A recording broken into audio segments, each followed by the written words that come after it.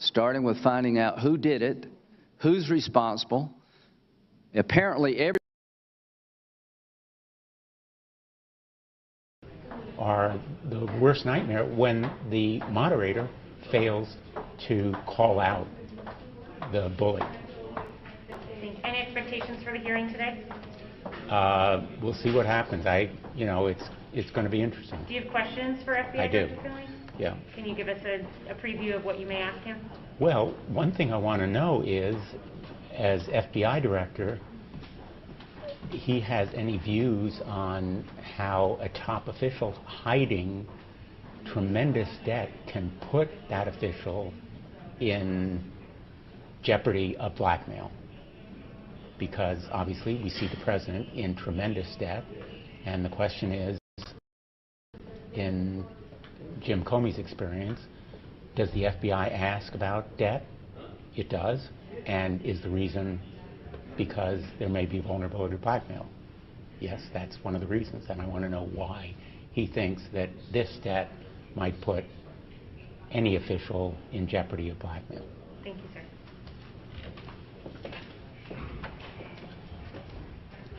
We are inside the Senate hearing here, moments away from James Comey on the 2016 Russia investigation. We're bringing it to you live and direct right here on News Now from Fox. Thank you so much for joining us here worldwide as always. Republican thing in the Capitol. cases when we suspect someone of being a terrorist, under the Foreign Intelligence Surveillance Act, we have the legal authority to surveil those people. And you can get a warrant under the Foreign Intelligence Surveillance Act to actually follow an individual around. Is very unnerving. The Crossfire Hurricane, Crossfire,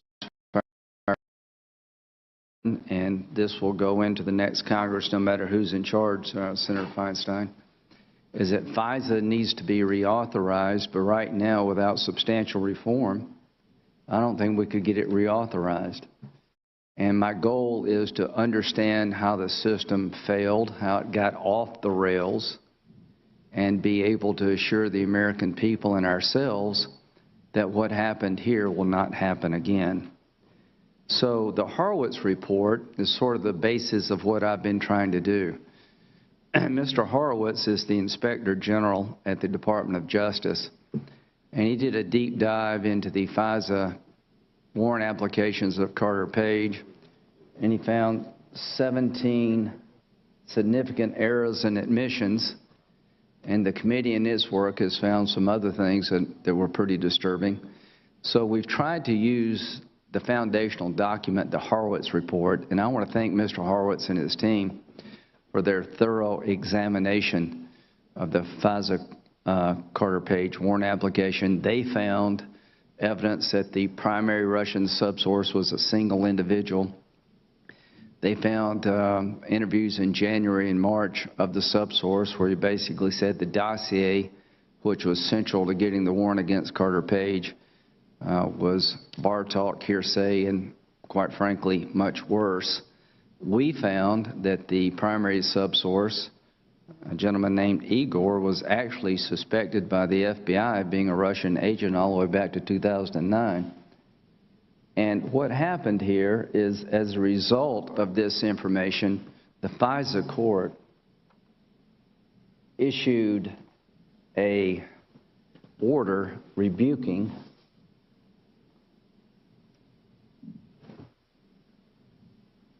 the FBI and Department of Justice conduct. And where's that final paragraph there? This is what the FISA court. The FBI's handling of the Carter Page applications, as portrayed in the OIG report, was antithetical to the heightened duty of candor described above. The FISC expects the government to provide complete and accurate information in every filing with the court. Without it, the FISC, the FISA court, cannot properly ensure that the government conducts electronic surveillance for foreign intelligence purposes only when there's a sufficient factual basis. So we're trying to find out as the Committee of Oversight of the Department of Justice and the FBI how this happened and to make sure it never happens again. So the basis of our inquiry started with the Horowitz report, an independent agency within the Department of Justice, and we're going to look at the FISA rebuke and see if we can find a way to convince the court in the future that this problem has been solved very quickly. Carter Page was on the Trump campaign team. He was one on the national security team. And here's what we learned. If you've had a photo with President Trump, you probably spent more time with President Trump than Carter Page. Carter Page is an interesting character, but the FBI sought a FISA warrant against Carter Page for suspected ties to Russian intelligence operatives. They were unable to get the warrant approved internally just based on contact with Russian operatives. Mr. Page denied knowing half the people, and there's yet to be any indication that he was lying. And the other group that he was associated with were foreign intelligence operatives of Russia, but he told the FBI early on, I was working with the CIA. That's why I knew these people. And the CIA confirmed to the FBI that was true, but later on, Mr. Kleinsmith doctored the information coming over from the CIA to say that Mr. Page was not working with the CIA. Why is that important? If the court had known that these contacts had a legitimate purpose, there would have been no basis for the warrant. How would you like in your case for the government to alter a document that was exculpatory to you? And that's what happened, and that's a criminal act that's going to continue to be prosecuted, I hope. But during the course between October and June of October of 2016 and June of 2017, the dossier that was central and essential to getting the warrant had so many holes shot through it that it became almost a joke. The point is, without the Russian Steele dossier, there would have been no warrant because they tried just based on Russian context. It wasn't until the dossier appears on the scene that they were able to go and get a warrant. The dossier was prepared by a man named Christopher Steele, who was hired by Fusion GPS, that was being paid by the Democratic Party and the Clinton campaign to do opposition research against candidate Trump. He had a subsource, we didn't know until now, it was a single individual that he hired named Igor, and we now know that Igor was suspected by the FBI back to 2009 as being a Russian agent / spy, a national security threat to the United States. That's the man that gave all the material to Mr. Steele.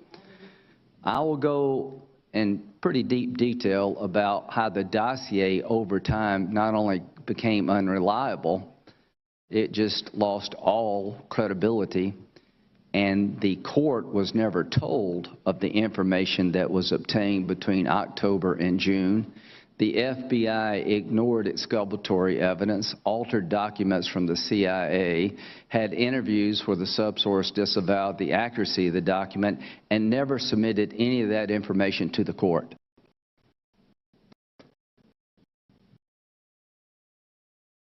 And I will end with this. Warrant applications are non-adversarial. If they're trying to get a warrant against you or your family, there is no lawyer there to protect you. The court has to rely on the agents, the department, to be honest and forthright when it comes to obtaining a warrant against an American citizen, criminally, or even in the FISA arena. So here's the question.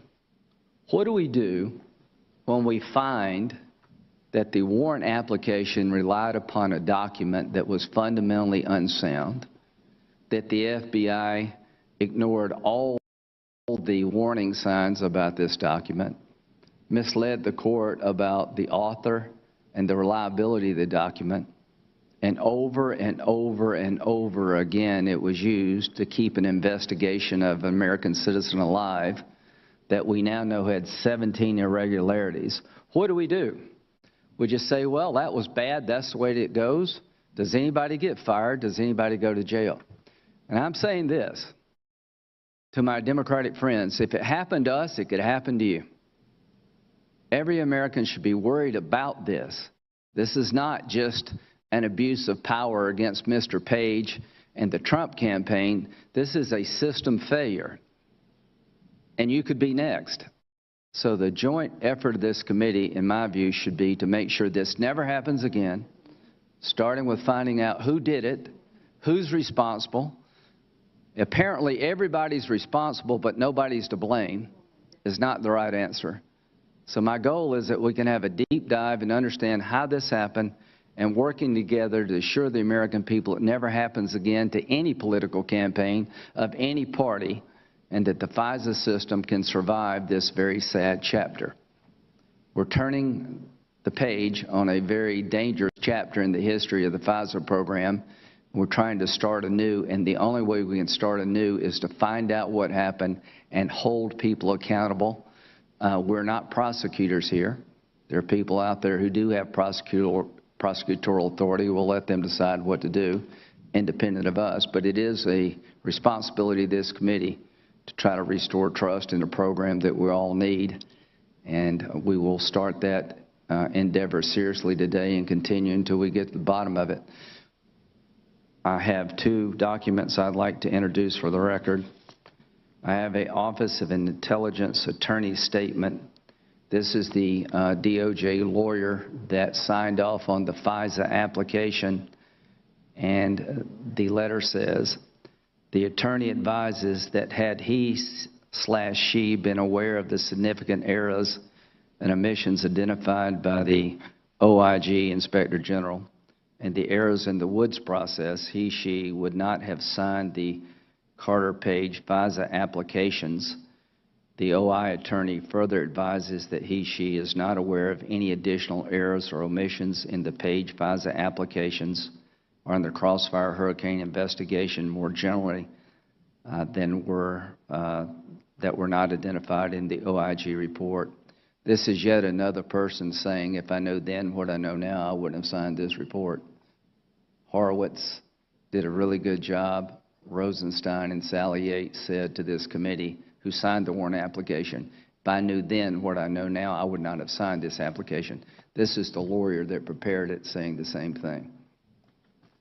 Thank you, Senator Feinstein. Mr. Chairman, Yes, sir. may we have copies of that document, please? Yes, we'll submit it to everybody. Thank you. Thank you very much. Thank you very much, Mr. Chairman. We are here again today as part of the Chairman's examination of Crossfire Hurricane, the FBI's Russia investigation. The President has long claimed that the investigation of his campaign was a witch hunt and a hoax.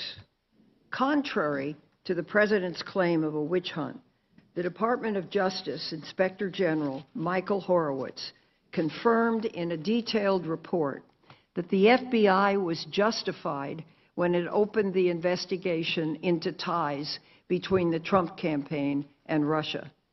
The FBI learned in July of 2016 that the Trump campaign appeared to have advanced knowledge of Russia's plans to release, quote, thousands of emails, end quote, to harm Hillary Clinton and help Trump. The FBI learned this 1 week after WikiLeaks published 20,000 emails that Russia had stolen from the Democratic National Committee's hacked computers. The DNC hack and the possibility that the Trump campaign knew of Russia's plans to interfere in the 2016 election by releasing stolen emails created a significant counterintelligence concern. Mr. Comey has said that the FBI, quote, would have been derelict not to investigate, end quote, and I agree. Special Counsel Robert Mueller assumed control of Crossfire Hurricane after Mr. Comey was fired by President Trump.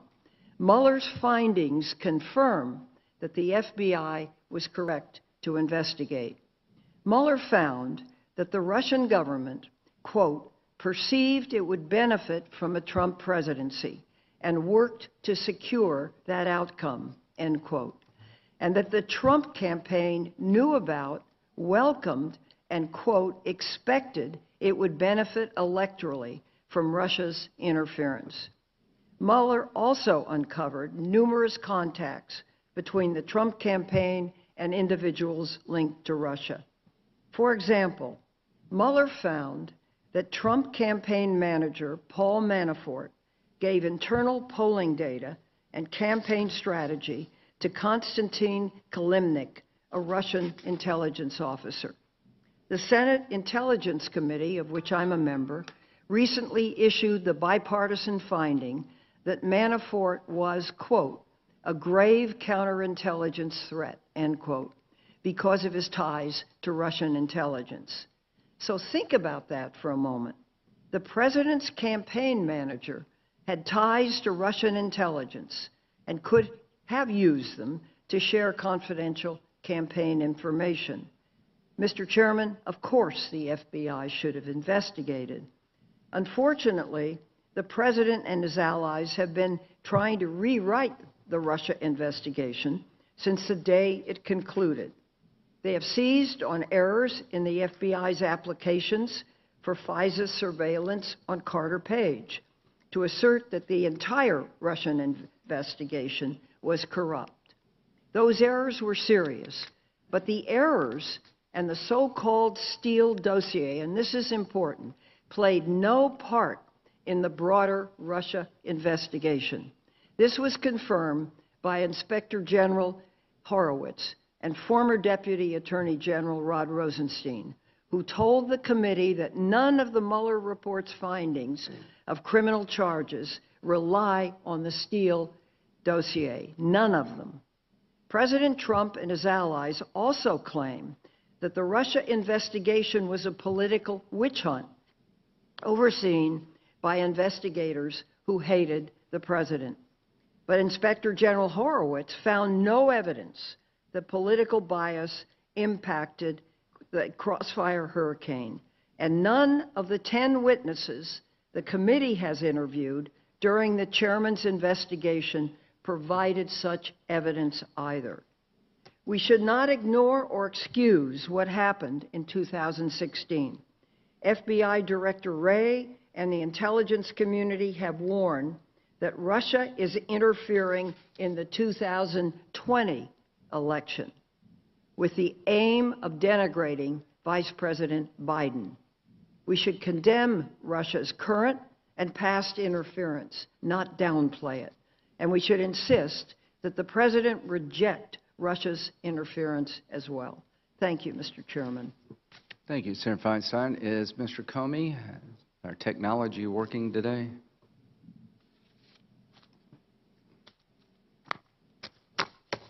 Mr. Comey, can you put him up on the screen?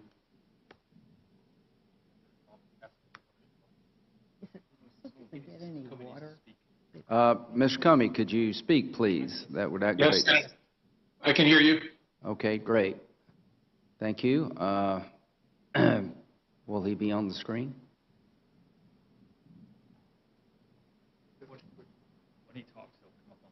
Okay, can you count to 10 for us, please? Sure. 1, 2, 3, 4, 5, 6, 7, 8, 9, 10. Well, you did your part. There we go. 11 must have been the magic number. Thank you very much for being with us. Could you raise your right hand, please? Do you solemnly swear that testimony you're about to give this committee is the truth, the whole truth, and nothing but the truth, so help you God? I do. Thank you. You'd like to make an opening statement? You may, if you'd like. I have no opening statement. I'm ready for your questions. Well, one, thank you very much, and I'll take a little more than 5 minutes here, but we'll try to plow through it.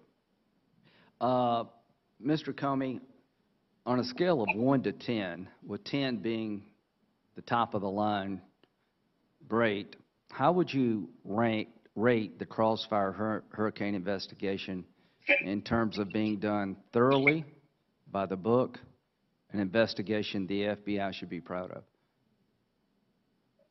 I'm not sure I can apply a number scale, but I would say in the main, it was done by the book, it was appropriate, and it was essential that it be done. Okay. So you're proud of it? Overall, I'm proud of the work. There are parts of it that are concerning, which I'm sure we'll talk about, but overall, I'm proud of the work. Okay, sounds good.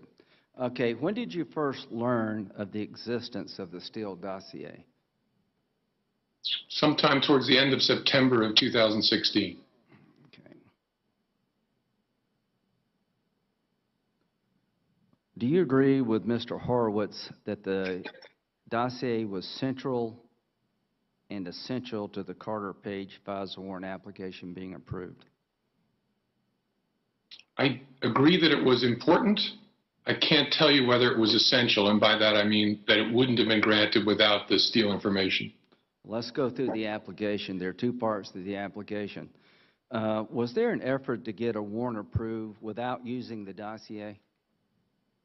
Yes, my understanding is in the summer they asked DOJ whether they would support moving forward on a warrant application. And they said no, right? Correct. That's my understanding from the Horowitz report. Then you add the dossier, all of a sudden they say yes to the warrant application. Is that a fair statement? I think it's fair to say that DOJ decided to move forward after the Steele information was part of it. Yes, so I would say that it was central and essential based on that. Now, here's what I'd like to ask.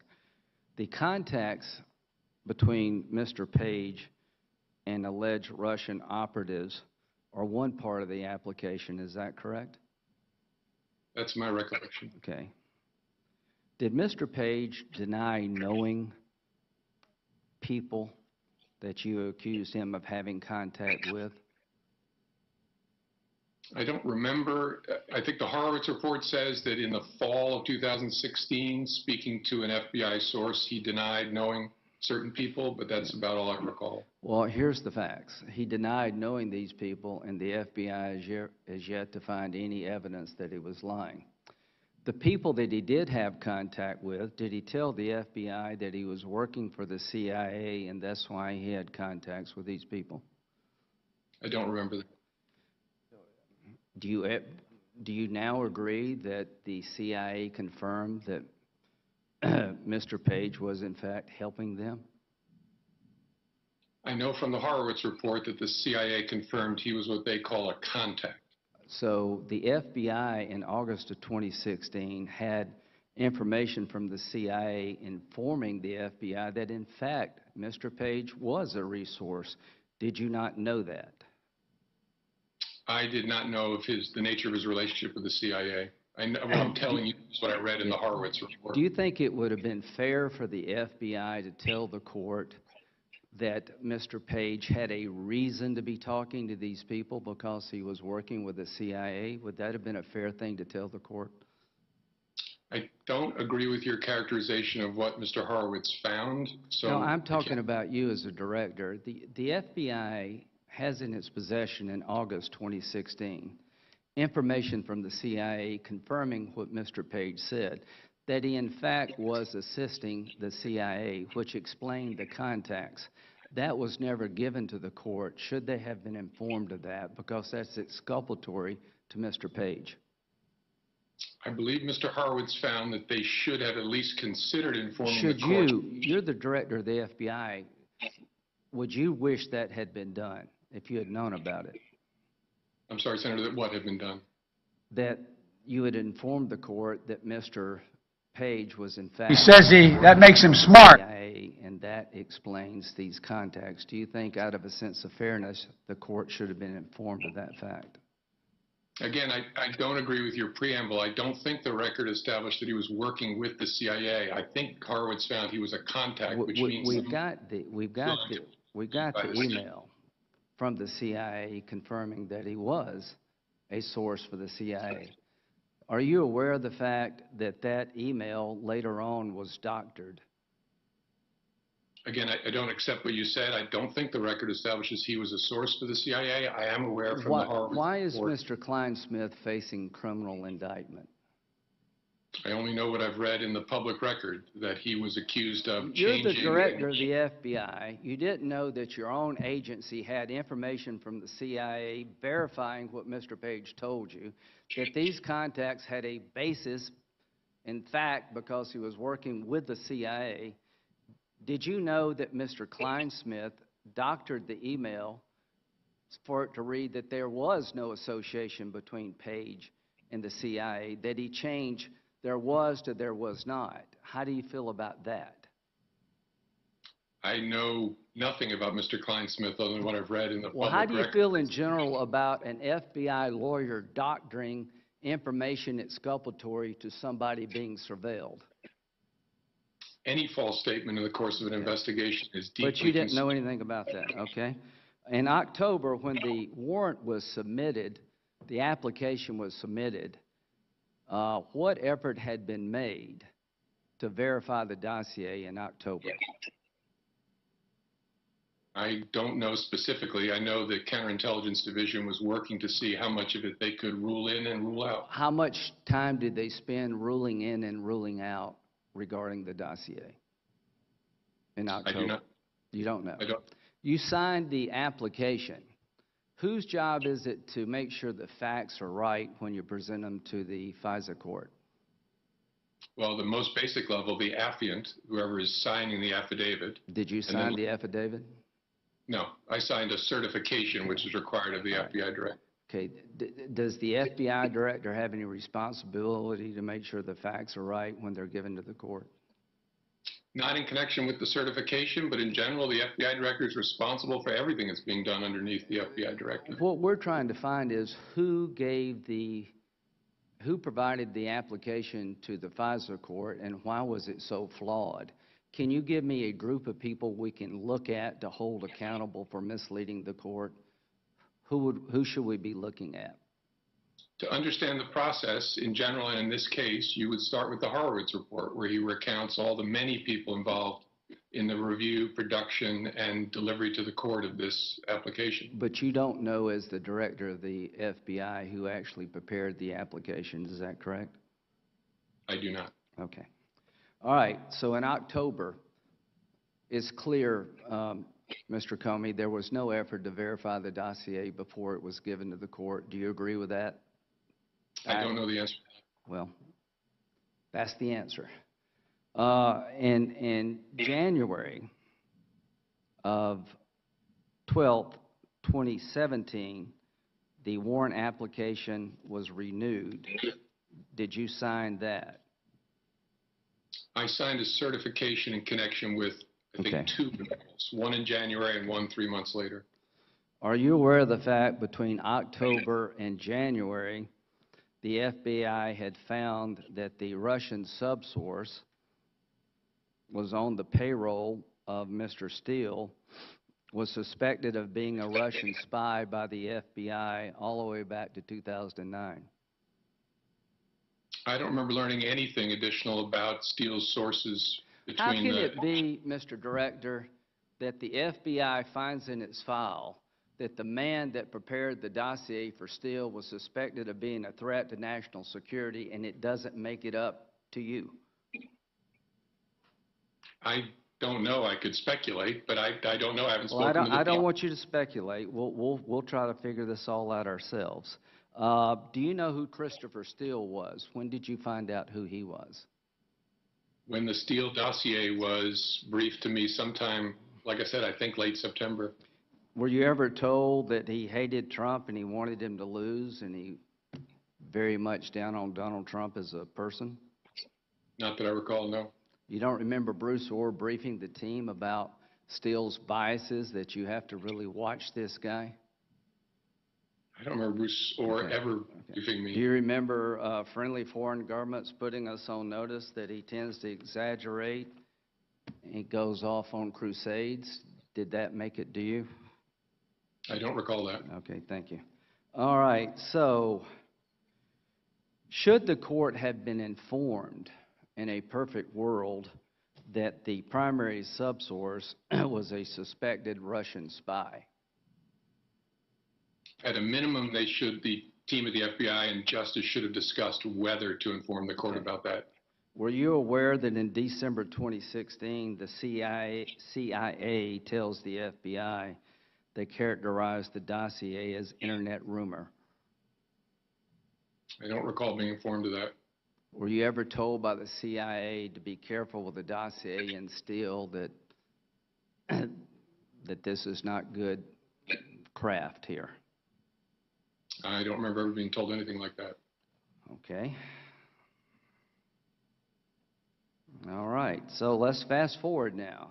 The warrant application is renewed in April 2017. You signed it in January the 12th. You didn't know that the primary subsource was suspected by the FBI of being a Russian spy all the way back to 2009. You didn't know that the CIA had told the FBI the document's internet rumor.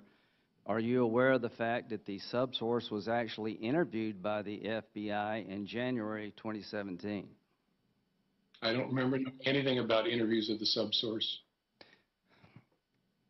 So, as the director, was this an important case for the FBI, or is this kind of a run-of-the-mill thing? The overarching investigation was very important. The page slice of it, far less. Given Well, I the mean, you scope. have a sitting president of the United States by January 2017. You have a dossier that's salacious as hell that accuses the president of being involved in all kind of sex escapades in Russia and a bunch of other stuff, and you keep using that document over and over again to get a warrant. And here's my question. Every time you found information to put the reliability of the dossier in question, everybody seemed to ignore it and just plowed forward. So I want to know, in January, you're not aware of the fact that the FBI interviewed the primary subsource. Is that your testimony? I do not remember being Okay. told about any interview Okay. of... Should you have been told about it? I can't answer that because I wasn't, and so I don't know what the considerations were. Well, that the team... here's what happened. The primary subsource told the FBI in January 2017, after the dossier had been used twice to get a warrant, that the subsource has no idea where some of the language attributed to him came from, that the contacts never mentioned some of the information attributed to them, and that he did not know the origins of other information that was supposedly from his contacts. He said the statements were word of mouth and hearsay, conversations had with friends over beers, and were statements made in jest that should be taken with a grain of salt. Did any of that ever get to you? Not that I recall, no. Do you agree that's pretty important information concerning the reliability of the dossier? It's information that should be weighed in light of a variety of circumstances. It's inherently exculpatory. The person who put the document together is telling the FBI, it's Bartok, it's grain of salt. They tell the FBI, and they keep using the same document. You know how they describe to the court the subsource? You know what they told the subsource in the application, the court, about the subsource? That he was truthful and cooperative. Do you think those terms to the court, truthful and cooperative, fairly reflect the interview the FBI conducted in January and March? I know the Inspector General found the disclosure was inadequate in that regard. Not only, Mr. Comey, is it inadequate, it is criminally inadequate. You have a document central to getting a warrant against an American citizen. It is falling apart. The CIA says it's internet rumor. The person who prepared it was on a jihad against Trump. On the payroll of the Democratic Party, the primary subsource was a Russian agent. When that person was interviewed by the FBI, he disavowed the reliability of the document to the point that it should never have been used again. And my question is, how could the system ignore all that, and how could it be used again in April and again in June? Do you know how that's possible? Again, I'm not going to respond to your preamble. Okay. I think Mr. Horowitz found that it was not disclosed, and a variety of facts were not disclosed. He didn't find intentional misconduct, but he found concerning failures to disclose. All I can say is there a duty by the FBI to inform the court of exculpatory information? there is a heightened duty of candor, which includes exculpatory information and anything that might be relevant to the court's Do you think consideration. it's exculpatory for Mr. Page, for the court to know that when he said the people he met with was a result of him being associated working with the CIA, do you think that would have been beneficial to Mr. Page? Again, because I don't agree with your predicate to the question, I can't answer that. Well, we got emails, and I'd be glad to show them to you about the association between the CIA and Mr. Page. Do you think it would be only fair for the court to be told that the primary subsource disavowed the document as being rumor, bar talk? You take half of it with a grain of salt. Do you think the FBI owed it to the court and Mr. Page to tell the court about these stunning revelations? I think Mr. Horowitz found, and it seems a reasonable conclusion, that they should have How informed could the director of the FBI not know Yes. all of this? How is it possible that the system gathers so much exculpatory information? It's internet rumor according to the CIA that the actual interview of the subsource disavows the reliability document, that the actual subsource was a suspected Russian spy. How could all that happen and not get up to you, the director of the FBI, of one of the most important investigations in the history of the FBI? How is that possible? I can only speculate because it didn't. And as I said, the investigation overall was incredibly important. The piece you're focused on is obviously important, but a much smaller slice Well, of it's the whole. very important to Mr. Page. It should be important to every American. Is there anybody there advocating for Mr. Page during the warrant process? No, it's an ex parte application, meaning there's only one side represented. I just want to understand this. It's an ex parte event. It means that the cops have a duty to tell the court when they find things beneficial to the person under investigation. And over again between October and June, all the information found about the dossier made it less reliable, not more reliable, and you kept using again and again and again. And the question was their bias. At what point in time do you put two and two together? That the people behind this hated Trump, and the reason they ran all these stop signs, they didn't want to take no for an answer. So do you recall getting an inquiry from the the intelligence community in September 2016 about a concern that the Clinton campaign was going to create a scandal regarding Trump and Russia? I do not. You don't remember getting a investigatory lead from the intelligence community? Hang on a second.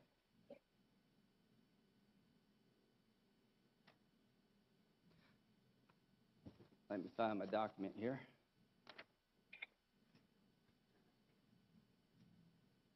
September the 7th, 2016, the U.S. intelligence officials forwarded an investigative referral of FBI to FBI Director James Comey and Assistant Director of Counterintelligence Peter Strzok regarding U.S. presidential candidate Hillary Clinton's approval of a plan concerning U.S. presidential candidate Donald Trump and Russian hackers hampering U.S. elections as a means of distracting the public from her use of a private email server. You don't remember getting that or being taught? That doesn't ring bells with me. Okay. Well, that's a pretty stunning thing. It didn't ring a bell, but it did come to you. Let's just end with this. You get this inquiry from the Intelligence Committee to look at the Clinton campaign basically trying to create a distraction, accusing Trump of being a Russian agent or a Russian stooge or whatever to distract from her email server problems. And how far-fetched is that, Mr. Comey, when we now know that the Democratic Party, through Fusion GPS, hired Christopher Steele, a foreign agent who had a very strong bias against Trump, who hired a Russian subsource who the FBI believed to be a Russian spy to compile a dossier that was a bunch of crap to be used against an American citizen working for the Trump campaign. You already knew that. Seems to me you'd want to investigate other allegations, but you're telling me that you don't recall this. I'm sorry, Senator, is there a question? Yes, you don't recall this inquiry I just read about September the 2016. No, as I said, it doesn't, again, Do you remember being told? But it doesn't sound familiar. Do you remember being told by the the intelligence community. Remember the episode with Trump in the hotel? With the hookers in the dossier? Yes, I remember that portion Okay, of this. that's pretty hard to ignore. Do you I tried- remember in December, the Intelligence Committee basically said a U.S. intelligence community report contained information about the falsity of the details of Trump's sexual activity in Moscow and assessed that they were the product of Russian intelligence services infiltrating a source into Steele's network. So this is from the Horowitz report. In other words, the intelligence community had assessed that the dossier's description of a sexual escapade was actually a Russian disinformation campaign. Did you know that when it came out? I'm not familiar with what you're reading from. I don't know whether It's the in the incident... Horowitz report. I guess what I'm saying is that the Horowitz report has information they had in the file that the whole scenario with Trump and the sexual escapade was Russian disinformation. And you knew that, and you never told the court. To me, that is something that the court should know. If, in fact, the Russians had infiltrated Steele's sources to create this myth about sexual misconduct of the president, that to me seems to cry out for slowing down and stopping, not keep using the document. All I can say is that you believe it would be a dereliction of duty not to look at Trump-Russia. I'm not here to argue that nobody should look. I'm not here to argue that it was somebody other than the Russians who hacked into the DNC. It was the Russians. What I'm here to say is there were ample evidence of the other side being involved with Russia to create a scandal around Trump. They hired a foreign agent on the payroll of the Democratic Party who hired a Russian spy to create a document that was absolutely full of misinformation and complete lies. Did you know there is no Russian consulate in Miami? And the dossier mentions that there was one. Shouldn't the court have been told that part of the dossier is not reliable? Do you also know that Michael Cohen's adventures in Prague never happened? The dossier asserts that Michael Cohen went to Prague on some venture for Trump in Russia, and it never happened. And they know it never happened. They had information from a foreign government saying it's not true, and they never told the court. They never corrected all the misinformation in the dossier. It was used over and over again, and they never told the court about how unreliable it was. Is that a small thing or a big thing? Anytime there are material omissions in an application to a judge of any kind, but especially in an ex parte proceeding, it's a very important issue. Did you have a duty to look at any allegations regarding Clinton and Russia? I don't know what you mean. Well, you say you had a duty to look at allegations about the Trump campaign being involved with the Russians. You've got a letter now from Radcliffe saying that they intercepted information about an effort in July where Hillary Clinton approved an effort to link Trump to Russia, the mob. Did you have an investigation to look and see whether that was true? I can't answer that. I've read Mr. Radcliffe's letter, which frankly I have trouble understanding. Okay. Thank you very much.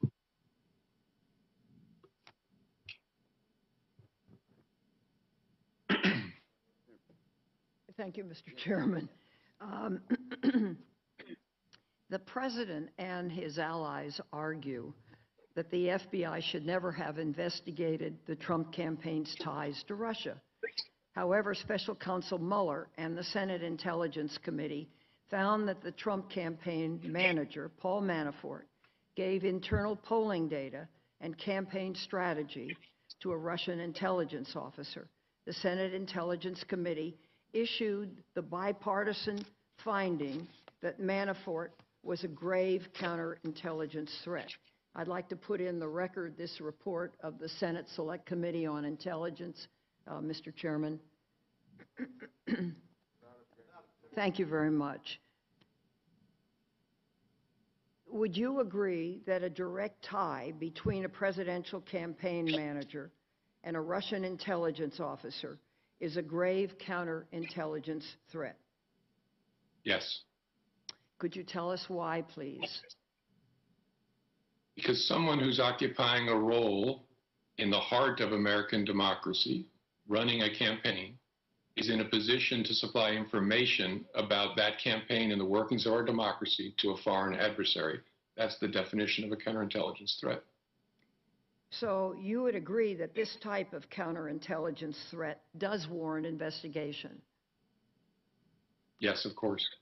The Senate Intelligence Committee determined that Manafort's presence on the campaign and proximity to Trump created opportunities for Russian intelligence services to exert influence over and acquire confidential information on the Trump campaign. Does the possibility that Russian intelligence services are exerting influence over a presidential campaign create a counterintelligence risk that warrants investigation? Yes, as the Senate Select Committee on Intelligence found last month. Correct. Thank you. Special Counsel Mueller found that Michael Cohen, Trump's personal attorney, pursued the Trump Tower Moscow project on Trump's behalf during the campaign. Is there a counterintelligence concern when a candidate for political office pursues a lucrative business deal in Russia at the same time he publicly claims to have zero interests in Russia? Yes, because of the ability that offers the foreign adversary to have leverage over that individual. Correct. And does this type of counterintelligence concern warrant investigation? It may, depending on what facts you have to predicate the investigation. Thank you. You told the Inspector General that you received no requests from the Obama-Biden White House to investigate members of the Trump campaign. You've also said that if President Obama or a member of his administration asked the FBI to investigate the Trump campaign, your answer would be not only no, but hell no. Did President Obama or Vice President Biden ever ask you to investigate a political rival or to go easy on a political rival? Never. Why would that have been problematic? Because it would compromise the independence of the Justice Department and the FBI's work. If it's a criminal case or a counterintelligence case, it would introduce politics into what should be a fact-driven process. Thank you. U.S. intelligence has assessed that Russia is using a range of measures to primarily denigrate former Vice President Biden, end quote, and, quote, boost President Trump's candidacy, end quote. FBI Director Wray has said that Russia's anti-Biden efforts have been very active. President Trump has said that he would take damaging information on a political opponent from a foreign adversary, and that he would not commit to informing the FBI. He publicly asked China to investigate Joe Biden and was impeached for pressuring Ukraine to investigate Biden as well. Are you concerned that Trump will embrace and use Russian interference efforts to his advantage, excuse me, as he did in 2016? Well, I'm a private citizen now, so as a private citizen, yes, and he said that he would. Thank you. Thank you, Mr. Chairman. Thank you, Senator Grassley. Yeah. Thank you for your appearance here. On January the 6th, 2017, the Obama administration issued its intelligence community assessment on Russian interference in recent elections. That assessment included Annex A, which said that the FBI had identified and unidentified sources relating to the Steele reporting and Russian investigation. Prior to that, in December 2016, the FBI had identified Steele's primary subsource and knew that he was a subject of counterintelligence investigation. You either knew or should have known that the primary subsource was subject to counterintelligence investigation when you made efforts to include the Steele dossier in the assessment. Did you make any effort to ensure that NXA identified that some sourcing may have been from a suspected Russian spy or otherwise unsubstantiated? If not, why not? I don't remember any information reaching me about any investigation of a source of Steele's. And I know now from the public record there was some investigation back in 2009. That can cut both ways, so I don't know how the people working on the investigation thought about it. Okay. The primary subsource was a suspected Russian spy. The subsource disavowed elements relating to the dossier. He was subject to a counterintelligence investigation and offered people money for classified information. Shouldn't you have investigated the primary subsource instead of Trump, Page, Flynn, Papadopoulos, and whatever else? I'm not able to answer that question because I don't know the details of the investigation back in 2009. Okay. Thanks to declassified footnotes from the Inspector General, we know the following. 1, the FBI knew the Russians had the intent to target Steele. 2, we see that they had the opportunity to do so by various contacts Steele had with Russian intelligence assets. 3, we see the success of those efforts because some Russian disinformation made its way into the Steele dossier. It looks like both the Democratic National Committee and Russian intelligence services manipulated the FBI under your watch. How could the world's premier law enforcement agency miss all of these signs? I'm sorry, Senator, I disagree with a lot of aspects of your preamble, so I can't answer that one. Well, it sounds to me like you should have known, and it pretty much speaks for itself that maybe you aren't on top of things the way you should have been. Question number 4. On February 14th, 2017, you met with the President, and he allegedly asked you to let Flynn's case go. In any of your meetings with President Trump, did you inform him that the Flynn case was supposed to be closed on January the 4th, 2017, and if not, why not?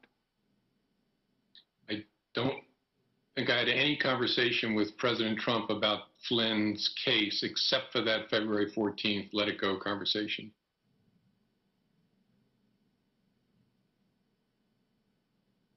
Well, if you had that conversation, then couldn't you have informed him that the Flynn case was supposed to be closed on January 4th, 2017? I don't know why that would be a relevant fact for any conversation about Flynn lying to the FBI. On January 12th, 2017, email to James Clapper, you stated that, quote, "We have concluded that the source, Crown, is reliable." On January the 12th, 2017, the FBI received a report outlining inaccuracies related to Steele's reporting about Michael Cohen. The report also assessed that the information was part of a Russian disinformation campaign. That same day, you signed a FISA renewal. The FBI received another report on February 27th, 2017, that also stated parts of the dossier were false and subject to Russian disinformation. You signed another FISA renewal on April 5th, 2017. Steele is clearly not a reliable source. Why did you say otherwise, and why did you approve the FISA application in light of the evidence? What I said about Mr. Steele that you read at the beginning of your preamble was what I believed based on what I had been told. And the rest of the reports you've listed, I don't remember learning about them or being told about them. So I can't comment on whether they're accurate or not. Did you ever speak with President Obama or Vice President Biden about any aspect of Crossfire Hurricane? If so, what did you discuss? I don't remember any discussion. I remember sometime in the summer of 2016, I think August, during a meeting in the Situation Room, I told the president that the FBI was endeavoring to understand whether any Americans were working or associated with the Russian effort to attack the election. I didn't talk about any names, but I believe I alerted him to the general nature of the work. Did you ever speak with President Obama or Vice President Biden about any aspect of the Flynn case? If so, what did you discuss? I remember the Flynn investigation coming up once. I think it was January the 5th, when President Obama held me back to urge me to do the case in the normal way and to let him know if there was any reason that he should not be sharing sensitive information about Russia with the Trump transition. I assured him that I would keep him informed and I would conduct the investigation in that way. During the January 5th, 2017 meeting between you, President Obama, Vice President Biden, Sally Yates, and Susan Rice, did you mention that Flynn's calls with the Russian ambassador appear, quote unquote, appear legit? I don't remember using that word. If I used it, I would have meant authentic and not fabricated. I wouldn't have meant appropriate. But I don't remember using that word. Okay, my time's up. Senator Leahy, I think, by remote. Mr. Chairman, Leahy, are we coming through there at the hearing? you're good. Okay. Well, Mr. Chairman, I'm afraid listening to this from the beginning that this seems more like a political errand for President Trump's re-election effort, and perhaps for some others on the committee. I think it's offensive to all Americans who pay taxes. I realize the president does not.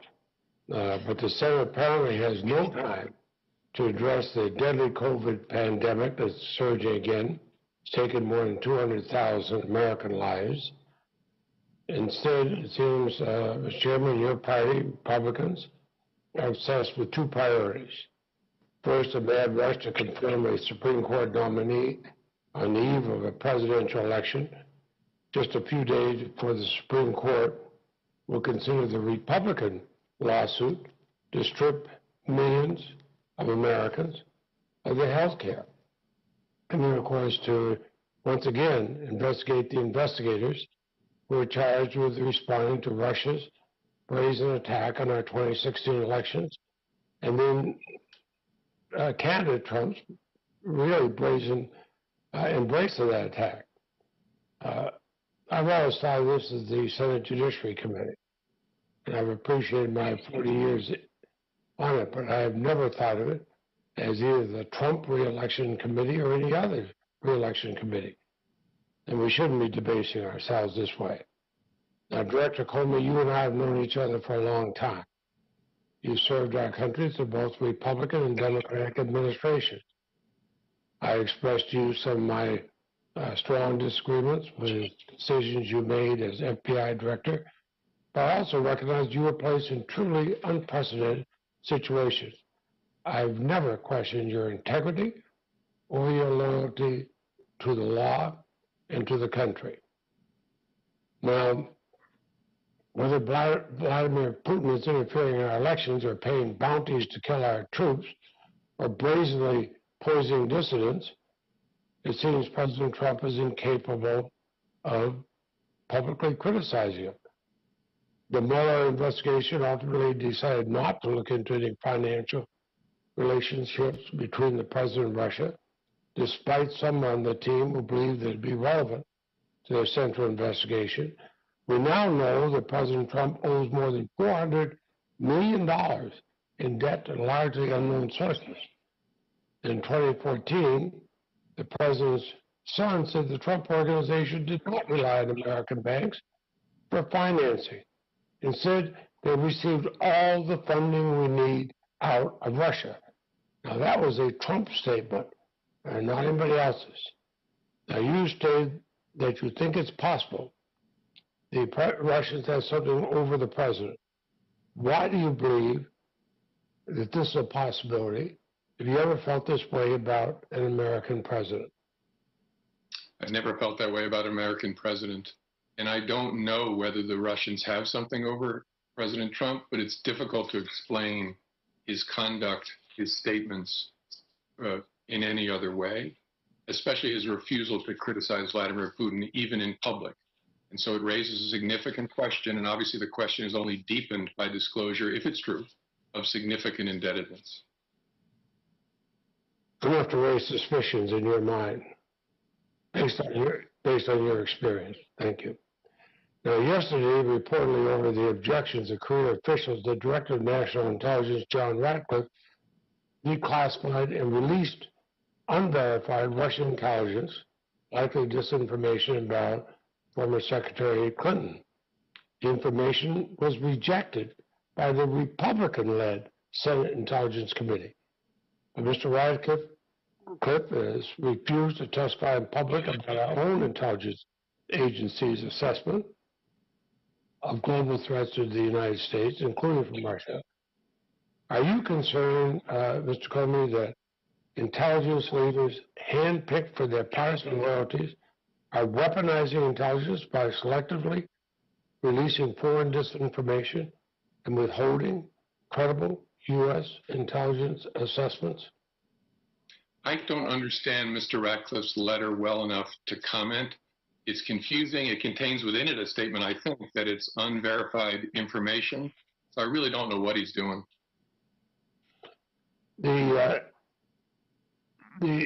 see so many of my colleagues on the other side trying to delegitimize the investigation into Russia's documented interference in our 2016 election.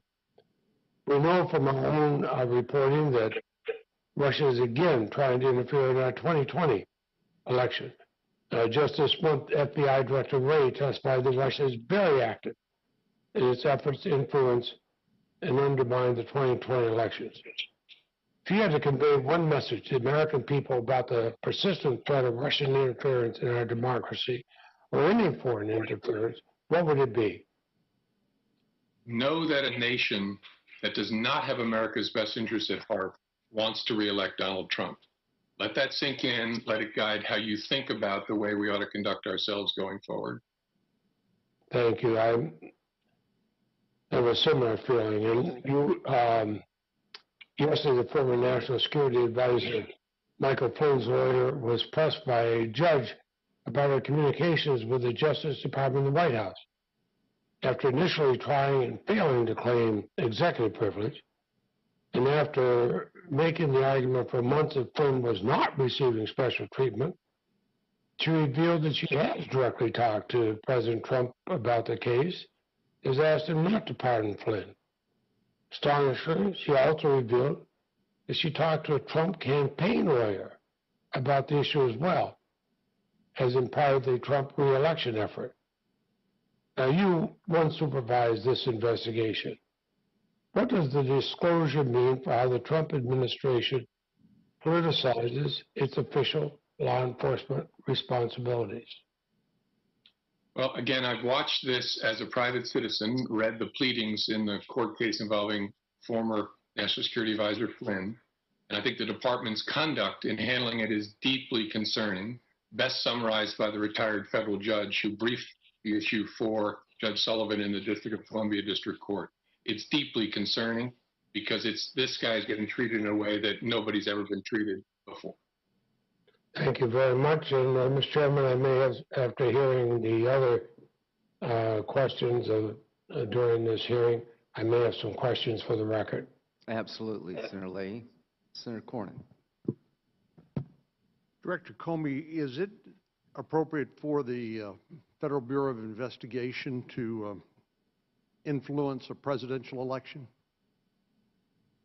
The FBI should do everything it can to avoid having any impact on an election of any kind, including a presidential election. Are you aware of the allegation against you that your handling of the Hillary Clinton email investigation, your press conference on July the 5th, your subsequent announcement that based on Anthony Weiner's laptop information that you were reopening that investigation in the run-up to the election. Are you aware of the allegation that you were responsible for Hillary Clinton's defeat? Yes, I'm aware of that allegation. Does that concern you? It concerns me whenever anyone has questions about whether the FBI is conducting itself in a competent, honest, independent way. Did you call the Steele dossier salacious and unverified? I called a portion of it that related to alleged sexual activity. I think that's the term I used to describe that. You did not refer to it as unverified? I think the term salacious and unverified, again, it's not all that important, but I think I reserved that for the sex part of it. The entire dossier was something we were trying to see if we could rule in, rule out. So the entire thing as to the FBI was unreviewed when it came in the door, and there was an effort to see what was true and wasn't true. Short of Inspector Horowitz's report, are you aware of any verification of the Steele dossier by the FBI? Sorry, Senator, I'm not tracking the question. I apologize. We got a comprehensive report from Inspector General Horowitz on the Steele dossier, but before the Inspector General's report on the dossier, which tells us a lot about what we know now that we didn't know then, did you know that the information that was reported by Inspector Horowitz that should have raised questions about the reliability of the Steele dossier? Oh, I see. I'm sorry. I learned a lot about the Steele material and the subsource interviews from the Horowitz report that I didn't know before then. Can you rule out the possibility that the Crossfire Hurricane investigation was predicated in part on Russian disinformation? I think so. I think both your colleagues on the Senate Intelligence Committee and the Mueller report and the Inspector General found that it was predicated based on credible information from a friendly foreign nation's ambassador. So you're saying even though we know now that the subsource for the Steele investigation, or for the Steele dossier, was a Russian agent, that doesn't, in your view, taint any of the basis for that investigation? First, I think I don't agree with your predication with respect to the FBI's investigation of the subsource, but the investigation wasn't open based on anything from Steele. It was open based on information from an allied ambassador about something a Trump foreign policy advisor said in London about the Russian offer to the campaign of dirt on Hillary Clinton. It wasn't until 2 months later that the Steele material came to the team. The Steele dossier was used to secure a FISA warrant, correct? Correct. Back in January, after the election, the intelligence community submitted a report, intelligence community assessment. Do you recall that? I do. The ICA from January 6th, I think, or 5th of I think that's right. Do you recall a discussion between you and the CIA about whether the Steele dossier should be included as part of the intelligence community assessment? I remember some interaction with my fellow leaders of the intelligence community agencies that were part of that assessment. I don't know whether it was over email or on the phone about how that we were contributing this material to the effort and how they were going to approach it.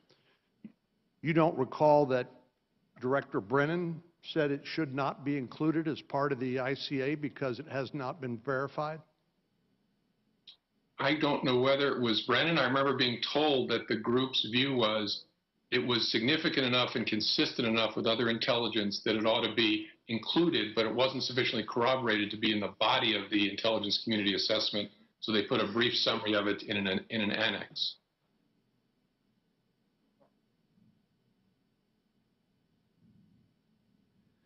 Mr. Comey, you're aware that when we try to reauthorize laws like the Foreign Intelligence Surveillance Act, which is essential to our ability to protect the national security of the United States, there are members of this body and people on the outside who question whether Congress should have that authority, the intelligence community should have that authority, because they think those tools will be abused. Are you familiar generally with that? Yes, I've participated in those reauthorization debates throughout a lot of my career. I know you have.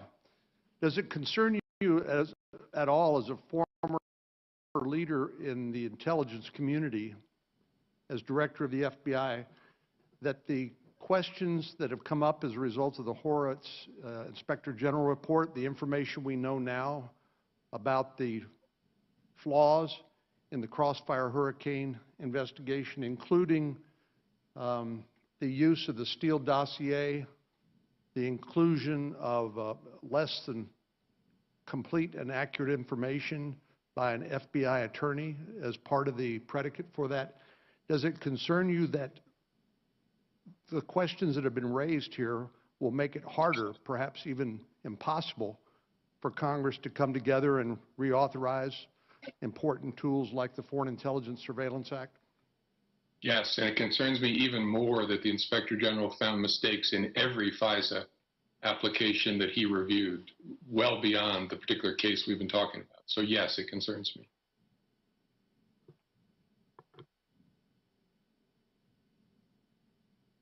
Senator Durbin. Thank you, Mr. Chairman. Thank you, Mr. Comey.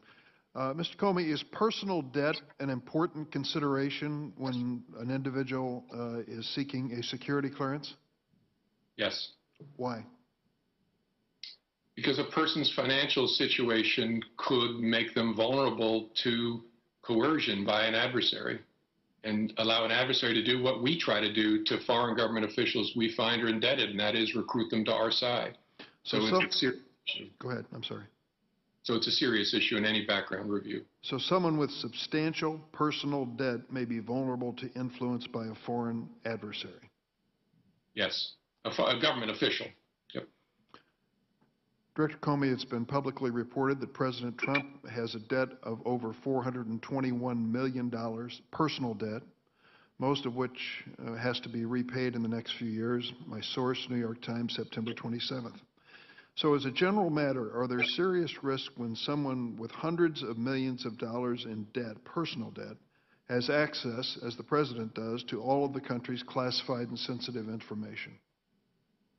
It's a serious concern when anyone seeking or with a clearance has that kind of financial vulnerability. I don't know the circumstances, particulars of the President's case, but in general, yes. If the President disclosed his income tax returns, we might be able to know a little more. Let me just say this. This is an important committee with a great history. I've said that before, and I mean it, and I can certainly point to many times in history where the Senate Judiciary Committee was the leading committee, investigative committee, when it came to the United States Senate. I think it is entirely appropriate that we are meeting today to discuss Russian influence on American elections. I can't think of anything more insidious than Vladimir Putin trying to affect the outcome of the American election and overruling the verdict of democracy by the American people. It is a great issue. It is an important issue. There's one problem. Today we're focusing on the wrong election. Today we're focusing on the election of 2016 instead of the election of 2020, the one that is merely 5 weeks away. FBI Director Wray testified earlier this month that Russia is, quote, very active in the 2020 election. Director Wray said Russia is exerting, quote, malign foreign influence in an effort to hurt the Biden campaign. Direct quote. That would seem to be something that the Senate Judiciary Committee might be interested in. Not only that there's a possibility of interference with the American people voting for President of the United States, but that interference comes from a foreign source, Russia, and they really have their favorite in the race, and their favorite appears to be the incumbent president. And yet we are not taking a look at that today. We are going back on a trip down memory lane to 4 years ago to decide whether or not certain documents were handled properly, and I will concede the fact some were not. But let's be honest. If we were doing our job, we'd be talking about the 2020 election, whether American law is adequate to discourage the Russian intervention, and what steps we are taking as a nation to protect the integrity of the election process. We are not doing that. because the agenda here is all about a dossier written 5 or 6 years ago. Well, that may be of interest to some, but not to most of the American people. And I think it really comes down to some fundamental questions. Why, if we are embarking on this escapade into 2016 and what preceded the Russian interference in that election of 2016, why did we decide as a committee on a partisan basis to reject my effort to include subpoenas of Trump campaign manager Paul Manafort and so a Russian agent Konstantin Kilimnik? If we wanted to know everything about 2016, why wouldn't we subpoena them? But yet, on a partisan roll call, this committee decided not to. Not interested. Don't want to get into probing it. We have lots of questions today of Director Comey as to whether he read every document, when he read it if he did, what impact it had on him. But when it came to these two key witnesses whose names appear over and over and over again in the Russian interference of the 2016 election, this committee, on a partisan roll call, rejected my effort to extend subpoenas to these two individuals. Is there some information we don't want to know from those two people? I think there's a lot of questions that have gone unanswered. I also want to make it clear this notion about the Steele dossier. Let me ask you this, Director Comey. Was the Steele dossier the reason that the FBI began looking into Russian interference in the 2016 election? No. Are you aware, Director Comey, that none, not one, of the 37 indictments and 199 criminal counts resulting from the Mueller investigation relied on the Steele dossier? I have read that. I think that makes the case that all of this attention on the Steele dossier, as fascinating as that document may be, did not have direct relevance on the conclusion that the Russians were interfering in the 2016 election or the indictments that followed from the Mueller investigation. If I may, thank you. I'm sorry. My time up? No. Oh, thank you. Let me ask, if I might, on a statement made by the Attorney General. Let's see if I can find this to be sure I got this accurately. On May 18th, Attorney General Barr gave a quote at the Department of Justice press conference. He said, "What happened to the president in the 2016 election and throughout the first 2 years of his administration was abhorrent. It was a grave injustice. It was unprecedented in American history." The Attorney General went on to say, "The law enforcement and intelligence apparatus of this country were involved in advancing a, quote, false and utterly baseless Russian collusion narrative against the president," end of quote. Then he went on to say, "The proper investigative and prosecutive standards of the Department of Justice were abused, in my view, in order to reach a particular result." Director Comey, would you comment on that statement made by Attorney General Barr about the men and women in the Justice Department? He says that a lot. I have no idea what on earth he's talking about. This was an investigation that was appropriately predicated and opened, that had to be opened, and that was in the main conducted in the right way, picked up by the special counsel, led to the indictment of dozens of people, and a finding by your colleagues in the Senate that the head of Trump's campaign was a grave counterintelligence threat to the United States of America because he was funneling information to a known Russian intelligence officer.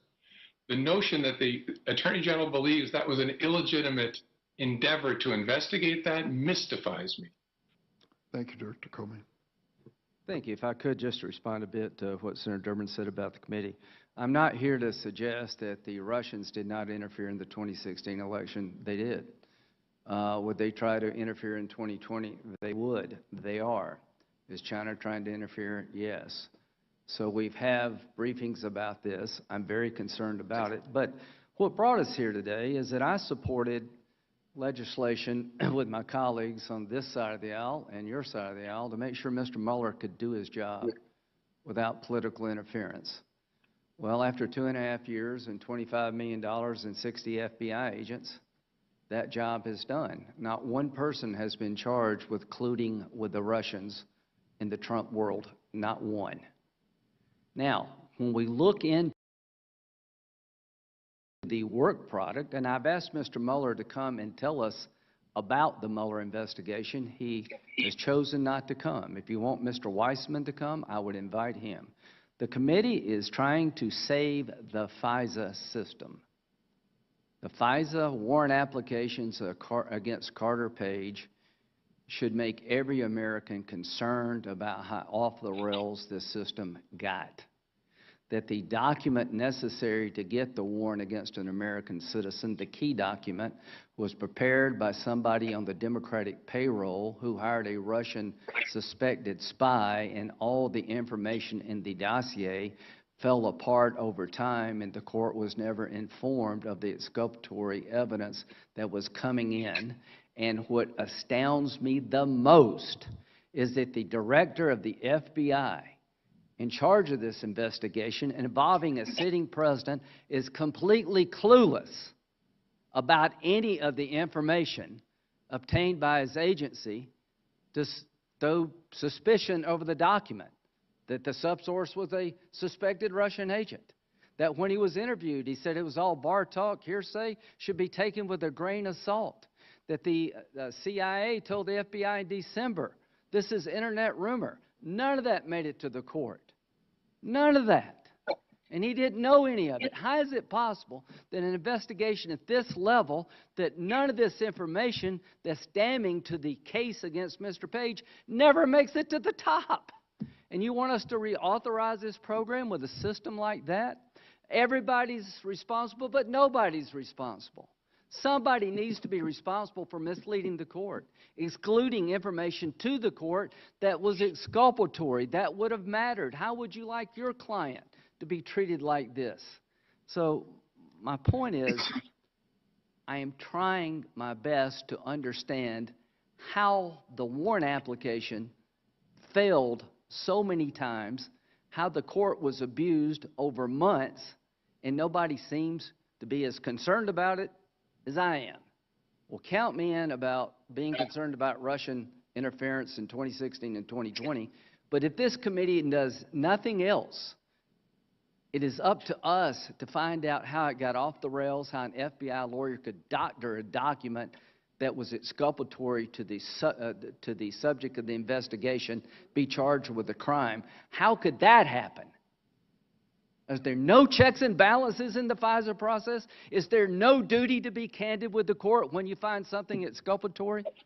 How do you present a document full of information? There is no consulate, Russian consulate in Miami. You had information, the whole sexual escapade thing was Russian disinformation, and it never made it to the court. How are we supposed to trust this system without fundamentally changing it and holding people accountable? One last question to you, Director Comey. I'll turn it over to Senator Lee. Knowing then what you know now about all the things that we've come to find, would you have still signed the warrant application against Carter Page in October, January, and April?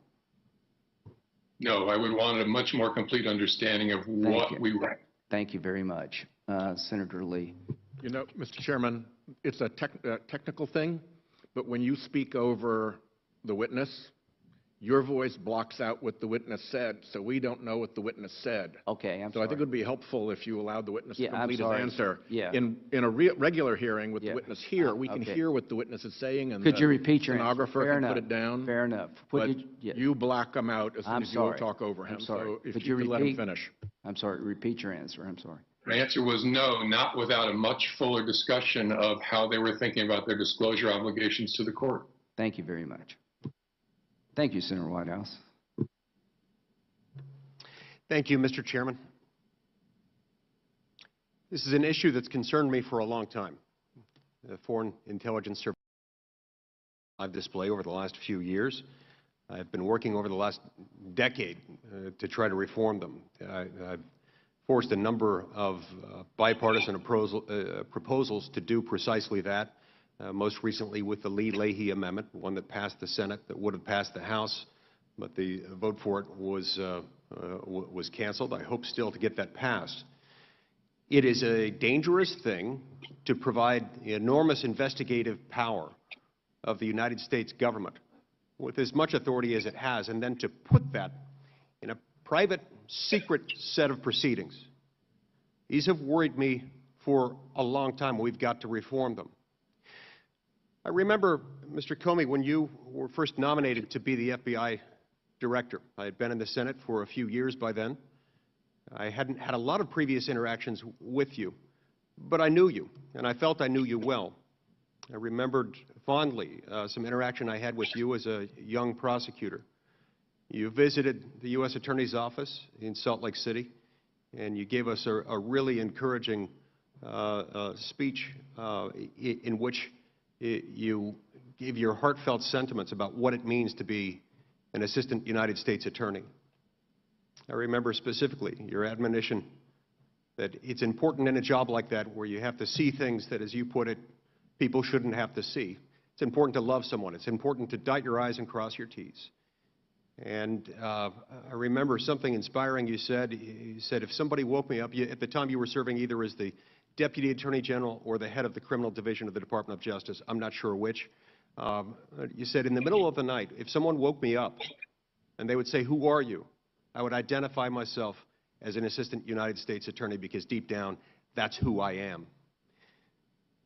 That inspired in me for many years a level of commitment when representing the United States government to make sure that I was thorough. You inspired me. For that reason, when you were nominated to the position of FBI director, even though I had some grave concerns with the FBI and how it was administering FISA at the time, I trusted you.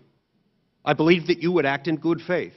When I asked you in my office and later in committee hearings, first in your confirmation hearing and then in all of our subsequent oversight hearings, what you would do to help make sure that the FISA process was respected and not manipulated. You gave me your word. And having established that brief relationship with you all those years earlier, I trusted you. I have to say today, I'm very disappointed to see that those promises now to me seem very insincere. Now, Mr. Comey, with all due respect, you don't seem to know anything about an investigation that you ran. So how can you now, as a private citizen and former FBI director, show up and then speculate freely regarding any alleged ties between President Putin and President Trump? I heard you say just a moment ago, now I hope I misunderstood you. Please correct me if I did. I think I heard you say that you still speculate they might have something on President Trump because of how President Trump refers or doesn't refer to President Putin in public. This, of course, takes into account nothing about the fact that sources you've relied on in the past have turned out not to be accurate. You didn't identify the inaccuracies subsequently to the FISA court. It acknowledges nothing about the fact that there are perfectly reasonable explanations as to why one leader would refer to a foreign leader in a certain tone, or the fact that this is the same tone that he uses in referring to other world leaders, particularly those world leaders in parts of the country where we've had some issues. So honestly, how can you as a private citizen now come to us and in your capacity as former FBI director and speculate so freely regarding these alleged ties when you don't seem to know anything about this investigation that you ran? I'm sorry, Senator. I can as a private citizen because I have eyes and ears, and I said in response to the question, that's how it strikes me watching the president in Helsinki take Putin's side against his own intelligence community and lots of stuff like that. And so I separate the two. I agree with you. There are serious reasons to worry about the FISA process when the Inspector General found errors in every FISA application. And that's a really important thing to dig into, and I respect this committee looking at it. And so that's how I think about those two things. Okay. I'm glad to hear that we share that in common. That's something we can build on. That's fantastic. Why do you not think that you had a duty to provide all the information to the Foreign Intelligence Surveillance Court? I mean, you signed the renewal application, did you not? I signed the certification, which is very narrow. Got it. What does that mean? What the heck does the certification mean? If you weren't required to know, and in fact did not know what was in there, and if you didn't have any duty to provide all the information to the court, what does that certification mean? Well, I was trying to say, Senator, when you started speaking again, the certification is narrow that the FBI director has to sign, But that doesn't change the fact that the FBI has a duty of candor, of heightened candor to the FISA court, and it wasn't met according to the Inspector General here. That's a separate question from whether the FBI director should have been briefed on the individual portions of the Carter Page investigation. I know people care about that. Much more important, why were there material omissions, not just in this application, but in all the applications that the Inspector General looked at? So I think that's a really important question. Okay. We have to remember that the only reason, the people who did this, I'm confident, number one, that the circumstantial evidence suggests that there likely was a political motive. In fact, one of the reasons that we know that is that in various documents that we've obtained, we can see political motives coming into consideration. But in many instances, those individuals didn't believe they had any chance of getting caught. They believed Hillary Clinton was going to win. Had she won, in all probability, none of this would have come to light. How should this strike the American people, the average American citizen, knowing that any American citizen could get caught into the same type of trap, could become the subject of an investigation rooted in the Foreign Intelligence Surveillance Act? It would never come to light. If in this circumstance, where there was always a possibility that it would come to light, and it did come to light because the individual who was connected to the investigation became elected President of the United States, despite the best efforts or perhaps the expectations of those conducting in the investigation. How should they have any confidence in the FISA process when certifications were provided, but the full information wasn't? When the duty of candor to the court wasn't met, when no one seems to take accountability for anything, and this entire process is handled in secret with a malleable standard, leaving it almost without accountability. Should the American people have any confidence in the Foreign Intelligence Surveillance Court or in those government lawyers appearing before it? I'm not going to address your long preamble, which I have a significant disagreement with. The American people should always want to know how the government's power is being used, especially when it's being used in secret. How is it checked? How is it overseen? How is it balanced? And we know, because you've been around a long time too, that periodically we discover problems in any ex parte process. The American people should have confidence in the oversight of the Inspector General especially, and of this committee and your counterparts in the House to demand those answers. I think that's totally appropriate. Okay. Mr. Chairman, I see my time's expired. You don't install a wasp nest in your child's bedroom and then express surprise when the child gets bitten by wasps. Stung.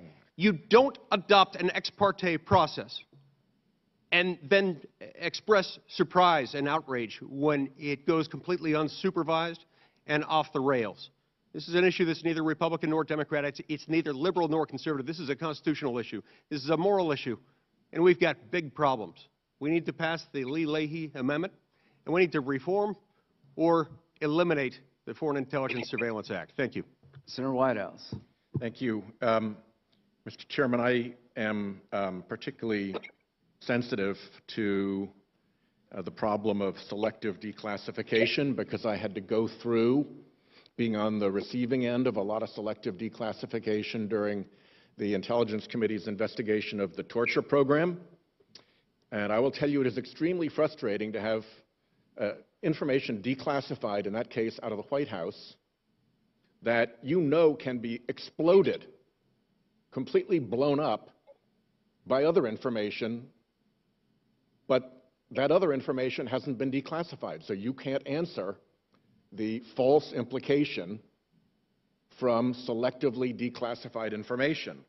So from that background, I am really concerned that we are treating this Ratcliffe letter as something at all serious or credible. And Mr. Chairman, I hope very much that nobody from this committee had any hand in generating this letter.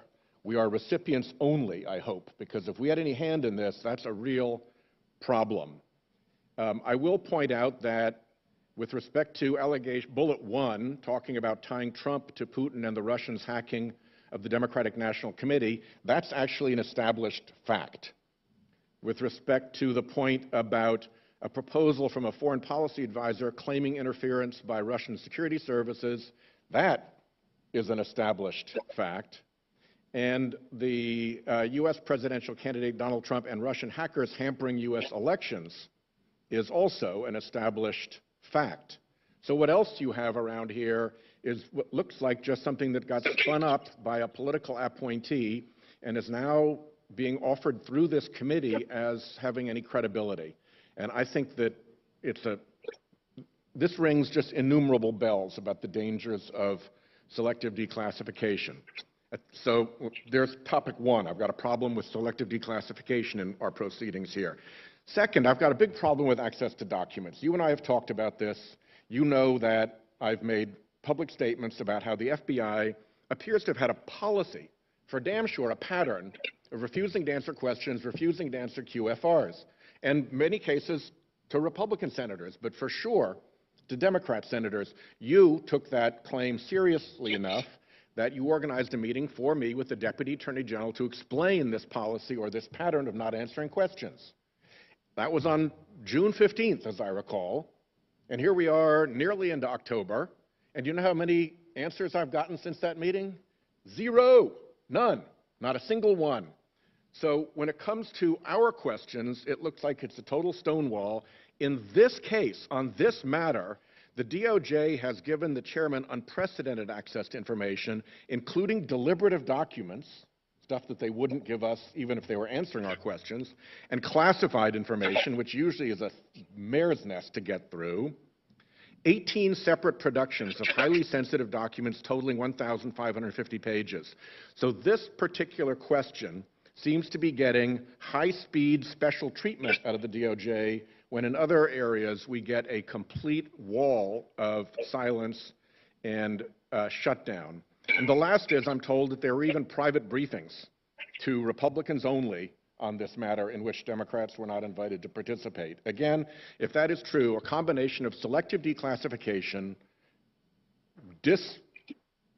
dishonorable and unfair access to documents, and partisan private briefings does not get us off to a good start, going back to my letter to you of June 4th about the hazards of this investigation. So I just needed to say that. I agree with you, Mr. Chairman, that it is worth looking into the question of what is wrong with the FISA process that allowed these repeated errors to happen across a whole array of cases. But it's also interesting to read the Gleason brief, where a retired federal judge, on behalf of a federal judge, accused the Department of Justice under Attorney General Barr of running political errands for the president in order to protect a political supporter and friend of his, Mr. Flynn. And we have exactly zero attention being paid to that. That is a fairly serious matter of interest, I think equivalent to the matter of interest in FISA, but nothing. The current FBI director is talking about present Russian interference in this election right now as we speak to try to get President Trump reelected. Where's the hearing on that? Where are the documents on that? Where's the declassified material on that? None of it.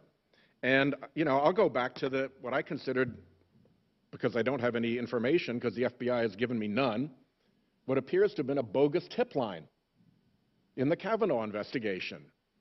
Maybe it was, maybe it wasn't, but a question about whether that was a bogus tip line, I think, is something that is worth answering.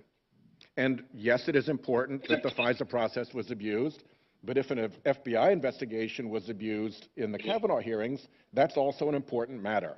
So I don't want to deprecate the importance of what we're doing here, but I do think it stands in a very sharp contrast to other issues with the FBI that are continually swept under the rug and continually stonewalled. The question that I have is something I've raised before, and I'll ask Director Comey, because he's done a lot of investigations. You and I have done investigations as well, Chairman. You've been a prosecutor. If you have an investigation, and if you determine in your oversight as a supervisor that there is a flaw or an omission or a false statement in a warrant application, obviously you should not file that warrant application with the court. The problem is that the committee's questions on the Republican side have always ended there. You would not sign the warrant if you knew that was the case. The problem with that is that you then go on to the next step, and that is just because there was a flaw in a proposed warrant doesn't mean you end the investigation. You're nodding your head. We both agree. At the end of the day, what you then do is you go back and you look at whether the investigation was otherwise predicated with all the falsity or whatever removed and everything accurate that needs to be in there done. And if then the investigation was otherwise predicated, and if then there was otherwise probable cause to continue, Director Comey, do you not then proceed with the investigation with a cleaned up warrant rather than let somebody get off scot-free because of an error that never reached the court? You'd certainly want to go through, I think that's called the Franks process, to understand whether you still have sufficient basis to establish probable cause with the mistakes and omissions corrected. And that is standard FBI practice, correct? Standard prosecutorial investigative practice across the nation. board. Thank you. Hey, respond and turn it over to Senator Cruz. Number one, Senator Whitehouse has reason to be concerned about some testimony given in the House by a Department of Justice official about environmental policy. And we will keep plugging away with me and you and Senator Lee because this is a legitimate inquiry. Just to be clear, Chairman, yes, I'm very concerned about the antitrust investigation and who was behind it and why it seemed to violate so many rules and norms. And when we get around to Senator Lee and Senator Klobuchar's antitrust investigation, which was supposed to be today but has been, I gather, indefinitely postponed, I would hope that we have those documents. But the list that I gave to the Deputy Attorney General of all of the QFRs that I've not had answers to and of all of the questions and letters I've not had answers to goes well beyond that one issue of the Del Rahim investigation of fake investigation, and it would seem, but we'll see, of the auto companies. Yeah. And just to make it clear to the public at large, because the Carter Page warrant application was incredibly flawed, doesn't mean you can't look at other things. The question for me has always been, okay, let's look at all things Trump. In the dossier, they accused Carter Page as having a relationship with Manafort, and that's where he's passing all this information. Carter Page never talked to Manafort. That's things that the court should know, allegations being made. We now know that the dossier was a result, at least in part, of Russian disinformation, that the FBI took Russian disinformation from a political party, paid for by a political party, and got a warrant against an American citizen, and that's pretty stunning. And we got to do something. Somebody needs to go to jail or get fired over that. Now, the question has always been, did the FBI have the same zeal looking at Trump? Let's put it this way. Everything Trump got looked at. People's lives were turned upside down. $25 million was spent, and nobody's ever been charged with colluding with the Russians on the Trump side. Was there any suggestion maybe the other side was involved in trying to create a Russian-Trump problem for political purposes? We know that Christopher Steele was on the payroll of the Democratic Party. We know that he was working for Fusion GPS. We know that his primary subsource was Igor, the Russian spy. If they were willing to do that, would they be willing to do more? We know in July there's an intercept out there from Russian intelligence analysts that the Clinton campaign is concocting a strategy to tie Trump to Russia. All I'm suggesting is about a September concern about the Clinton campaign trying to change the subject from the server to Trump Russia. He doesn't remember that. So what kind of system do we have? We look at all things Trump all the time, and when we get exculpatory evidence, we keep looking. When we told it's not reliable, we keep using it.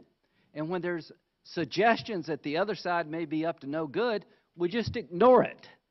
That's why the Radcliffe information is important to me. I haven't been privately briefed by anybody, but I'm beginning to understand there was a two-tiered system here. When it came to Trump, there were no rules.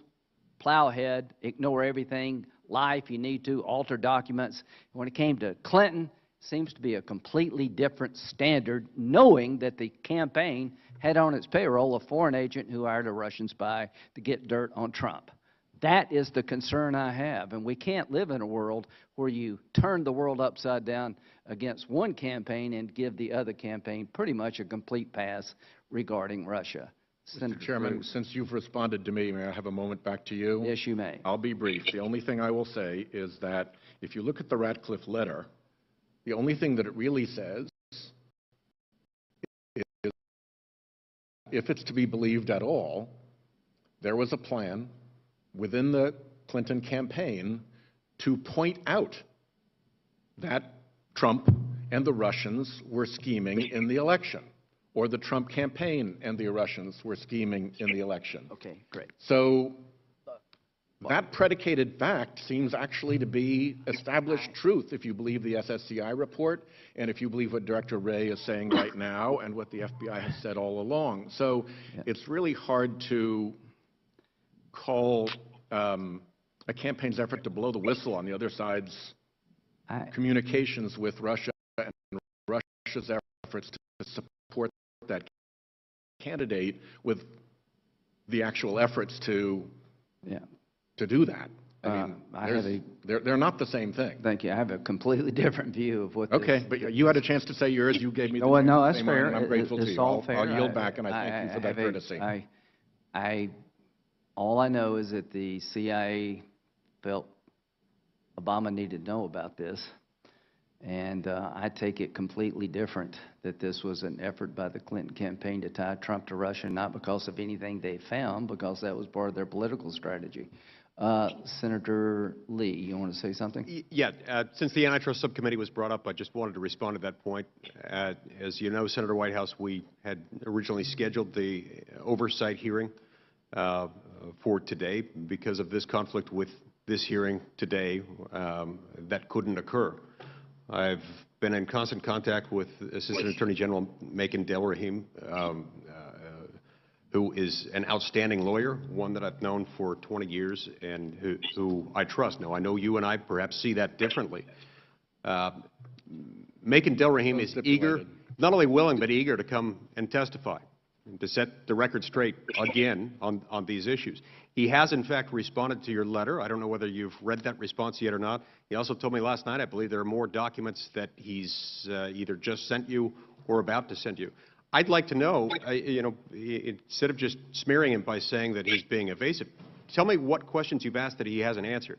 To my knowledge, he has responded to you.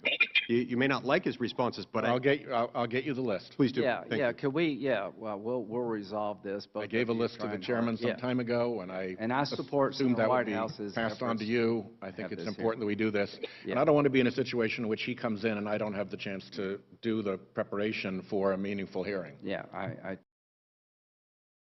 It tomorrow. I'd be willing to do it any day next week. It looks like we're going to be back. We'll be back. Both Senator Whitehouse and I are going to be back the week after that for the Supreme Court hearing.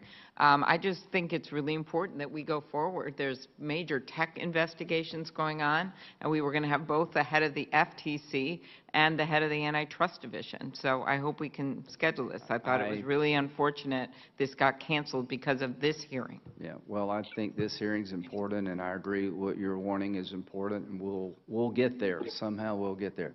Senator Cruz. Thank you, Mr. Chairman. Returning to Mr. Comey. Mr. Comey, you testified earlier today that you have concerns whenever the FBI doesn't operate in a, quote, competent and honest way. In your judgment, was the way that the FBI handled the Russia investigation, the surveillance of the Trump campaign, the Carter Page FISA application, the Michael Flynn investigation, was that handled in a competent and honest way? First, Senator Cruz, there was no, to my knowledge, surveillance of the Trump campaign. I think the overall investigation of the Russian interference and whether Americans were associated with it was conducted in an honest, competent, independent way. Okay. doesn't- So, Mr. Comey, you're saying it's competent and honest. I assume you've read the Horowitz Inspector General report, which found 17 significant errors or omissions in the Carter Page FISA application. So, in your view, you had emailed the CIA to ask if Carter Page was a source. The CIA came back and said, yes, he was a source. And Mr. Kleinsmith, your lawyer, altered that email to add the words, not a source, to make the email say precisely the opposite of what the CIA said, and that fraudulent document was then used as a basis for a fraudulent submission to the FISA court. You believe that is honest and competent, Mr. Comey? I don't believe you've offered an accurate summary of the Horowitz's findings. Mr. Comey, I have the report right in front of me. Page 254 describes how the lawyer, specifically the words, and not a source, had been inserted in the response, directly reversing what the CIA says. Was it practice in your FBI to fraudulently alter evidence that you submit to federal courts? It was not the practice in the FBI to fraudulently alter anything that's presented to federal courts. Well, it is difficult to say that an investigation that featured fraudulent evidence is competent and honest. But let's move on to something else. The predicate of much of this investigation was the Steele dossier, which has now been totally discredited as garbage. When did you learn that the Steele dossier was being funded by the Democratic National Committee and the Hillary Clinton campaign? Again, I believe your predicate is inaccurate, but I first learned of the Steele dossier in late September of 2016 and understood that it was funded by political opposition to President Trump, or candidate Trump. I didn't know the specifics of which part of the opposition, but I knew that it was political opposition research funded. When? When did you learn that? I think about the time I was briefed on it, so about the same time, probably third week of September. So you were personally aware that the political opposition, whether the DNC or Hillary Clinton or whatever campaign bucket it was coming from, it was the opposing party that was funding it. You were specifically aware of it in September. Why didn't you tell the FISA court? Why did you omit that over and over and over again on applications you submitted? Didn't the court deserve to know that? My recollection is the FISA court was alerted to the possibility that it was a politically biased reporting. Your recollection is false. The FISA court was not told that it was funded by the DNC. That's one of the omissions that your FBI did repeatedly to the federal court. All right. Another. Go ahead. That's not what I just said. So. What did you just say? I said my recollection is the court was alerted that there was potential political bias in this reporting. Political bias is different from saying it was funded by the Hillary Clinton campaign. You just testified to this committee you were specifically aware of that, and yet you repeatedly did not inform the court of it when you were getting an order to essentially weaponize the Democratic opposition research. All right, next question. When did you learn that the primary subsource, so the basis for this garbage Steele dossier, was a suspected Russian asset? I don't remember ever being informed of any prior investigation of any of Steele's sources, including the primary subsource. So you're not aware of it today? I'm aware of it today because I've read it in the public sphere, and I've read a summary memo that the Department of Justice sent to the Judiciary Committee.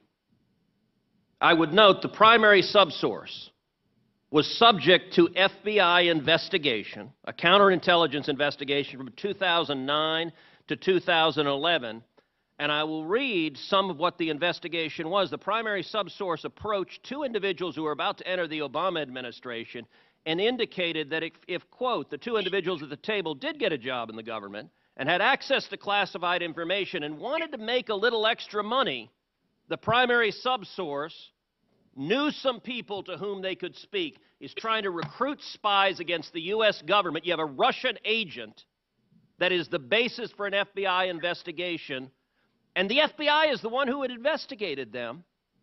Your testimony is you didn't know. Did it occur to you to ask? Did you ask any questions or do any due diligence on this at all? I don't remember anything about the facts that have been revealed recently about the subsource.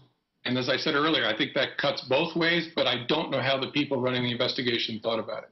Well, you didn't tell the FISA court that either, and I suspect the FISA court would have had a very different assessment if you had told them that the basis for your application was what you were being told from a suspected Russian asset.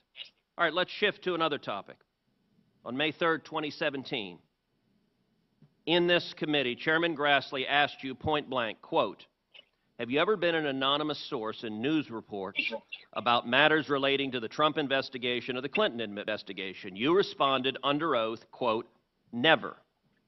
He then asked you, quote, "Have you ever authorized someone else at the FBI to be an anonymous source in news reports about the Trump investigation or the Clinton administration?" You responded again under oath, "No." Now, as you know, Mr. McCabe, who works for you, has publicly and repeatedly stated that he leaked information to the Wall Street Journal and that you were directly aware of it and that you directly authorized it. Now, what Mr. McCabe is saying and what you testified to this committee cannot both be true. One or the other is false. Who's telling the truth? I can only speak to my testimony. I stand by what the testimony you summarized that I gave in May of 2017. So your testimony is you've never authorized anyone to leak. And Mr. McCabe, if he says contrary, is not telling the truth. Is that correct? Again, I'm not going to characterize Andy's testimony, but mine is the same today. All right, I'm going to make a final point because my time has expired. This investigation of the president was corrupt. The FBI and the Department of Justice were politicized and weaponized. And in my opinion, there are only two possibilities: that you were deliberately corrupt or woefully incompetent. And I don't believe you were incompetent. This has done severe damage to the professionals and the honorable men and women at the FBI because law enforcement should not be used as a political weapon. And that is the legacy you've left. Senator Blumenthal. Oh. I'm sorry. Oh, I'm sorry. Senator Klobuchar, I didn't see you. Thank you very much, Mr. Chair. Thank you very much, Director Comey, for being here once again. I think a lot of people are wondering why we are having this hearing right now. And I think most people would think we should be talking about other things, except maybe President Trump. And I understand the chair's statements about wanting to move on FISA reform. I will point out the Republicans have been running the Senate for the last 4 years. They have their own internal disagreements on FISA. The president has been president for the last 4 years. And I haven't heard him talking about FISA reform repeatedly as one of his major priorities. I'm sure if he wanted to make this a major priority within your party, it could have gotten done. But instead, we are having this hearing right now. And I will get to Mr. Comey in a while. I'll note that he has appeared before this committee many times. If you look at all of these reports about what he did in his time in office, I don't agree with everything that he did, but I do know, as being his classmate in law school, I could call him anytime and ask him things.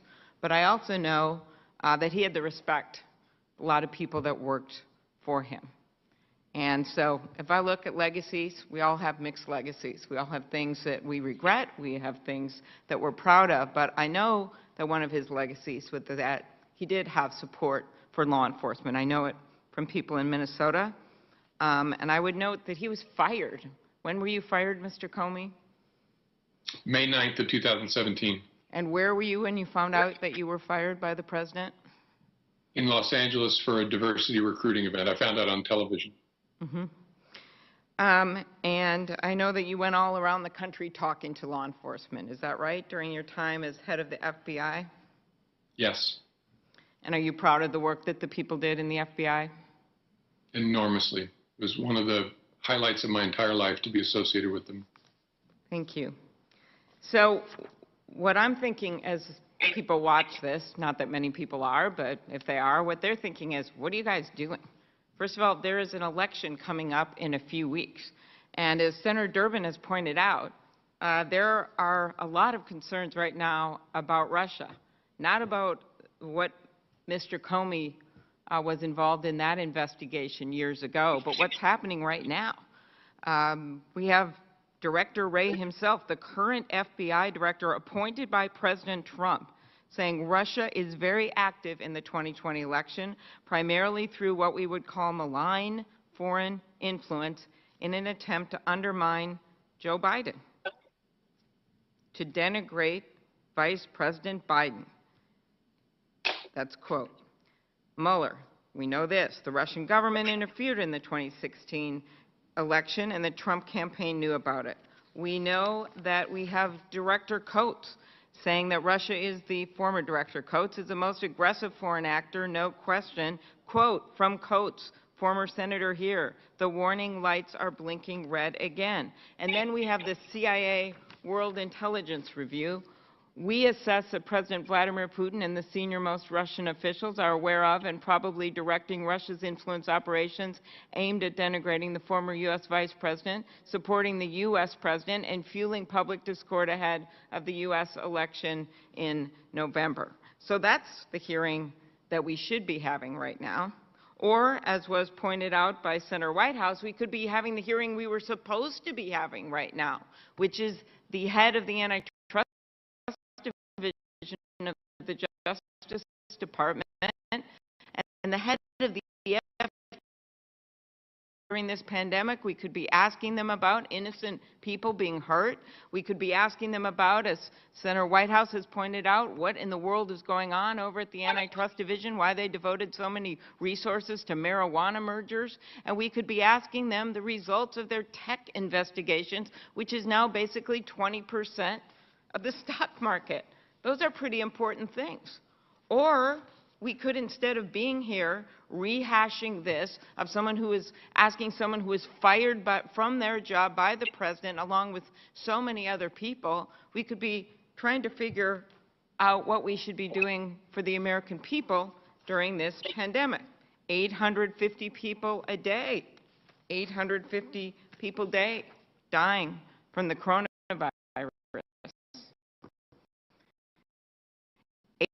800 businesses.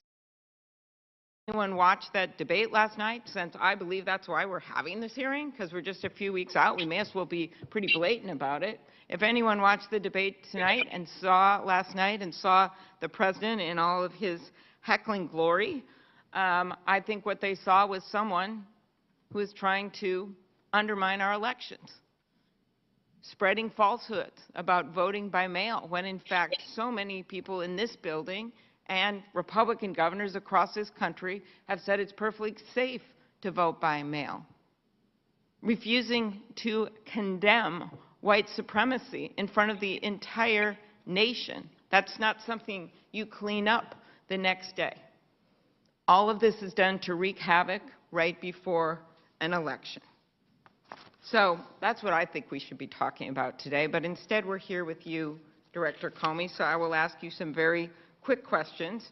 When you were FBI director, did you become aware at some point prior to the 2016 presidential election that Russia launched a sophisticated effort to disrupt and interfere in the U.S. election? Yes. And as the FBI and intelligence agencies were learning about that threat, did you also become aware of efforts by the Russians to pass information to the Trump campaign that they believed would be helpful? Yes. Is it true that there were more than 120 contacts between the Trump campaign and individuals linked to Russia? I think that's the number I recall from the Senate Intel report and the Mueller report, somewhere in that area. Do you agree with the Trump administration intelligence officials that I just quoted, including your successor at the FBI that President Trump appointed, that Russia is emboldened and trying it again? Yes, I accept what Chris Wray, the FBI director, said. He's a person of integrity, which makes his life difficult now, but the American people can trust him. Does coordinating with a foreign power as part of a political campaign, especially a foreign adversary like Russia, pose a serious threat to our national security? Yes. And why do you think, since again we have chosen to to have this hearing literally weeks before the election, throwing aside all other subjects that we could be devoted to at the time. Why do you think that nearly 500 national security experts, including former military leaders, have said that the current president has demonstrated that he is not equal to the enormous responsibilities of his office?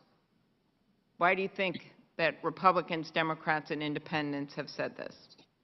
Because those are people whose spine is a commitment to integrity, and they see an absolute absence of that with the current commander-in-chief, and it concerns all of them without regard to their politics, as it should. Thank you. Thank you, Mr. Comey. We will, if okay, do Senator Sass and give Mr. Comey about a 10-minute break and restroom break. Is that okay, Mr. Comey? Yes, sir. Okay, great. And just one response to Senator Klobuchar, who I consider a friend. I'll be honest with you. You wouldn't be having this hearing, and everybody in the world knows it. The Horowitz report, which is damning, was never appeared before the House Judiciary Committee. Y'all don't care. As a party, you seem to be only worried about Trump and Russia, and when there's evidence coming out of every corner of the world that the Russians played the FBI through a DNC operative, that's just of no consequence. Let the American people know. If you were in charge, we wouldn't know any of this. Senator Sass. Thank you, Chairman. Director Comey, I think that the Horowitz report is not just saddening and infuriating, it's also really embarrassing. As somebody who cares deeply about the FBI and its culture and its workers, we got a whole bunch of American patriotic heroes who work inside that institution, and they have lost standing. They've lost respect in the eyes of the American people. A lot of trust has evaporated. I've fought hard to defend the FBI and its culture, and I was embarrassed to read the Horowitz report. When you read it, what are the top 2 or 3 things that you're embarrassed by? Well, I think I share your reaction, Senator Sass. The collection of omissions, failures to consider updates, to communicate between the team trying to figure out what's true and what's not true with the Steele material and the team investigating Carter Page is embarrassing. It's sloppy. I'm run out of words. There's no indication, and the Inspector General would say it if he found it, that people were doing bad things on purpose, but that doesn't make it any less concerning and embarrassing. But doesn't that point at you? I mean, you and I have spoken multiple times over my 5.5 years here, or I guess from arriving here in January of 2015 through to your departure in 2017. You and I had many, many discussions about the future of cyber and information operations against not just the United States government, but against institutions more broadly that would sow distrust. And you and I agreed that the FBI had not just an incredibly important mission in that space, but a really hard mission. There was a lot of work to be done to be sure we were prepared to play defense against the kind of cyber and information operations that we're now talking about here today. And we said, you and I agreed on this, that public trust was at risk. And as we listen to you testify today, repeatedly you say things like, I was unaware. There's this passive voice about how all these things happened in the Bureau. It was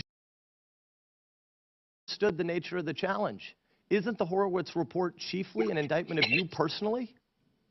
Oh, 2 things are true, and I hope you don't hear me to say I'm not responsible. I was the leader of that institution, so this reflects on me entirely, and it's my responsibility. That's a separate question from whether I was briefed on a particular aspect of a particular investigation. But no, I'm not looking to shirk responsibility. The director is responsible.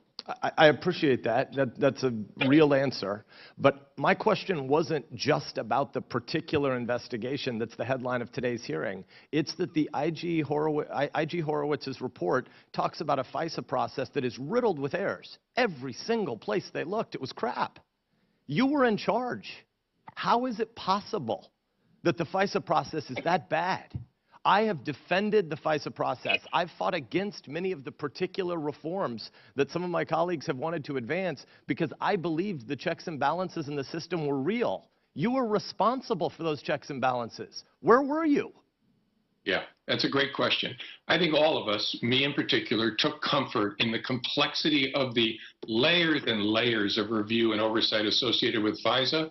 And I actually think, given that they found problems in every FISA application, that what we thought was a good thing was actually a bad thing. And I hope they're looking at returning the model to one closer to criminal wiretaps, where a single agent and a single lawyer are responsible and they feel the squeeze of signing their name. What happened to us, I think, through a lot of years of creating oversight is responsibility was diffused instead of concentrated in individual human beings. It's a really important question. I think that's insufficient. I have a lot of neighbors in Nebraska who believe there is a massive deep state conspiracy.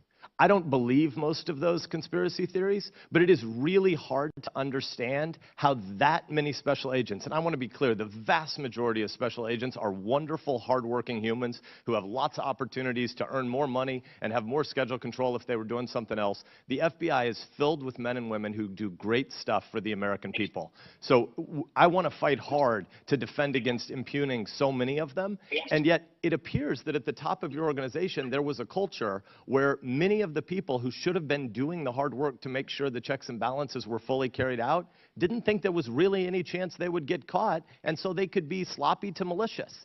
A lot of people in this room and watching at home or who read the Horowitz report can have different views about how much of this is incompetence to evil, but somewhere on that continuum, there was a whole hell of a lot of people at the top of your organization who didn't ever actually think they were going to be held accountable. What did you do to manage the FISA process so that you don't just have the passive voice that we've heard in the vast majority of your answers today? I was unaware. This happened. This was an individual particular error, but it didn't speak systemically. But the truth is, you are responsible for systemically and systematically managing that culture. What did you do to make sure the FISA process would work? First, Senator, the notion of a deep state, I hope people who think that would take a look at the fact that the Inspector General found mistakes in FISA applications across counterintelligence, counterterrorism, all manner of cases. Very difficult to reconcile that finding with the notion that there's a deep state, but it does indicate there's a problem with attention to the requirements of preparing an adequate FISA.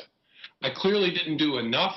I believe that our process, which I kept myself closely informed about, was robust, well-staffed, had great manuals and all those sorts of things. I was clearly wrong about that and had too much confidence in that oversight regime. And I think, based on my experience, that the problem may well be deceptively simple. The responsibility was spread among dozens of people instead of being focused the way it is in a criminal case. But the leadership in your office didn't have oversight of the dozens of people who would sign off on the most important investigations. The Bureau has done amazing things in its century of existence, and there have been lots of high-profile investigations. But this one was obviously one of the most high-profile investigations ever conducted, and the people at the top didn't think that they would actually have their work checked. Mr. Chairman, I continue to believe that we have to explain to the American people why the FISA process is important. The Russia challenges that we faced in 2016 and that we clearly are facing again in 2020 are a big deal. But the much bigger deal is the Chinese Communist Party attacks on the American election that are coming over the next decade. Putin is clunky as heck in how he does everything he does. When the CCP does all that they are capable of doing, it's going to make Russia interference look like child's play. And the FBI and the broader intelligence community have a vitally important role to play in helping protect the American people. And we have to explain to the American public why the FISA process is so critically important, and we have to reform this culture. I'm a big Amy Klobuchar fan in lots of ways, but I disagree with the line of argument that this broad hearing topic isn't important. The reality is we're headed toward a world where if we don't fix the national security branch and the counterintelligence pieces of the FBI, we are not going to have an intelligence community that's going to have the trust of the American people when they're going to have to employ bigger and more far-reaching digital tools in the future. Thank you. Thank you. And Senator Coons, I think you want to have questions before we break. Is that okay with you, Mr. Comey? Could I just respond, because since my name was invoked? Sure. It was invoked pretty positively. Pretty positively. I appreciate it. I have no issue with having this hearing, and I think it's something many people up here agree. My only point was there's been years to fix it since this happened, and we weren't running in the Senate. That was my point. Yep. So, and I'll turn it over to Senator Coons, then we'll take a 10-minute break. I just want to put a fine point on this. An FBI lawyer altered a document in a fashion to be damning to an American citizen. That's not sloppy. That's a crime.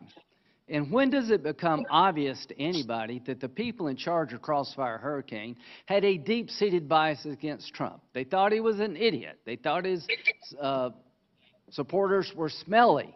The person who altered the email claimed to be part of the resistance. When did it become obvious that the reason this thing was so screwed up, that the reason every stop sign was run, is because they didn't want to take no for the answer? That is obvious to me. That's not in every other FISA application. There are problems with Wood's procedure, but we haven't found one where a lawyer altered the document, and every time there was exculpatory information, it was withheld from the court. And what kind of system is it that the FBI director has no clue about the most important investigation maybe in the history of the FBI? If you want to believe that and just write this off, I think you do so at your own peril. And Mr. Chairman, just to underscore your point, every one of the 17 material omissions was against President Trump and against the campaign. They weren't random. They were all politically oriented against the president they were trying to take down. Senator Coons. Thank you, Mr. Chairman. Thank you, Mr. Comey, for your testimony today and for engaging with us in this vigorous and thorough review of matters that occurred now 4 and 5 years ago, but that remain relevant and important. But I want to remind all of us the context in which this hearing is taking place. We have 34 days to our presidential election. More than half the states have already started voting. We're in the middle of a pandemic, an economic crisis, a time of heightened racial tension and concern about criminal justice.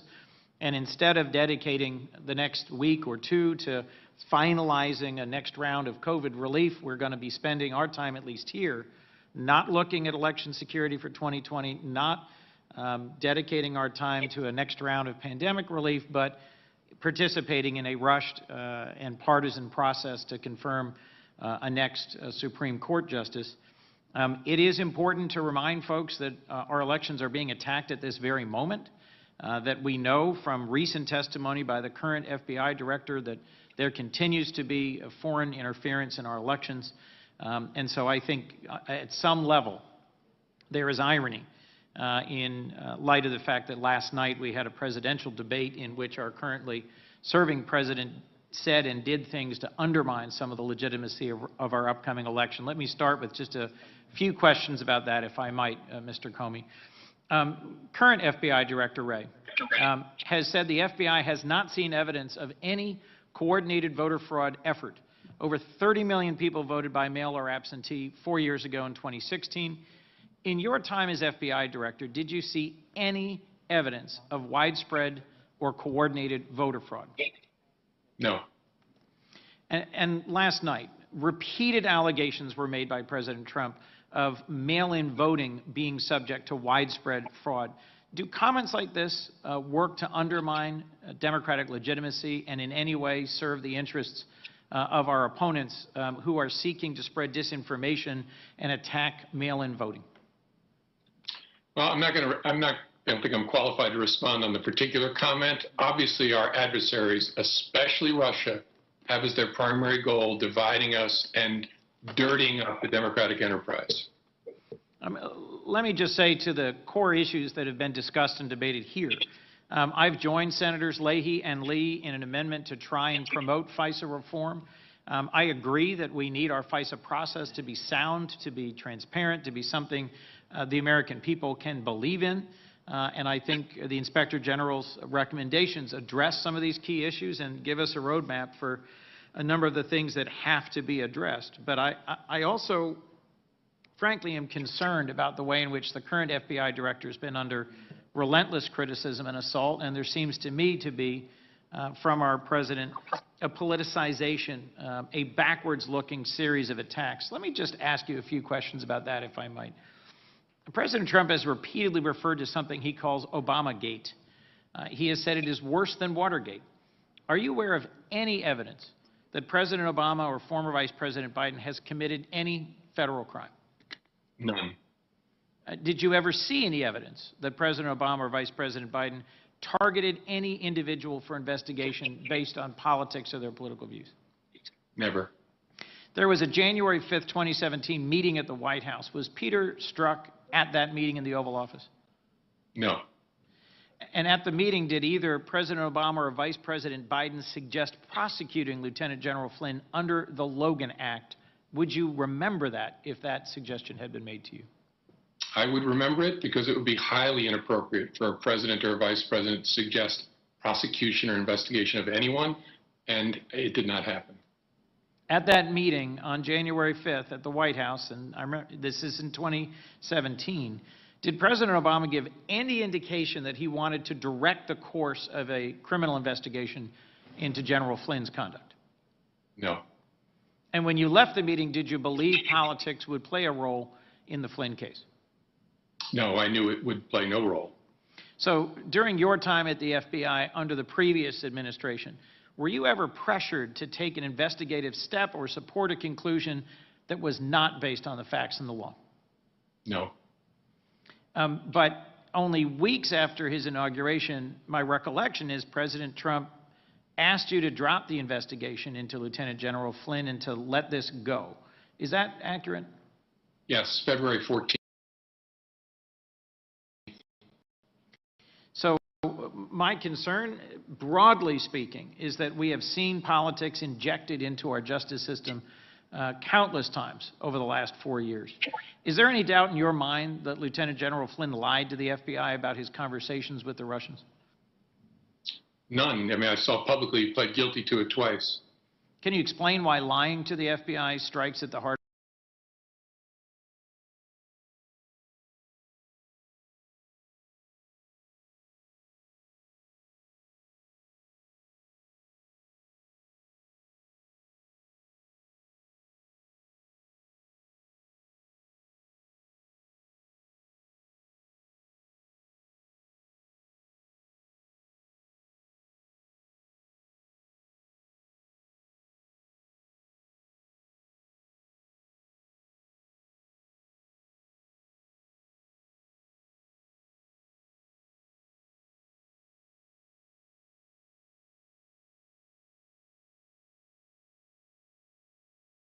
of our criminal justice system?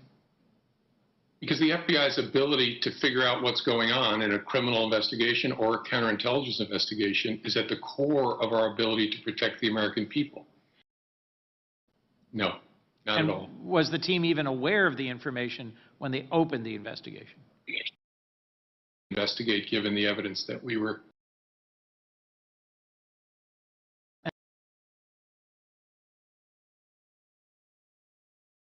Believe that any of the 199 criminal counts that resulted from the Mueller investigation relied on information provided by Steele. Do you have any reason to doubt that assessment?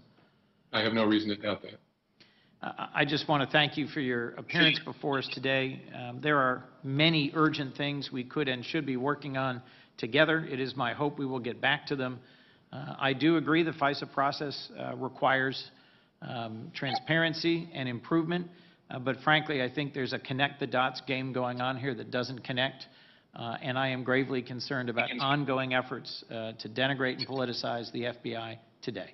Thank you, Mr. Comey, for your testimony today. Thank you. We're going to take about we'll come back at 12:45 and give the witness a break, and see you at 12:45. Senator Hawley will be next.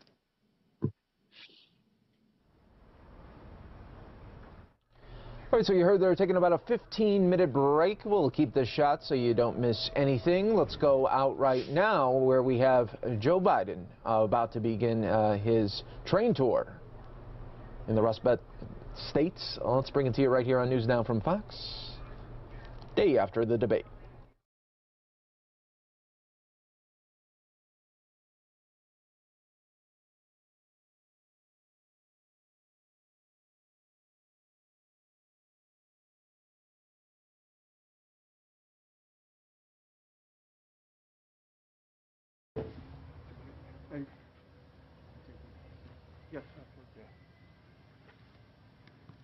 Thank you.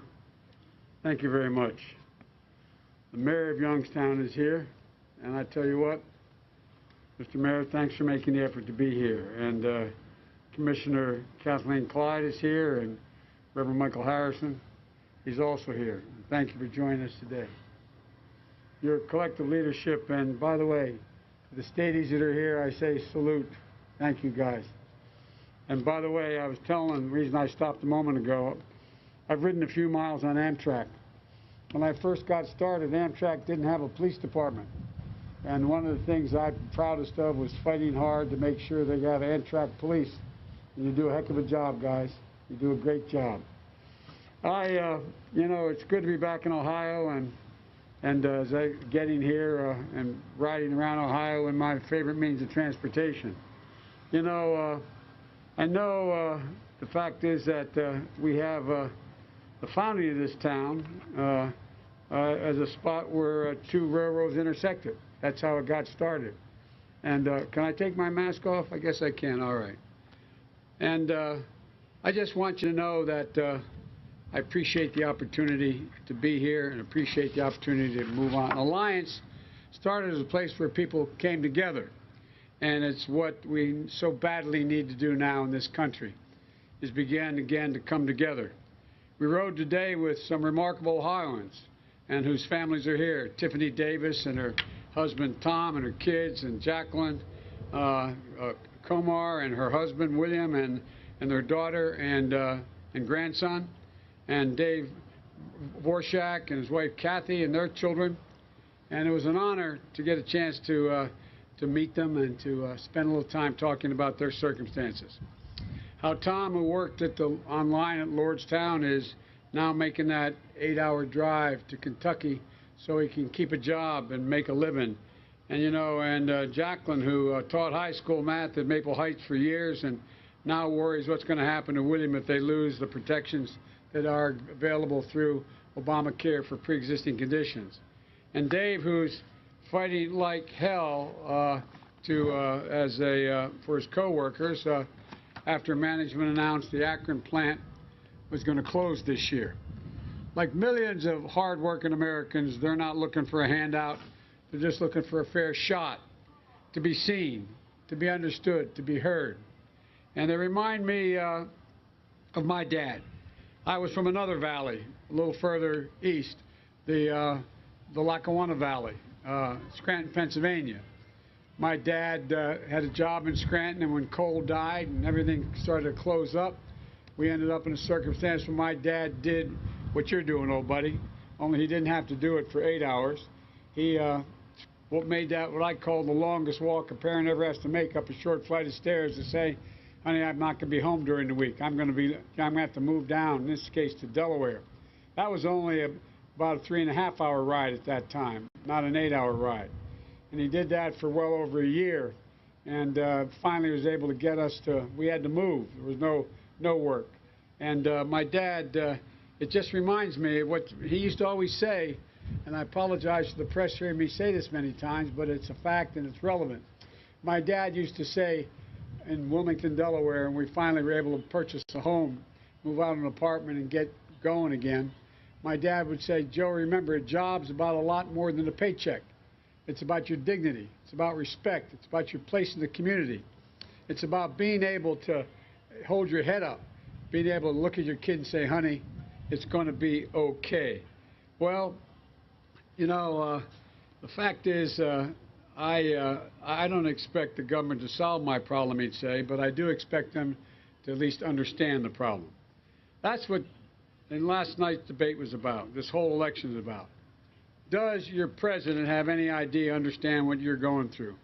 And if he does he care about it? Has he able, as my mom would say, be able to walk a mile in your shoes if you want to know me? Are they able to do that?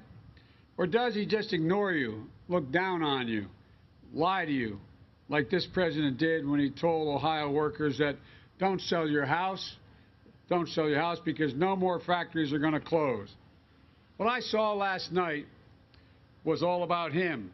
He didn't speak to you or your concerns or the American people even once. Donald Trump broke his promise. He said he was running to help the forgotten American. As soon as he got elected, he forgot them. I'll never forget. You know, I understand what you do. Wall Street did not build this country. CEOs did not build this country. Hard-working, average American people given half a chance built this country. The middle class built the country. And unions built the middle class. And you know, I tell you what, I never forget that where I came from. A measure of our success as a nation is not how well the stock market is doing. It's what families are able to talk about and what they deal with at their kitchen table. Many of the people who will hear this today woke up this morning at a kitchen table where there was an empty chair or one less chair because they lost someone. 205,000 dead because of COVID. Over 7 million infected. It's just, and what happened last night? Did you hear a word from the president about any of that? Look, tables like the one that we saw last night are ones that were set by Trump. You know, for 36 years, as I said, I took a 250-mile round trip on Amtrak every day to commute from Wilmington to Washington. I got to know the engineers, the conductors, the folks in the food service car. And at night, as I'd ride home and going between Washington and Baltimore, I'd see those lights on in those homes along the tracks, middle-class homes, 3-bedroom, split-level types that I grew up in. And I often wonder, what are they talking about? What are they dealing with? What's going on in their heads? Was it like what's going on at my house? No, honey, you got to ride on those tires for another 4,000, 5,000, 6,000 miles. We can't afford new ones right now. Or, you know, who's going to tell her? Who's going to tell him they can't go back to that school because we just don't have the money? Or what are we going to do? I can remember my father. We lived in a 3-bedroom house with 4 kids and a grandpa. And I can remember, you know, the walls were thin. I remember my dad rolling around at night. I could hear him. Our room was next to him. I remember asking my mom one day, what's the matter with Dad? He said, we just lost insurance. We have no health insurance. And so, look, these are the things that people are worried about. My guess is that the same thing is happening everywhere in America. And the question people are asking is it going to be okay? Folks, this election, in my view, is between Scranton and Park Avenue, between Alliance and Park Avenue. And it's about whether or not the parents are going to look their kids in the eye and going to be able to say it's going to be okay.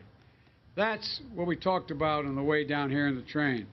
We talked about it all along this Whistle Stop tour because I'm coming into places where people are hurting, where people have lost their jobs, but where there used to be real opportunity. And this is all about, in my view, how we're going to support working families, to give people an equal shot, just so they can be able to have a chance to be able to just make a decent living. And folks, you know, to protect your pensions, your health care, to make the wealthy and corporations pay their fair share, to me, that's what this is all about. It's a trade-off. Do we allow corporate America to continue to pay, 91 of them pay no tax at all, while you're having your health care taken away in the name of we can't afford it? Do we allow billionaires to get another $30 billion tax break so they pay at a lower rate than you pay if you have a job as a school teacher? Do we allow that? Do we invest in our schools? What should we be doing right now?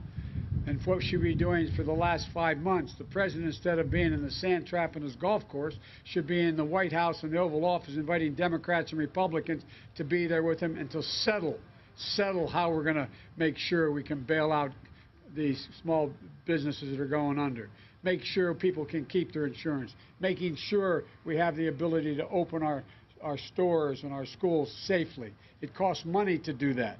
But what's he doing? He's doing nothing. By the way, I find it fascinating.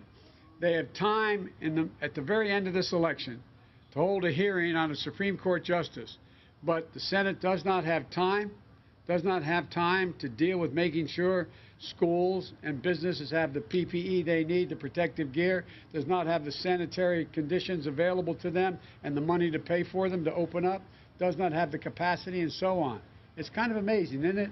Have time to rush through a nominee after an election has already started, but no time to deal with the everyday concerns about the American people. Look, let me conclude by saying, notwithstanding where we are right now, I am extremely optimistic. I'm optimistic that because the American people know this is not who we are. They're ready to get up again. They're ready to come back. We just have to give them a shot. And so we're better positioned than any nation in the world to take back this 21st century. We're ready to do it, but we can only do it if we do it together. And if I get elected president, I'm not going to be the Democrat president. I'm going to be an American president. I'm going to represent you whether you vote for me or you vote against me. This is about the United States of America, our place in the world, and the security and well-being of people just given an equal chance to have a shot at the American dream that's being denied them right now. Thank you very much for listening. I'm happy to take questions. I don't even know where to start. I guess I'll start and work my way a little bit. Yes. Scott Detrow with NPR. What did you learn last night about going face-to-face with the president from the debate? Would you do anything different next time? And also, there's a lot of talk about, given the way things went last night, 2 more debates aren't worth having. What do you think about that? It's not a inconsequential assertion. Look, he did what I expected him to do last night. He announced what he was going to do. He announced he was going to, I think the phrase was, now he can become really vicious. I think that was his phrase at some point. Look, last night reinforced for me why I got in this race in the first place. Last night, I said when I got in the race, we were in a battle for the soul of this country. Can you all see me? Should I turn this way a little bit? Trump's constant disregard and unwillingness to speak to COVID and the fact that 205 million people, 1,000 people have already died and over 7 million are infected, and it's likely to get worse. He didn't want to talk about it at all. He in terms of election legitimacy, he made it clear that he didn't think this is going to be, if he lost, it wouldn't be a legitimate election. Already began to plant seeds of doubt in the legitimacy of this election. I don't know any president's ever done that before. And his dog whistle, the white supremacy, when asked would he condemn white supremacy, he said, he didn't say a word. And then when I said, well, how about the Proud Boys, which is a white supremacist group, he said, well, I just told them to stand down and stand ready. Stand down and stand ready based on the outcome of the election? And last night was, I think, a wake-up call for all Americans. What I tried to do last night, I tried to speak directly into the camera to the American people, to talk about their concerns, to talk about what's on their mind, to talk about what I would do were I president. Trump has no plans, no ideas, didn't express a single plan that he had about how he's going to move forward, and it made me realize that just how much is at stake. You know, for 90 minutes, he tried everything to distract, everything possible, and it just didn't work. But I hope that this next debate is going to be in front of real live people. It's going to be a town hall. And I just hope we're able to, I'm looking forward to it, and I hope we're able to get a chance to actually answer the questions that are asked by the persons in the room. But God only knows what he'll do. Yes. Is there any scenario where you would not debate the president in these next 2 debates? And are there any changes you want to see made by the commission before you debate? Well, you know, he not only attacked me constantly and my family, but he attacked the moderator. And again on his tweets this morning or last night. I just hope there's a way in which the debate commission can control the ability of us to answer the question without interruption. I'm not going to speculate on what happens in the second or third debate. My hope is that they're able to literally say the question gets asked of Trump. He has a microphone. He has 2 minutes to answer the question. No one else has a microphone. and then I don't know what the actual rules are going to be, literally. But that's what seemed to me to make some sense. But I'm looking forward to that. And what do you have to say to those undecided, persuadable voters who were watching last night and were just completely turned off by politics? I can understand it. It was, I kind of thought at one point, maybe I shouldn't say this, but the President of the United States conducting himself the way he did, I think it was just a national embarrassment. But look, I just hope that the American people and those undecided voters try to determine what each of us has as an answer for their concerns and allows us to actually speak. Yes, Jim. Thank you, Mr. Vice President. You mentioned the President's comments about the Proud Boys, stand back and stand by. Today, they've made that really a rallying cry. They're rallying around that slogan almost that they've created now for it. What are your fears about the implications of the President's rhetoric, and do you have a message for the Proud Boys today?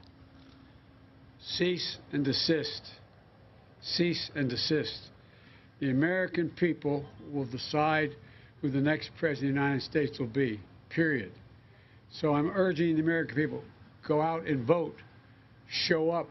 If you can vote early, vote early. Vote whatever way is most convenient for you, but vote. And if you show up in large enough numbers, nothing is going to change. I promise you. If, in fact, we win this election, this president will step down. It's a lot of bravado. He has no alternative. The American people would not stand for it. No agency would stand for that happening. My message to the Proud Boys and every other white supremacist group is cease and desist. That's not who we are. This is not who we are as Americans. Mr. Vice President.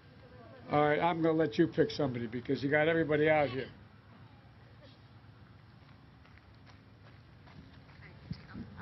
Mr. Vice President, thank you for giving me a question. I think it's for yes. Oh, great. Okay.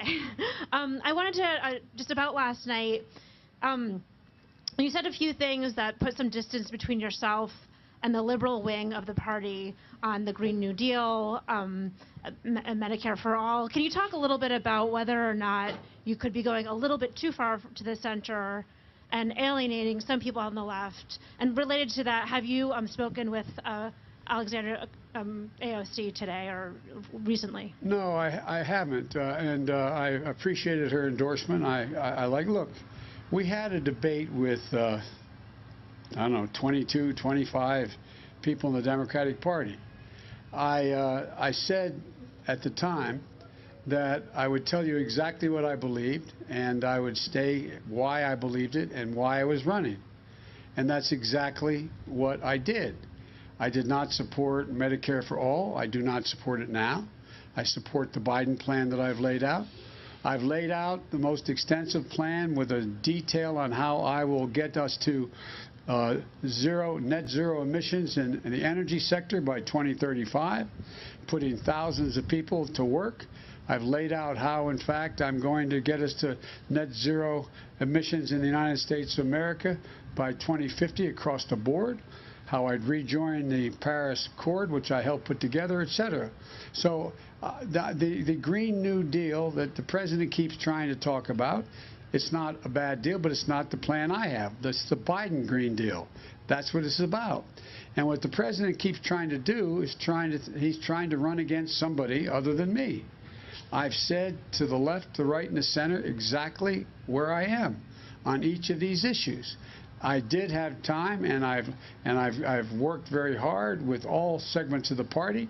We've put together a platform that is a platform that I fully support. The President keeps talking about, what's he call it? This, he has some name for our platform. I can't remember what it is. It's the manifesto. Thank you. The manifesto. Well, the Democratic platform is the one that I've signed on to, the one that the vast majority, overwhelming majority of Democrats signed on to. But the Democratic Party is a big tent, and we have all kinds of folks in that have different views, and they're all welcome. And we negotiated, we debated, and we had a primary election, and I won, and I've laid out what we're going to do. So I'm not worried about losing the left, right, or the center of the party. This is a big party.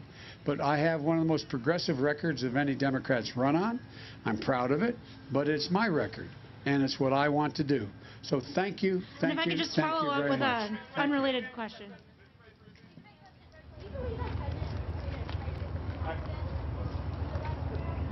You know, I'm going to get in trouble with the conductor, but because I'd like to stay and answer a lot of your questions. Do I think he's created a crisis in confidence? Look, all you have to do is look at the polls all your networks run. And thank you.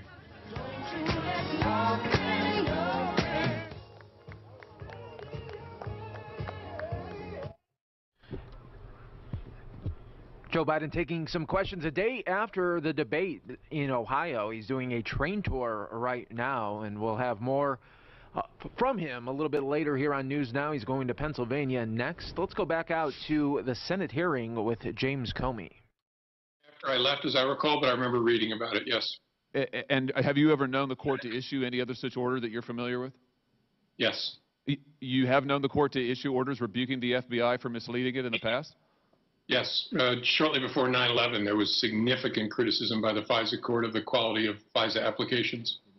And the court said that the frequency and seriousness of the errors in applications led it to doubt the reliability of all FBI applications in all other cases?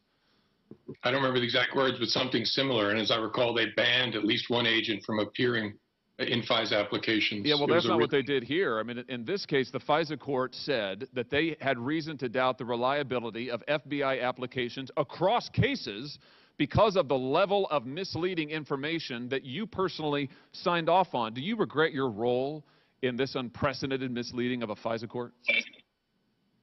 I don't regret my role. I regret that Why not? happened.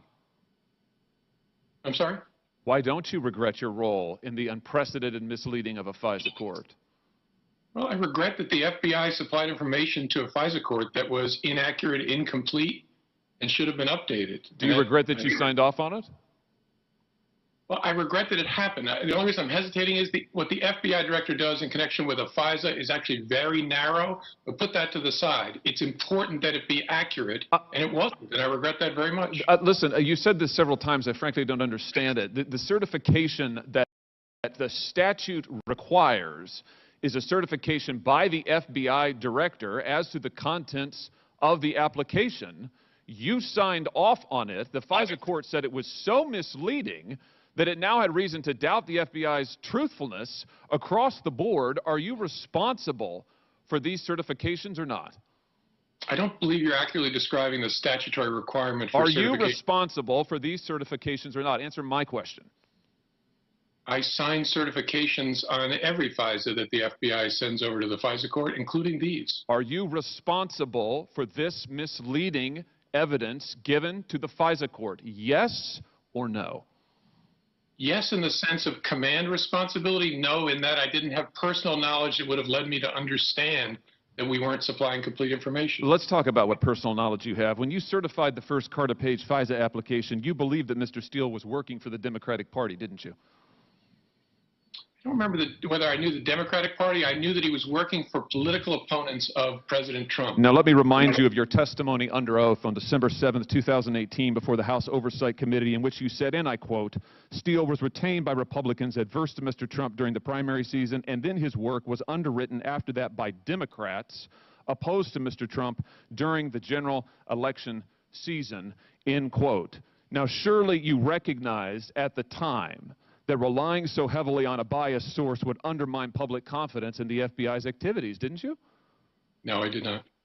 Why wouldn't you? You told the same committee, the House Oversight Committee, December 7, 2018, and I quote, "When you're the leader of a justice agency," that's you, "the appearance of bias is as important as the existence of actual bias." You also said a reasonable appearance of bias can corrupt the American people's faith in your work as much as actual bias can. Do you stand by those remarks?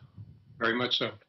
But you nevertheless allowed the Democratic Party to leverage the federal government's most invasive intelligence capabilities against President Trump, and you personally signed off on it. You also knew at the time that other officials in the Department of Justice had serious concerns. Do you know who Stuart Evans is? I do. Mr. Evans was a lawyer in the National Security Division of DOJ under President Obama, wasn't he? I think he was, I don't know for sure. I think he was a career official at the Department of Justice involved. He was a lawyer in the National Security Division of the Department of Justice. Before the first Carter Page FISA application, Mr. Evans raised serious concerns about the ostensibly partisan nature of the information provided by Mr. Steele, did he not? I don't know. Yeah, he did. The Inspector General reports it on pages 136 and 137 of this report, and you knew of those concerns before you signed off on the FISA application, didn't you? I don't think I knew before. I remember reading the footnote that attempted to inform the court of potential bias. No, actually, the Inspector General found on page 139 of the report, and I quote, on October 12, 2016, Evans' concerns about Steele were briefed to Comey, end quote. And yet you signed off knowing that the research was funded by the Democratic Party, knowing that senior officials in the Department of Justice National Security Division had serious concerns. You signed off.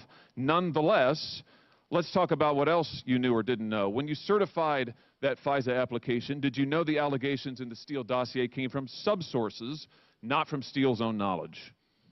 I believe I did know. He had a network of sources and subsources, correct. Did you know who this primary subsource was? No. Did you ask who the primary subsource was? No.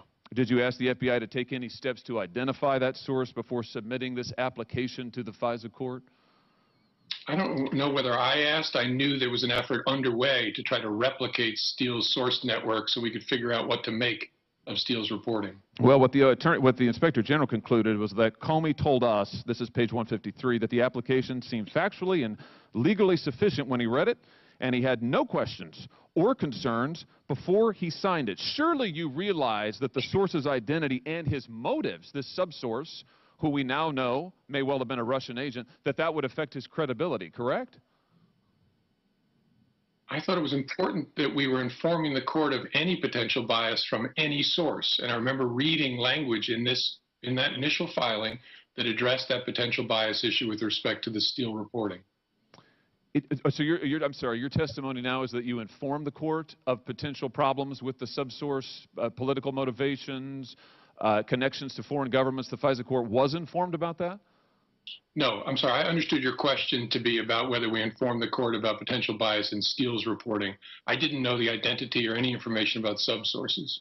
So you personally authorized an unprecedented surveillance on an individual associated with the presidential campaign during that campaign's ongoing time period, October of 2016. You signed off personally on 2 further applications based on information from a source that you believed, correctly, worked for the Democratic Party, and the source's information, it turns out, was coming from a suspected Russian agent, yet you did nothing to try to verify any of this information. You brushed aside the concerns of high-level national security lawyers at the Department of Justice. How are the American people to trust you or the FBI following abuses like this? I disagree extensively with your predicate. I think the FBI is an organization that is honest, competent, independent, and also flawed because it's made up of human beings. Well, I have to say, I'm not necessarily worried about the FBI as a whole. I'm worried about you, and I'm worried about what you certified to a court that led the FISA court to conclude that it had been misled repeatedly, and that due to the nature of those repeated misrepresentations, it could no longer trust what the Federal Bureau of Investigation, the agency you led, what it said in subsequent cases. That, I suggest to you, is an incredible dereliction of duty, indeed a betrayal of your responsibility as director of the FBI. If I could, Mr. Chairman, just one last thing I want to follow up on. The letter from to Chairman Graham from John Ratcliffe, which I know you've seen, Mr. Comey, as you mentioned it earlier. Mr. Ratcliffe says, on 7 September 2016, U.S. intelligence officials forwarded an investigative referral to FBI Director James Comey regarding U.S. presidential candidate Hillary Clinton's approval of a plan concerning Donald Trump and Russian hackers as a means of distracting the public from her use of a private mail server, end quote. Did you open an investigation? I don't know what that refers to. As I said earlier, that does not ring any bells with me when I read that. You did not receive any investigative referral of this nature?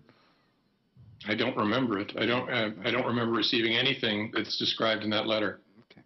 I have to say, Mr. Chairman, I realize my time has expired. I find it extraordinary that a referral from the IC to the FBI regarding Hillary Clinton's campaign and potential illicit activity received no attention from the FBI. So little attention, the director doesn't even recall it, and yet the director and others had plenty of time to go and seek surveillance warrants during an ongoing presidential campaign, warrants so flawed that the FISA court has now said it can't trust what the FBI says in future cases. This is an extraordinary abuse of power, and it's time we held people responsible for it. Thank you, Mr. Chairman. Thank you. Senator Blumenthal.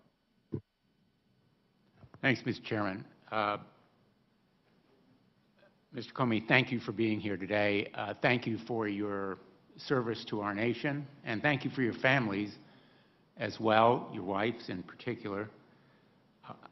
I think that this hearing is likely to attract as much attention and land with the same giant thud as the previous two hearings, because the American people are really focused on the direct and imminent threats to our nation.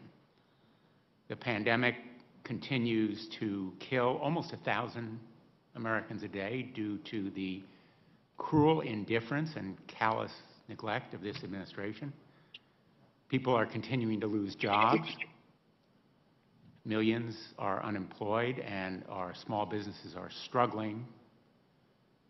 And here we are relitigating a controversy that is 4 years old, involving an investigation into Russian interference that occurred in 2016, when the really imminent and urgent threat is Russian interference ongoing at this very moment. The Security Center Director, William Evanina, warned publicly, quote, "Russia continues to spread disinformation in the U.S. that is designed to undermine our democracy." And I can say that the information we've received in briefings is absolutely chilling. We've received that information in confidential, classified briefings that I wish could be made known to the American public with the same kind of alacrity that documents have been declassified in this proceeding. The American people deserve to know about that threat, which is ongoing. And they also need to know about the threat of white supremacists. The current director of the FBI has said, again publicly, racially motivated violent extremists are a, quote, national threat priority. A national threat priority, a security danger to this country. They are the same white supremacists that the President of the United States last night said should stand by. That statement is one of the most abhorrent and horrifying in my lifetime.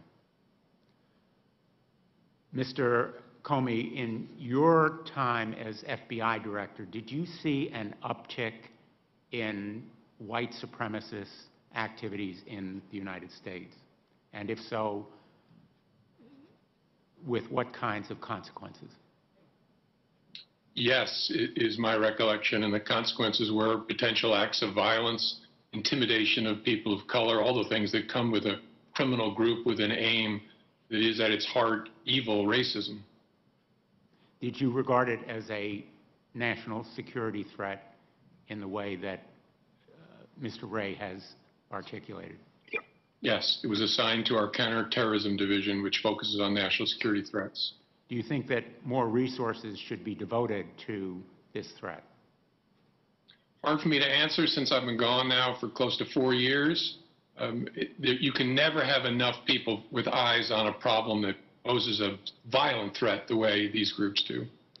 I've introduced a measure called the No Hate Act, along with a number of my colleagues, Senators Durbin, Hirono, Warner, Kaine, Gillibrand, and others, and there's a measure on the House side as well that would seek to address this growing imminent threat of white supremacists, impact and violence, rather than telling them to stand by. And I commend you and the current director, Mr. Wray, for focusing on it. I want to turn to the statements that earlier you made in response to Senator Durbin's inquiry about the $421 million in debt that has been disclosed as owing by the president. You've done a number of national security background checks.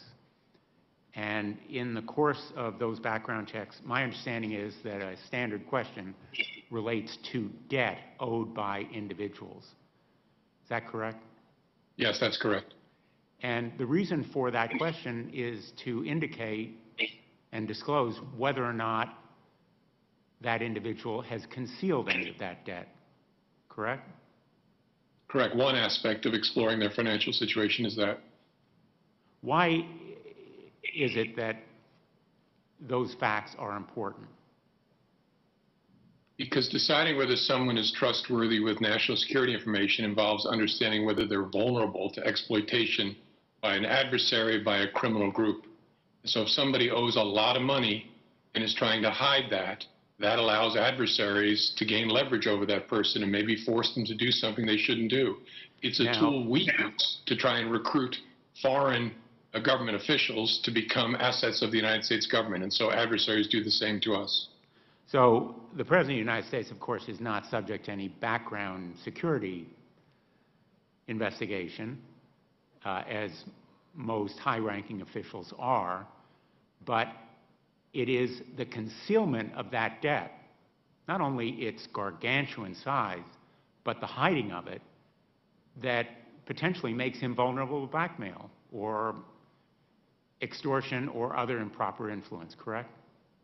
That's right, but even if it were fully transparent, there'd still be a concern about vulnerability, that the adversary could try and cut a secret deal to reduce the debt, even if the public knows about the debt. So any individual in a position of responsibility who is concealing a debt, as well as the debt itself, makes him or her more likely to be an asset under the influence or subject to extortion by a foreign government, correct? It creates a serious counterintelligence concern that you'd want to address in deciding on a clearance suitability for an employee. Thank you very much. Thank you, Mr. Comey. Thank you. Senator Tillis, just follow up on Senator Blumenthal's questions.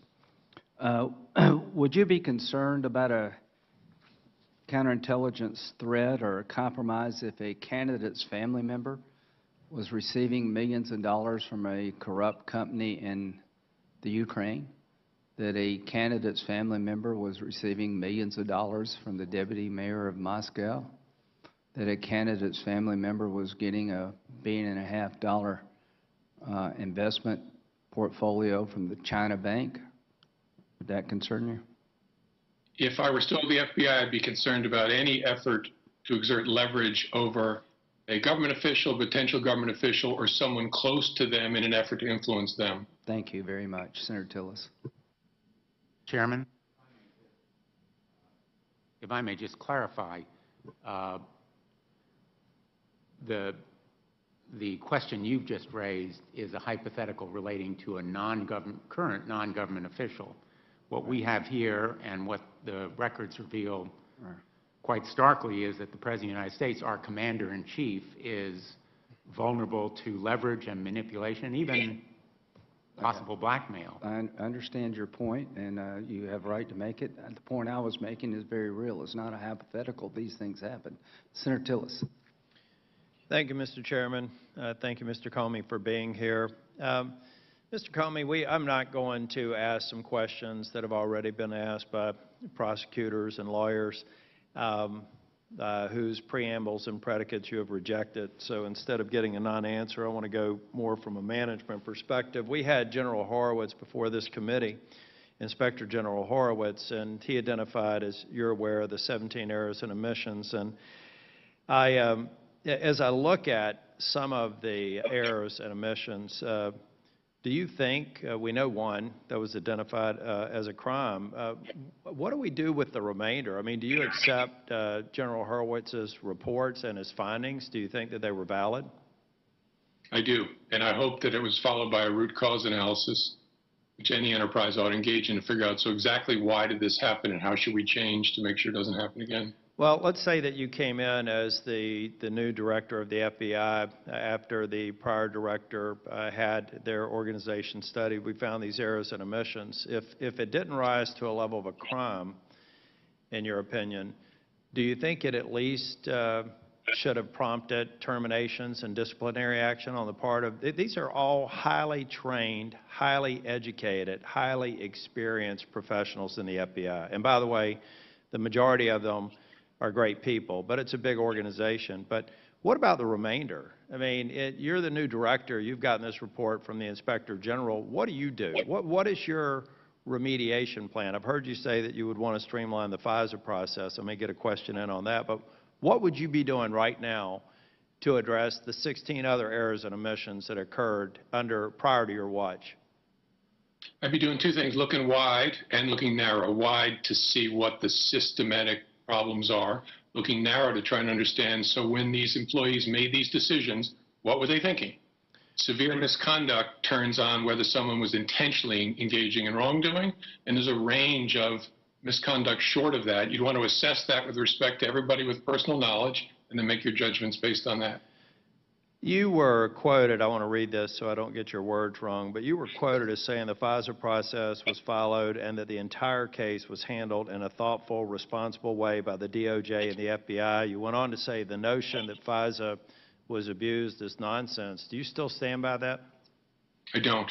I don't think it was abused, but I think I was wrong in having confidence in the FISA process and in the layers of oversight and review. I was too confident in this extensive, really very complicated system. What would have prompted you on the front end to think that it was okay? I think that you already said in prior testimony that there were things in the FISA process that should have been improved. Why, under your watch, weren't we already trying to do those kinds of changes? Well, my confidence was based on the fact that there was regular oversight by the Department of Justice, regular audits of our cases, and that I also understood the complexity of the process. Agents would complain to me everywhere I went, it's too hard to get a FISA, too many people have to check off on it, too many people have to review my work. So knowing the process, which included regular audits, gave me confidence as any leader, as a business leader or government leader, that we have a sound, healthy process. And that was wrong. Mr. Comey, one of the things that worry me about this is we're talking about an investigation of someone who was running for President of the United States. I, like Senator Sass, had resisted some of the changes that my colleague, Senator Lee, was putting forward, but I felt like I had confidence in a process that clearly I shouldn't have, and even the FISA court has expressed their concerns with the information presented to them. But you know what I really worry about? I worry about people that would never have a hearing on their case before the Senate Judiciary Committee. I mean, we're here because we're talking about a high-profile elected official. But do you have any concerns that the same sorts of lapses that were used here, and I do think people should be held accountable and prosecuted, do you have any concerns if we go back over the course of the FISA process that we've had innocent people out there subjected to the same process and potentially wrongfully received a warrant and surveillance? Sure, it's a reasonable concern. The Inspector General did a look across dozens of cases and found mistakes, I think he said, in every case. That's a serious concern, that there's a systemic problem. Now, that doesn't mean that the warrants wouldn't have been issued otherwise.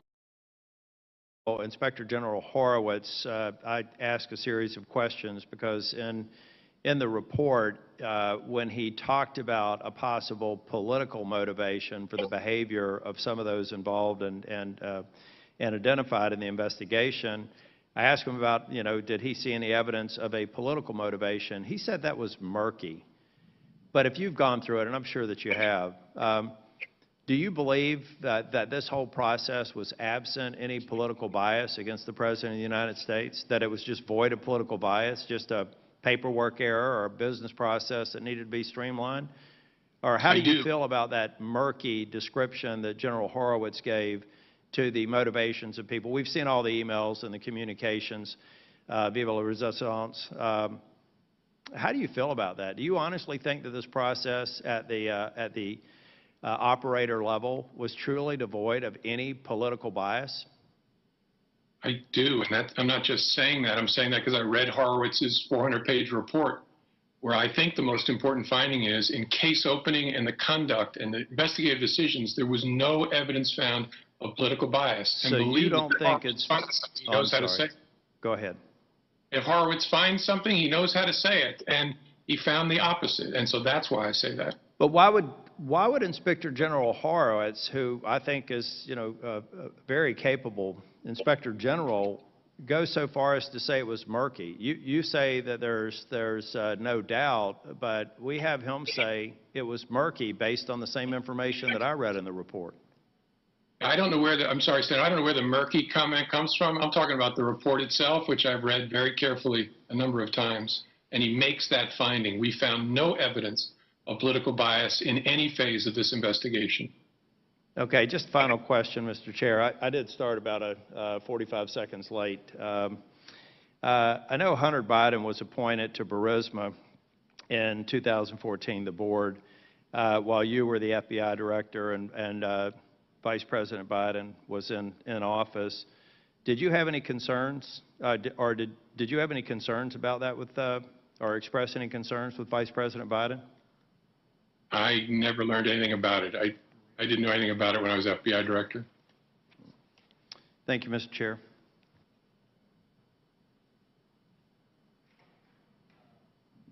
Could I see that, please? Senator Hirono will be next, but I just want to make sure.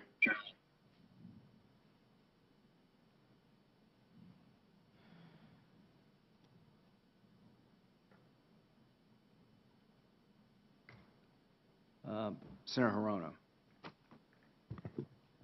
Thank you, Mr. Chairman. The chairman noted that he is committed to trying to save the FISA system. And in fact, OIG Horowitz dug very deep into the Crossfire Hurricane investigation, and in a 400-page report, as Mr. Comey noted, he found no evidence of political bias. But he did note a number of changes that should be made to the FISA application process. And in fact, FBI Director Wray is doing those changes. And so if we are committed to making changes to the application process, and we all share that concern, the hearing today should be focused on whether or not the FBI, in fact, is making those changes that Inspector Horowitz flagged out in his very thorough investigation. Mr. Chairman, we understand that DNI Ratcliffe issued a statement claiming that the declassified information, selective declassification, declassified information he released yesterday about Hillary Clinton from Russian sources, quote, is not Russian disinformation, end quote, and yet he acknowledged that the information he released may be, quote, a fabrication.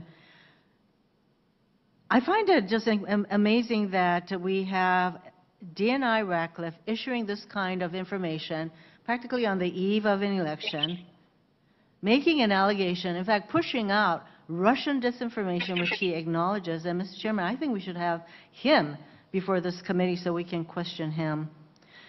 The Intelligence Community Special Counsel Mueller and the Bipartisan Senate Intelligence Committee all found that Russia interfered in the 2016 election. And, Mr. Chairman, you have acknowledged that. We all know this. And we also know that the interference was in favor of Donald Trump. And they clearly did not give any weight to Russia's effort to smear Hillary Clinton, and this committee should not either.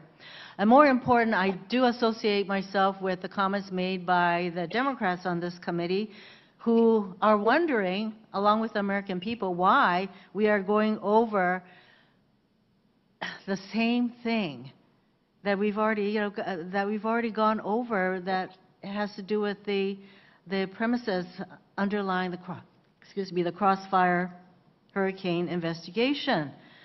So we know this is being done somehow to bolster Donald Trump's re-election campaign through innuendo and misinformation, which even today Russia is pushing up.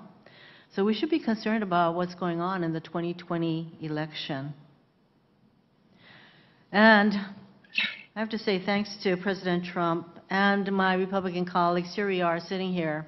Millions of people are without health care. Millions of people are without jobs. And rather than dealing with the very real concerns of the American people in the midst of a pandemic, we are having this hearing to go over ground that we've already covered.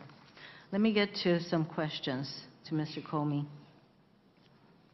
I noted that DNI Ratcliffe released an allegation that he obtained from Russian sources, which he himself said is admitted as much not reliable. Mr. Comey, as the former FBI director, do you think it is appropriate for DNI Ratcliffe to release this information right before the election? It's hard for me to comment because I don't fully understand what he's doing there.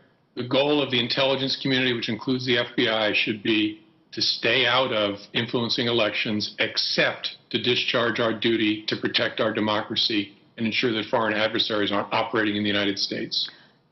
Mr. Comey, you know that what Russia is doing right now is to use this kind of disinformation to interfere with our elections. So they're engaging in malign foreign influence as described by FBI Director Wray.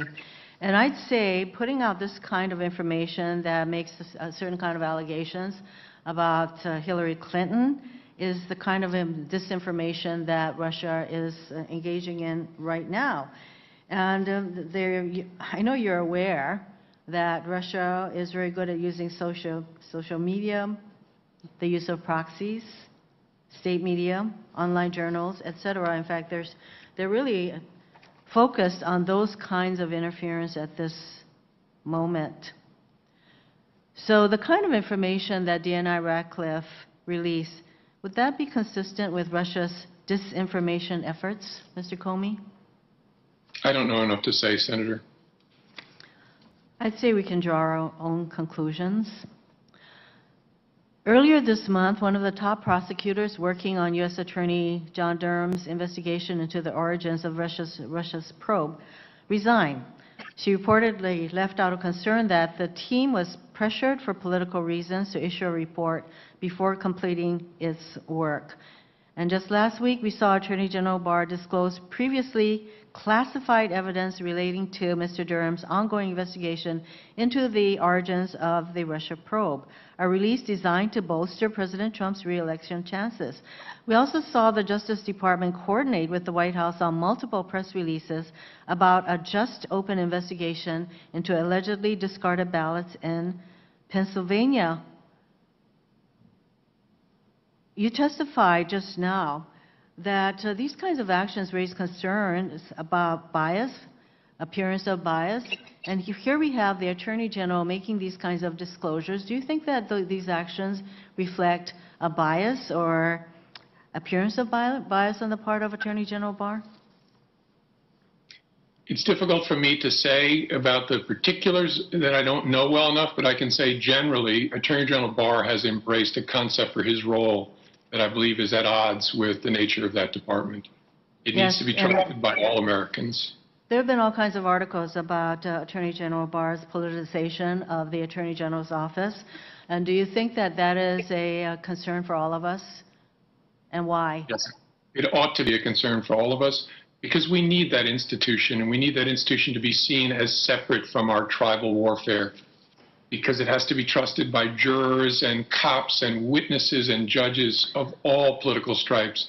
We have to be seen as the Department of Justice as outside of all of that. And when the Attorney General starts acting like the personal lawyer for the president, it threatens that. And that is a priceless thing that's under threat.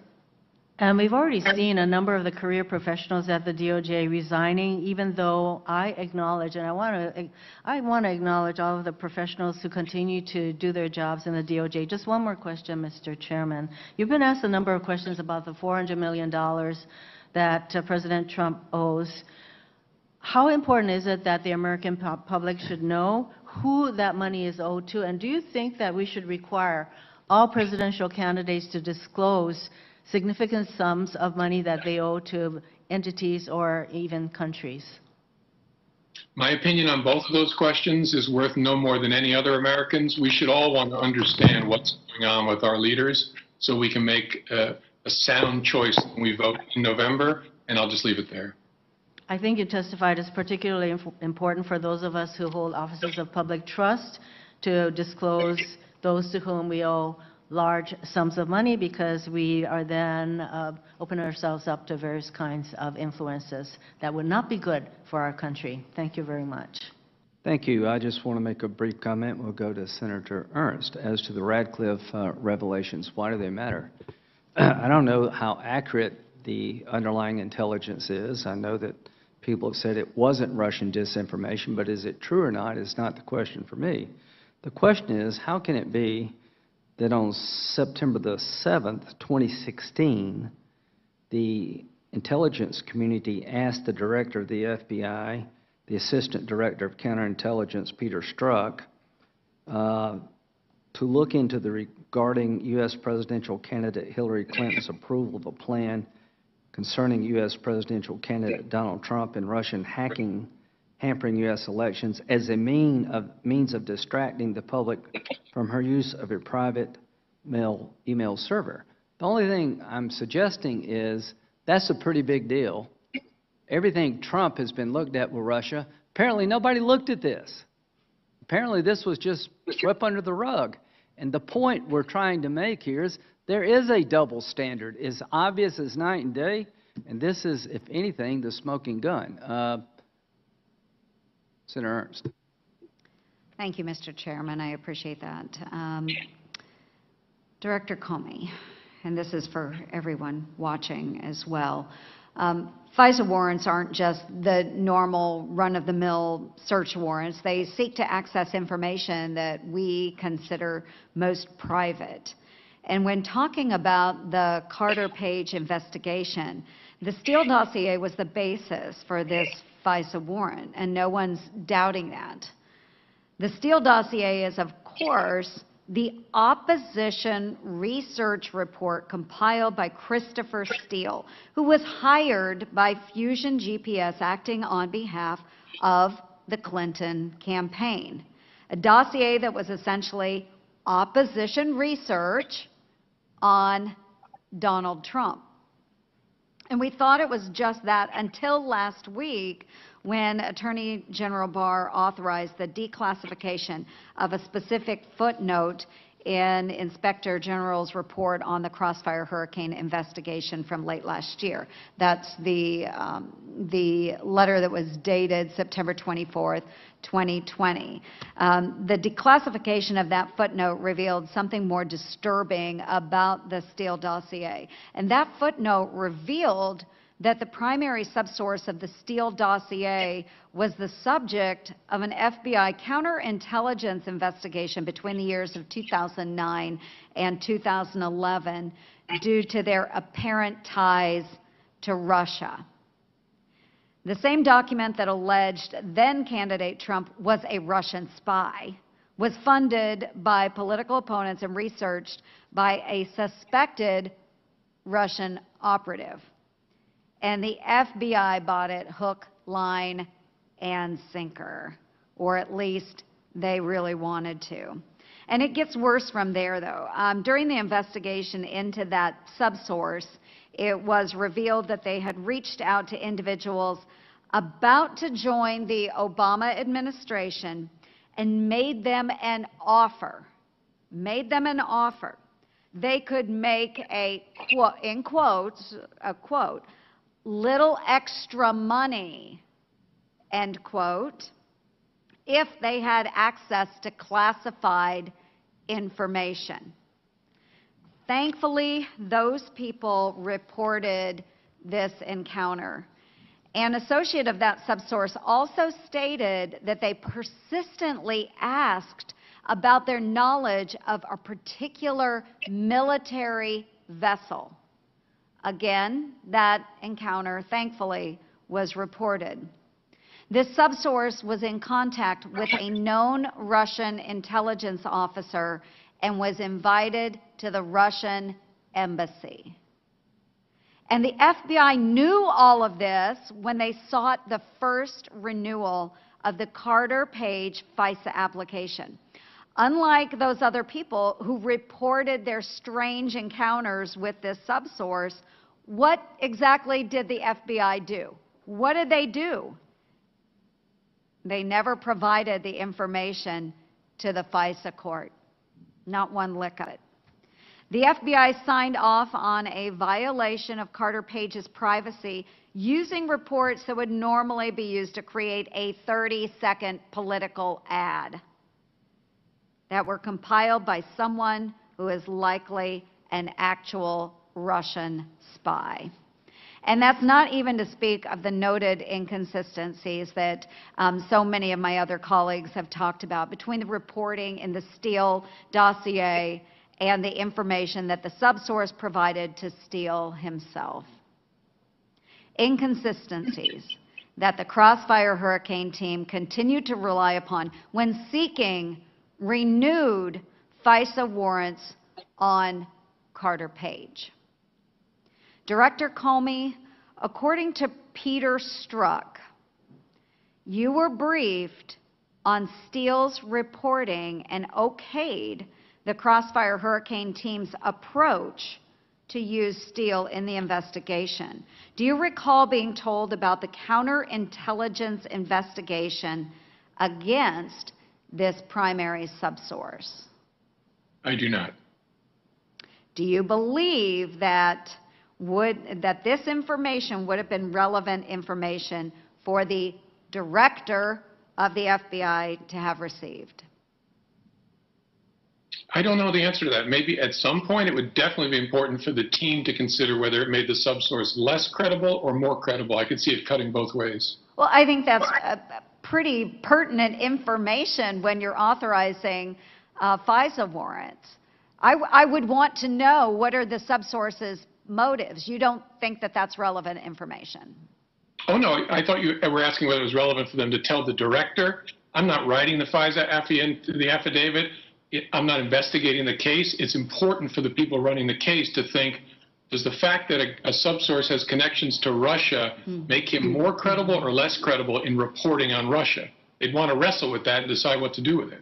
But as the director of the FBI, you are signing off on a FISA warrant, that application.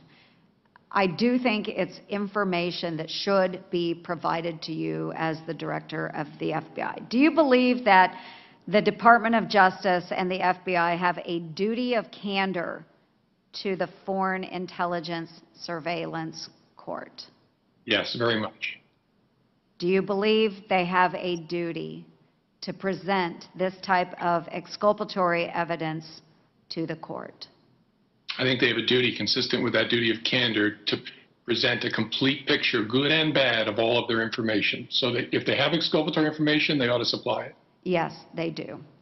And ladies and gentlemen, if you're watching this at home, and I do think that people are interested in this, they want to know and believe in the FBI. They want to know and believe in the DOJ. So for those folks that are watching at home, this isn't about political retribution or sour grapes. This is about a coordinated effort by your government, our government, to influence politics using compromised foreign intelligence actors. And I think this is a very, very sad example of what could absolutely go wrong in our government. Thank you, Mr. Chair. Senator Booker.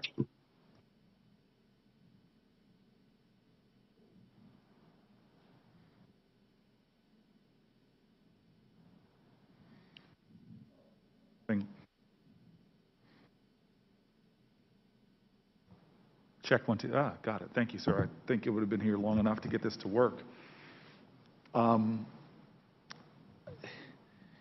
still find myself concerned about the priorities of this committee, given that elections have already begun and we have a real urgent ongoing crisis.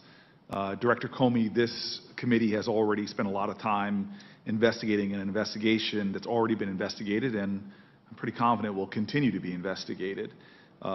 It's been cleared by the Justice Department's Inspector General already, and I understand and honor the interest to continue with the investigation of the investigation. But I just really think that given the existential threat to our current election processes, the dangers of that we have, the real substantive dangers of imminent violence, the real substantive dangers of the undermining of an ongoing election, that we should be focused on that. And so I want to switch gears and really focus in on what I think are alarming and disturbing comments made by President Trump last night when he yet again refused to condemn white supremacists and calling on one group to, quote, stand back and stand by. In August 2019, Director Comey, you published an op-ed in the New York Times about how President Trump was deliberately fanning the flames of racism in America. Here's what you wrote, and if I can quote it to you, every American president, knowing what lies deep within our country, bears a unique responsibility to say loudly and consistently that white supremacy is illegitimate, that encouraging a politics of racial resentment can spawn violence, and that violence aimed at people by virtue of their skin color is terrorism. Director Comey, what does it mean for the President of the United States to call on the Proud Boys, which the Southern Poverty Law Center has designated as a hate group that regularly expresses white nationalist views, to stand back and stand by? It lifts the control rods. In the basement of our amazing country has always been a small amount of radioactive stew, and we've controlled that racist stew with law and with culture. And when the President of the United States starts talking in that way about that kind of group, he's pulling out of that radioactive stew the control rods that we've used for 50 years to suppress racist violence. It is a deeply disturbing development, and I hope no matter what your politics are, you see it the same way. And just to put a sharp edge on this, sir, since 9/11, is it true that the majority of our domestic terrorist actions, killing American lives, everywhere from a church in South Carolina to a synagogue in Pittsburgh, the majority of our murders, terroristic murders in this country, have been done by right-wing organizations? That's my understanding of the data.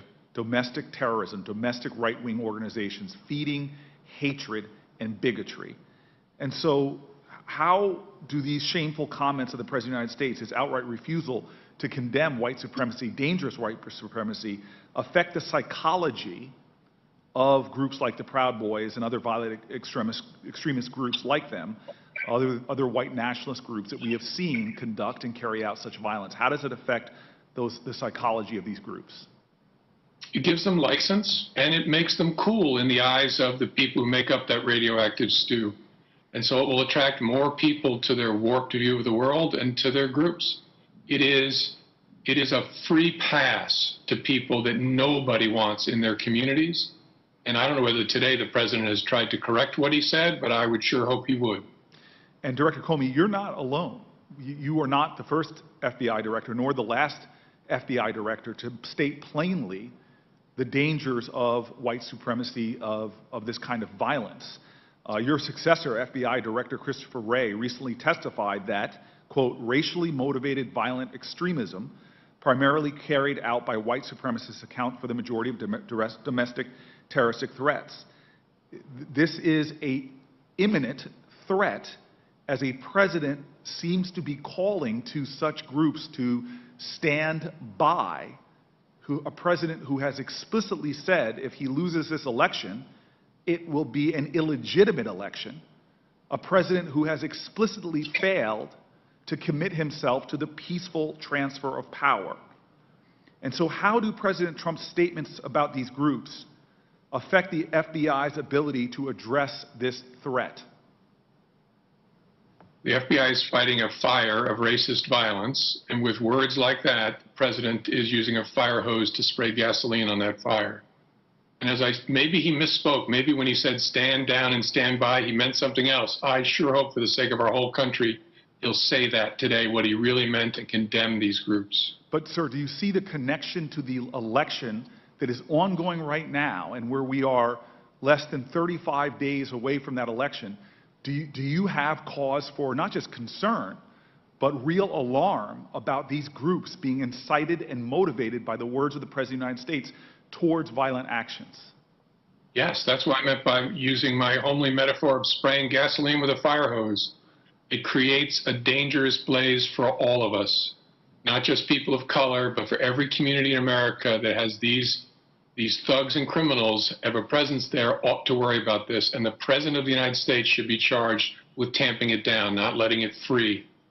So here we are in the United States of America, where the current FBI director, where the past FBI director are both saying unequivocally that we are facing a threat of domestic terrorism, and clearly saying that the words of the President of the United States is not calming, is not unifying, is not bringing us together, is not condemning this, is actually inciting it, to use your words, that is spraying gasoline on the fires of hatred going into an election, where he is literally specifically talking to people and inviting them to potentially do things like show up at polling sites, to take action, to stand by. I don't understand how we don't see this as what it is, that we are on the verge of seeing a real threat to our fundamental democratic ideals and the smooth election processes to which have been, frankly, a hallmark of our country in our recent history. This is a dangerous moment in time. It is a frightening moment in time. And we know from what happened in San Antonio, Texas, and a number of other occasions, that people who are carrying out these actions are invoking the words of the President of the United States in their hateful, violent actions. This is a frightening time for America. And for us not to be assembling the united, bipartisan will of this Judiciary Committee, or the bipartisan will of the United States Senate to act against this, when we have seen the agony of what happened in South Carolina in an African-American church, the agony of what happened in San Antonio Walmart, the agony of what happened in a synagogue in Pittsburgh, and so many other occasions when hate crimes are on a rise. It is shameful that we are doing nothing. The only thing necessary for evil to be triumphant is for good people to do nothing.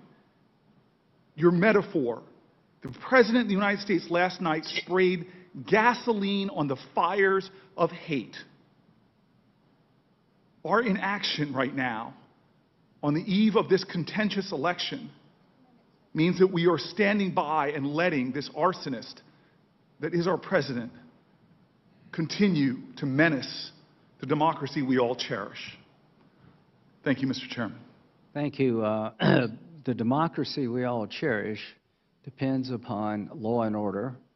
It depends on truth-telling. It depends upon the system being fair to those who are accused. It depends upon courts being informed of exculpatory information.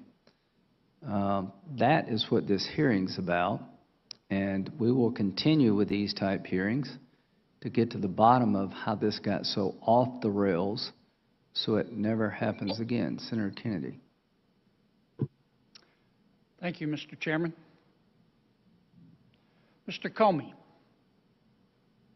have you ever heard the expression, power doesn't change people, it just unmasks them? No, I don't think so. How's your book coming? How many copies have you sold? I don't know, a lot. I have a new one coming out in January about the Justice Department. I hope that'll sell a lot too, but I don't know the numbers. You enjoy attention, don't you, Mr. Comey? I do not. I enjoy attention from my family. I do not enjoy being recognized in public and my B-list celebrity fame, which I hope will go away very soon. Mm. Well, I'll give you this. You have been an equal opportunity egotist. You have tried to screw both Trump and Clinton. Let's talk about Clinton first. When you were head of the FBI, you investigated Secretary Clinton and her emails and her server, did you not? An FBI team did while I was director, yes. And you concluded that there were no criminal violations, did you not?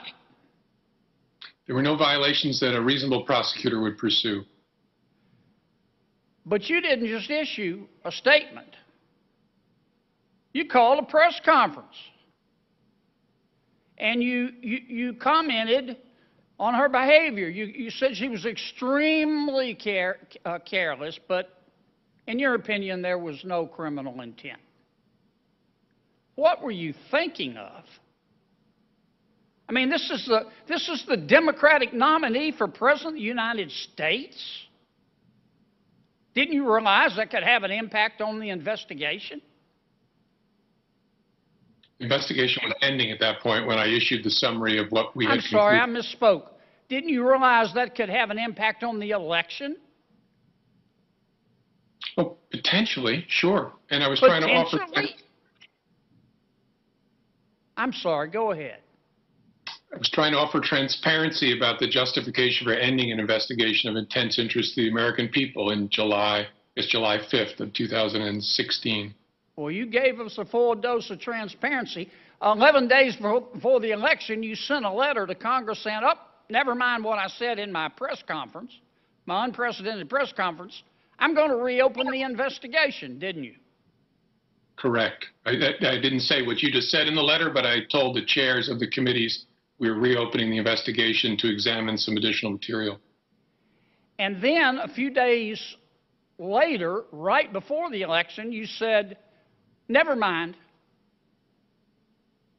She didn't do anything. No, I said the examination was completed and it doesn't change our view. And we're not talking about a parking ticket here. We're talking about the Democratic nominee for President of the United States, the most powerful person in the free world. And you didn't think that would have an impact on the election? Oh, I knew it could potentially have an impact no matter what we did. And you don't like attention? Yes, both of those things are true at the same time. Sometimes you have to make hard decisions and you don't like attention. Let's talk about Trump. You didn't really care about Dr. Page, did you? You wanted Trump, didn't you? That is not accurate. Yeah. When you went and got these warrants to investigate Dr. Page that you don't remember much about, what did that allow you to do? Could you follow him around? First, I didn't, Senator, go get any warrants. The investigative team and the lawyers from DOJ got offers. Right. Could you follow him around with the authority from FISA? No, you didn't need authority from FISA to follow someone around. This was about electronic surveillance. Oh, so you could wiretap him? It allowed you to collect electronic communications that he was engaged in. You can wiretap him? Yeah, that's the old-fashioned term, but yes, it gave you authority to collect electronic communications. Almost no one uses. Could you bug him? I don't think there was authority in the FISA application for a remote listening device. Could you open his mail? I don't think that was included either. But you don't remember? I don't. It's easy to figure out, but I don't. Sitting here, I don't know. Okay, that's fair. And you're saying today that that if you knew now what you didn't know then, that you wouldn't have signed the application? I would not have signed the narrow certification that the FBI director has to give, but more importantly, I'd want to know from the team, how are you thinking about this? Why are these things not being included? Yeah, I mean, that's what I mean, you're a smart guy. You're honors graduate, William and Mary, Chicago Law School. And you don't like attention. And I'm trying to understand that you're investigating the Republican nominee for President of the United States. Okay? You've already finished with the Democratic nominee. Yeah, Now we were it's not the Republican nominee, and you got a FISA warrant that was a lie, and you say, well, it wasn't. You're head of the FBI. Didn't you check? Didn't you go, hey guys, this is a nominee for President of the United States. Let's sit down and talk about what's your evidence. You never did that? Senator, we were never investigating the candidate, the Republican candidate, Mr. Trump. This was about a surveillance warrant on someone who was no longer associated with the campaign. Oh, you just got his name out of the white pages. Whose name? And then with General Flynn, you've wrapped up your investigation, but you decide to take one more shot. Sally Yates says you went rogue. Isn't that accurate? It is not accurate. Well, why would she say that? She sure didn't compliment you. I was sitting right here, bigger than Dallas. Listen to her. She said you went rogue. And so you're asking me what she meant by that? Yeah, what do you think about that? I think she was disappointed that I didn't coordinate the Flynn interview with her in advance, and I understood her concern about that. I think she understood my explanation afterwards as to why I used my authority, which I had, to do it without coordinating. But you don't like attention. I stand by my earlier answer. I love attention from my grandchildren and my children and my wife. The rest of it, I could let politicians have it. Can we agree that the FBI is the premier law enforcement agency in all of human history? I think so. At risk of offending DEA, I think so. Mr. Comey, if you'd chosen a different career, say a driving instructor, and you'd never pursued a career at the FBI, don't you think the FBI would be better off? I didn't pursue a career at the FBI. I was very happily teaching at Columbia when I was asked to become FBI director. That's enough. So we'll go to our next Senator Blackburn in a minute. Are you aware that Mr. Barnett, who is the lead investigator of the Flynn case, recently said that he did not believe there was a crime involving General Flynn? I read his 302, and I think it does say that he thought that before January 5th or before Flynn was interviewed. So how normal is it for the lead investigator to believe that the person he's investigating didn't commit a crime and went so far as to say that he thought the whole team was out to get Trump? Is that a normal thing in the FBI? Is that something the court should consider as to whether or not this is a legitimate prosecution? I think Mr. Barnett was confusing the nature of the investigation, which is a little bit concerning if he was working on it. It was a counterintelligence investigation, not a criminal investigation. So here's the point, Mr. Comey. You set Flynn up to get prosecuted. This was a counterintelligence investigation, and there was no there there. This man was the incoming national security advisor. He had every reason in the world to be talking to the Russians about changing policy. But this whole rogue thing, setting up an interview in the White House, going around normal procedures, bothered a lot of people. Are you aware that agents felt that the investigation was conducted so poorly that they had to buy liability insurance or thought about buying liability insurance? I am not, although I thought all FBI agents Well, I just want the public to know this was so bad by the people involved, they felt like they needed to buy liability insurance, that the man involved investigating General Flynn didn't believe the man committed a crime, and what they charged him with was giving false information about a contact with the Russian ambassador when he was the national security advisor, which was on tape And when Mr. Barnett looked at the Kislyak interaction, he said, I haven't changed my mind. I think that's why the Department of Justice is so upset with the Flynn prosecution. Senator Blackburn. Thank you, Mr. Chairman. And Mr. Comey, we thank you for coming. We appreciate having your time. You know, this is our Day 3 hearing. We have talked with Rod Rosenstein. We have also had the opportunity to talk with Sally Yates. And yes, in her testimony, she did say that she thought you went rogue on this situation. And that is of concern for us. And one of the reasons we wanted to hear from you today, and I will tell you this, as I talk to Tennesseans, one of the things that they're trying to figure out is quite simply this. Somebody cooked up this plot. They came up with this. And then somebody gave the order to carry this plot out. And somebody did the dirty work. But then when you talk to Rosenstein and Yates, and now hearing from you, basically what you say is you didn't know anything about any of this. And you did not know any of this was going on. So why don't you tell us who came up with this plot? And then who gave the order to carry this out? What plot are you talking about, Senator? Spying on the president. Yeah, there was no spying on the president. You say there was no spying. There was no problems with Carter Page getting that FISA warrant. There was no problems with Papadopoulos. There was no problem with General Flynn. You're saying that you had just cause for every bit of that, even though, as the chairman just said, and as Senator Kennedy said, your goal was to get to the president, right? I'm not sure I understand what your question is.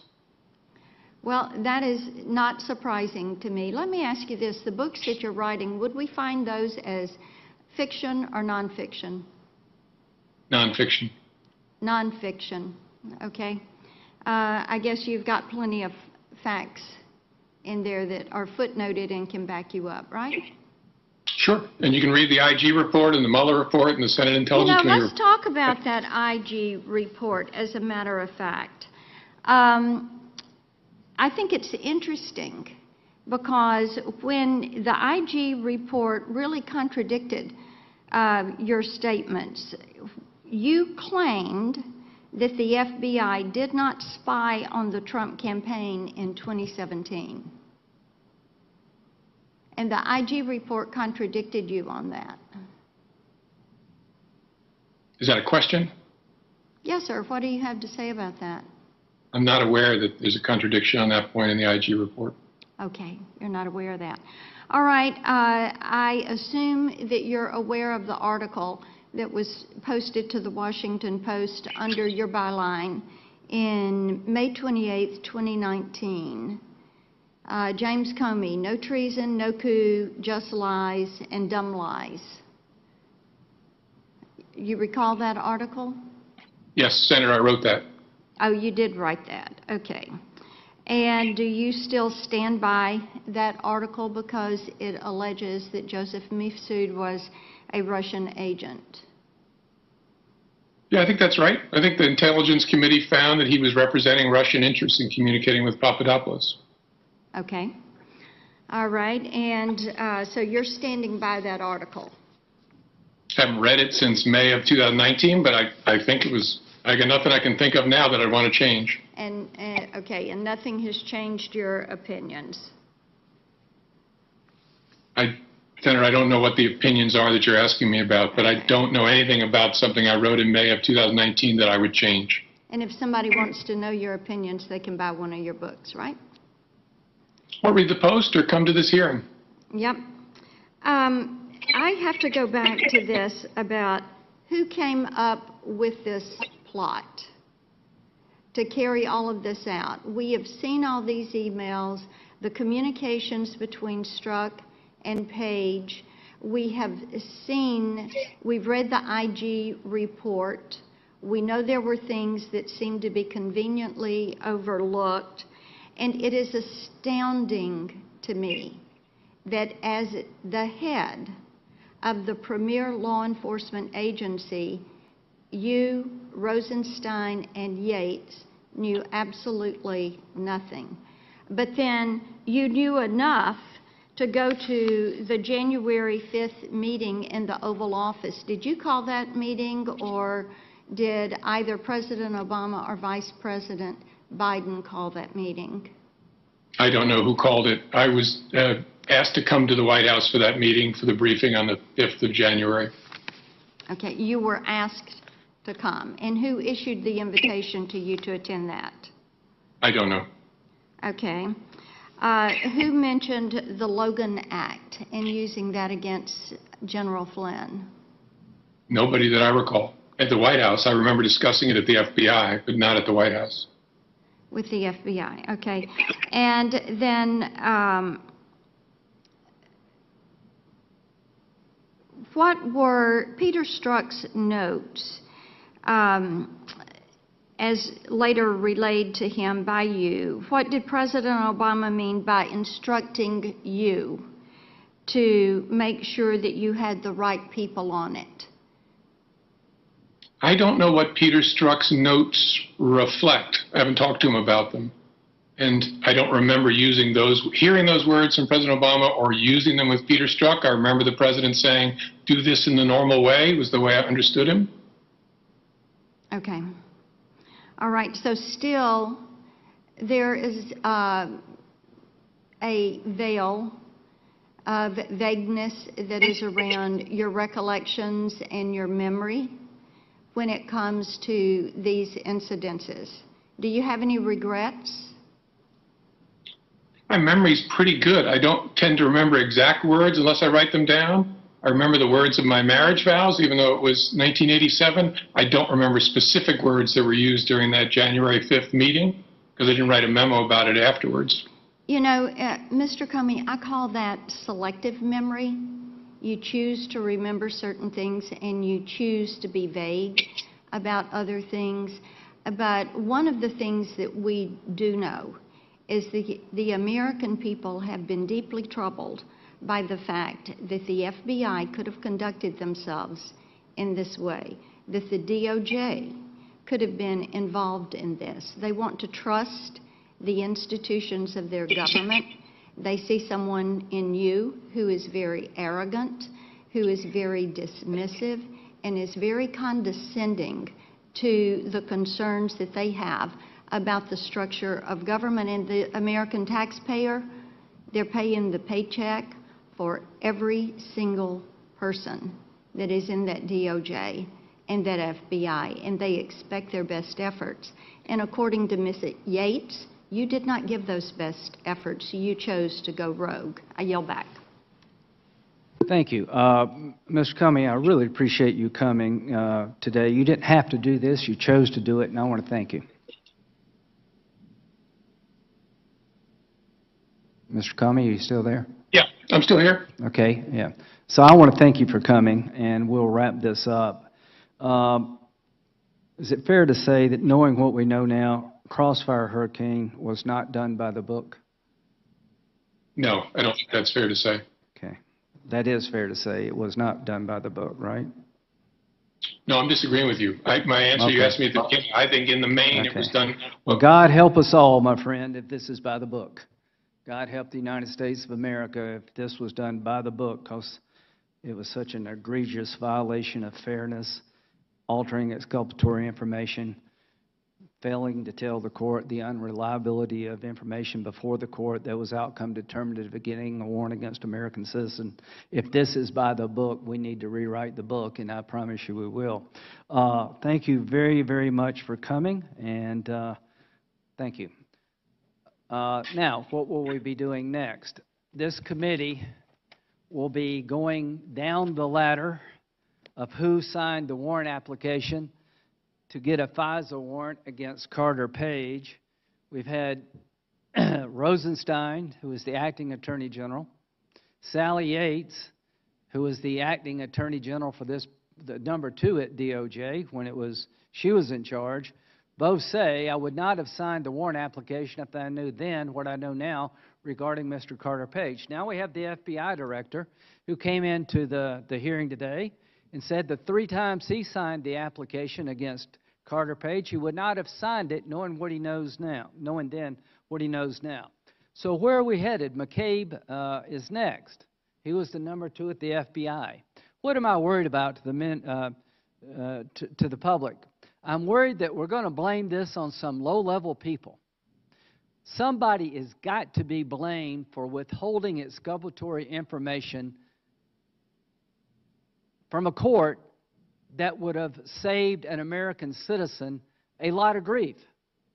Somebody's got to be blamed by using a document prepared by a foreign agent on the payroll of the Democratic Party who hired a Russian agent to create a document called the dossier that was full of falsehoods that led to the obtaining of a warrant against a member of the opposition party's campaign team.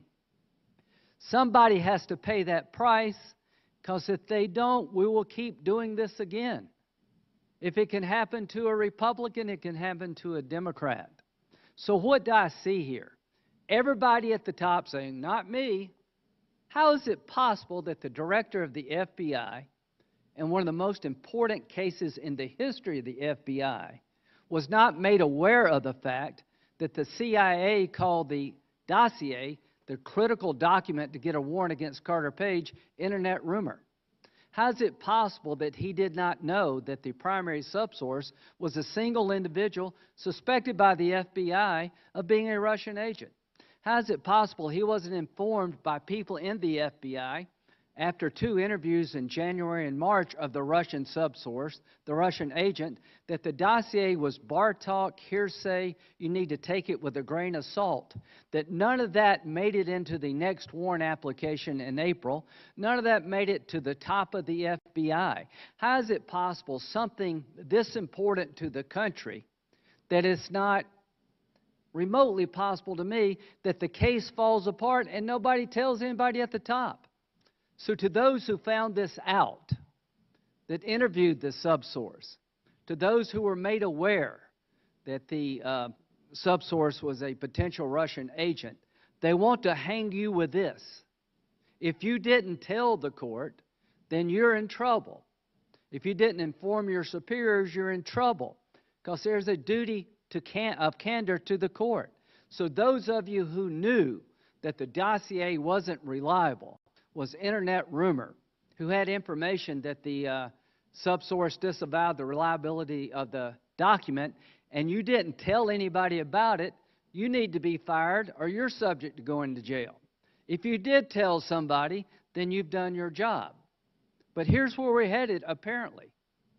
And one of the most corrupt investigations in modern history involving the nominee of the Republican Party, where the FBI used a document prepared by a foreign agent, Christopher Steele, who hired a Russian spy to create a document to get a warrant against an American citizen about activities in Russia that were Russian disinformation, at least in part, that we end this whole drama with saying, these things just happen. Nobody at the top really needs to be held accountable other than, well, yes, my fault intellectually. Somebody needs to be fired or go to jail. Mr. Kleinsmith is pleading guilty to altering a document that it was exculpatory to Mr. Page. Without the dossier, there would be no warrant against Carter Page, because all the Russian contacts could be explained if you understood Mr. Page had been working with the CIA, something the FBI knew and failed to tell the court. He went through hell because of the dossier. Not one person has been prosecuted for colluding with the Russians in the Trump world. Why does the Radcliffe revelations matter? The director of the FBI was informed by the intelligence community in September of 2016 that there was a plot being cooked up by the Clinton campaign to accuse Trump of being involved with the Russians to distract from her email server problem, and the FBI director doesn't remember that interaction. Here's the question. Do you think if this information involved Trump, they would have done something about it? I've looked in the file. I can't find any evidence they took it serious. It doesn't matter if it's reliable or not. The question is, did the FBI pursue evidence against the Clinton campaign with the same vigor they did the Trump campaign? Can you imagine what the media would be saying today if this revelation were about Trump? Can you imagine how breathless it would be if the FBI just ignored it? Can you imagine how this would be betraying on the newspapers and TV networks of this country if the Republican Party had hired Christopher Steele, who hired a Russian agent, to investigate the Clinton campaign, to get a dossier on Clinton, accusing her of horrible things that were all Russian disinformation, hearsay, innuendo. To the American media, you gave Mueller a lot of coverage. I supported the Mueller investigation because I think it was important that we run these allegations down. Where there's accusations about the integrity of our elections, about the role of Russia, we should all be concerned. But now that we know that the Carter Page fiasco was an effort by a political party to create a document to be used against an American citizen, weaponizing political research, nobody seems to care. My colleagues talked about everything but the issue before us. I care. I supported legislation protecting Mueller from being fired. Why? Because I cared. I agree with the following. If the Democrats were in charge, we wouldn't be having this hearing. The Horowitz report, 17 violations of protocol and policy regarding the Carter Page warrant application.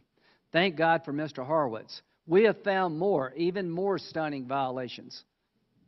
The House Judiciary Committee has declared war on the Trump administration every way you can, including impeaching him, but they have yet to hold a hearing with Mr. Horowitz. This committee has had hearings about Russia involvement in our election, about their methods and their means. We called Sally Yates and Clapper to tell us about their concerns about Flynn at a time when people didn't know. So I want to end with this about the Flynn matter. It is not normal, ladies and gentlemen, that the agent involved investigating a case, Mr. Barnett, felt like that there was no crime and the man gets prosecuted anyway. It's not normal for the agent in charge of investigating a case to believe that the organization was out to get a particular individual, in this case Trump. This is not normal. The Flynn case is not normal. The people in the field wanted to drop it. They kept pushing it. They manufactured a crime against General Flynn. He was not colluding with the Russians. He had every reason in the world to be talking to Mr. Kislyak, the ambassador to Russia, because he was going to be the incoming national security advisor. It is not normal that the FBI takes a politically contrived document from a Russian agent paid for by the Democratic Party and use it against an American citizen. That is not normal. Somebody needs to be held accountable for this. Not only is it not normal, it is incredibly dangerous. So what will we do in this committee? We will keep moving forward. I'm going to call everybody who signed the warrant application and ask them, if you knew then what you know now, would you have signed the warrant application against Carter Page? And oh, by the way, how is it possible that the people in charge seemed to know nothing about egregious abuses in one of the most important cases in the history of the FBI? Stay tuned.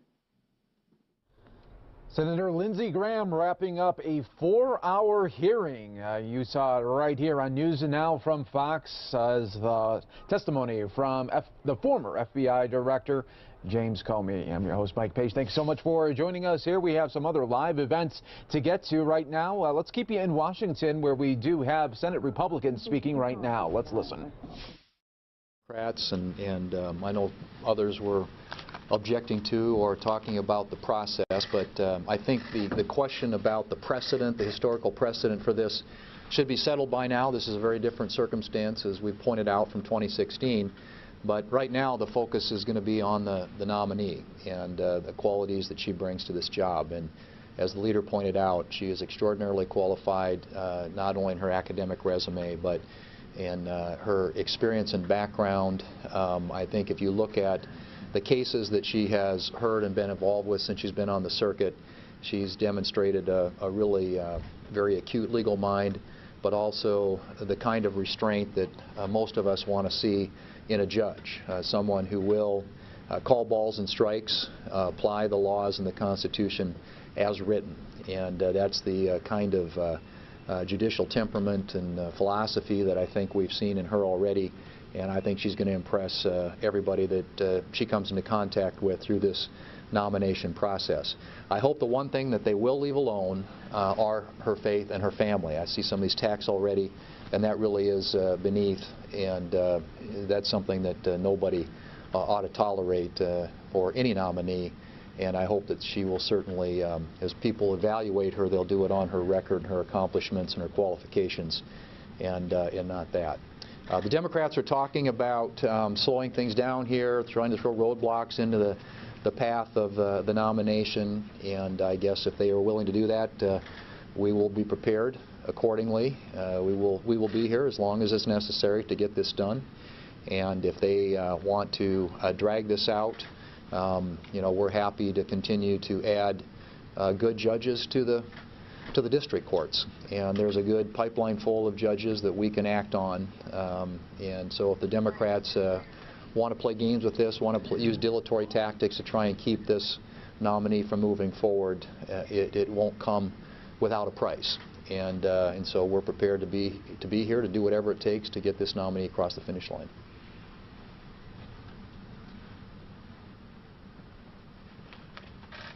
Well, the Democrats have truly become unhinged about the Supreme Court of the United States. I thought it was bad in the spring when Chuck Schumer was outside the Supreme Court building, yelling at the building, saying, "Gorsuch, Kavanaugh, you will pay the price."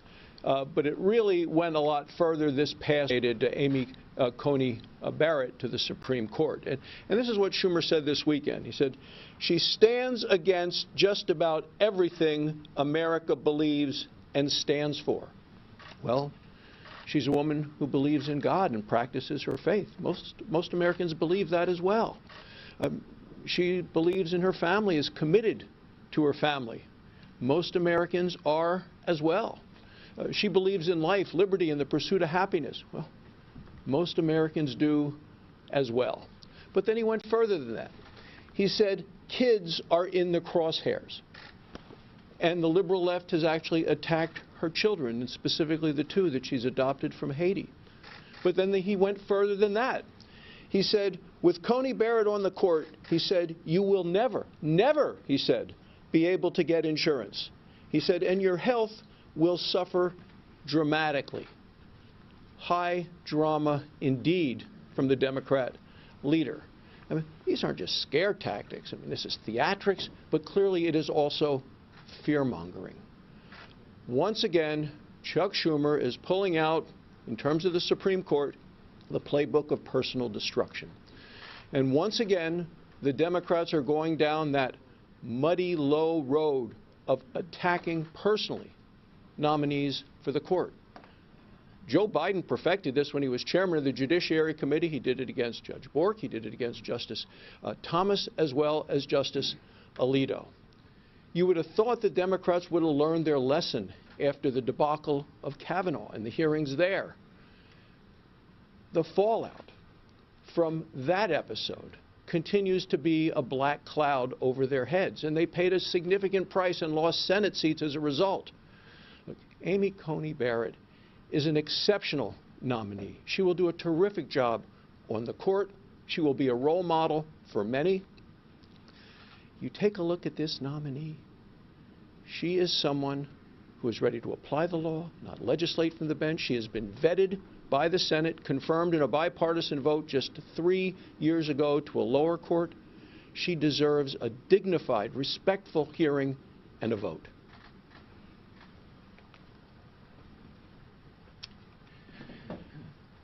Let me just affirm that the President made an outstanding choice in selecting Indiana's own Judge Amy Coney Barrett as a nominee to serve as Associate Justice of the Supreme Court of the United States.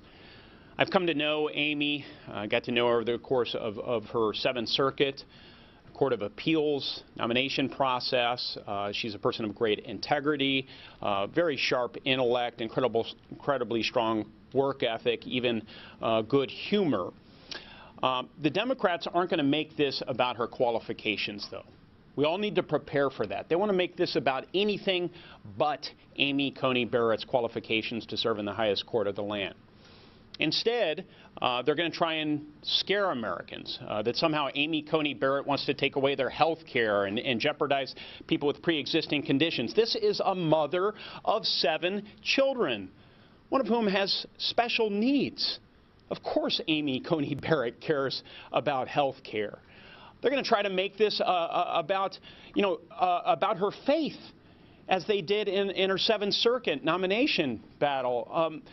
Listen, if she takes her Catholicism too seriously for some of my colleagues, that's their problem. That says more about that institution than it does the Supreme Court of the United States or Amy Coney Barrett. They need to remember there is no religious test for high office in this country.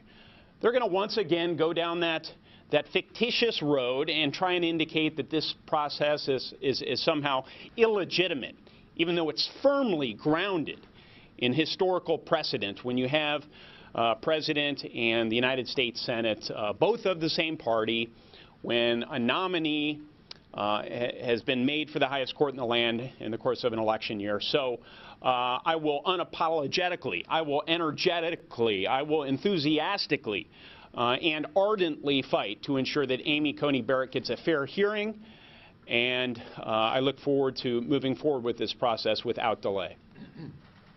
Leader McConnell. Chad. So what is the opportunity here? Mnuchin has been here today. Meadows has been here today trying to get a coronavirus bill. I know you criticized Pelosi's bill, but we're up to the very end here where these airlines are going to start laying off people in Disneyland and everybody else. That seems to be that there is urgency here. Do you see a realistic path, and what does that path look like to get something through the Senate? I mean, if it's not going to be that bill. Well, I've made it clear, and my colleagues have as well, that we would like to see another rescue package. We actually had a vote on one that included, by the way, coverage for pre-existing conditions. Just a few weeks ago, every single Democrat prevented us from moving forward with that bill, presumably because they thought it didn't do enough. So what we see from the Speaker is another massive measure that includes such things as health care for illegal immigrants, tax cuts for rich people in New York and California, and other things that are totally unrelated to the coronavirus. So I think it's safe to say we're far apart. I think Secretary Mnuchin and the Speaker are continuing to speak, but we're very, very far apart. You see some difference today, though, just the fact that when you talked to Mr. Meadows today, that there's some difference, there's some daylight here, a deal is... I really don't have anything to add beyond what I just said on that subject. Is $2.2 trillion too much for the Senate, the GOP-held Senate, to consider? Is that too high? The $2.2 trillion that the House is talking about. Yeah, it's too high. Yeah. I mean, we had 52 out of 53 Republicans willing to spend roughly $500 billion, highly targeted toward kids in school, education, replenishing the PPP small business loan program, and liability protection for everyone dealing with the coronavirus, unless you were grossly negligent or engaged in intentional misbehavior. The thought that Senate Republican would go up to $2.2 trillion is outlandish. That wouldn't happen. McConnell, is it a problem that last night the president did not directly rebuke white supremacy? And was his debate performance problematic for independent women who Republicans need and Senate races across the country. Well, let me just say with the debate, it was not Lincoln Douglas. And second, with regard to the white supremacy issue, I want to associate myself with the remarks of Senator Tim Scott that he put out earlier today. I think he said it exactly correctly, and that's exactly how I would express myself on that issue. What are those remarks? Can you explain what Tim Scott said that you endorse? Yeah, he said it was unacceptable not to condemn white supremacists. And so I do so in the strongest possible way. And does it hurt Senate Republicans? The opportunity, though, on the national stage to make that case and also to say to he said instead of the Proud Boys that they should stand by and stand back. Was that appropriate for him to say that specifically about the Proud Boys? Yeah, I think I just answered that question. Does it hurt Senate Anyone else? Does it hurt Senate Republicans down ballot those sorts of things in the president's debate performance last night? No, I don't know any of my colleagues who will have problems as a result of that. Anyone else? Is there a hold up with the CR? On the CR? Yeah, we will clear it sometime tonight. Okay, thank you. Senate Republicans talking to the media just moments ago there. You're watching here on News Now from Fox. As we always try to bring you these live events as they are happening. Thank you so much for joining us here. Now I want to go out to Los Angeles, where we're getting an update from the LA Sheriff's Office. They have a break in the case. If you remember, earlier this month, 2 LA Sheriff's deputies were ambushed on the job. There has been an arrest in that case. Let's bring you the very latest right here on News Now from Fox.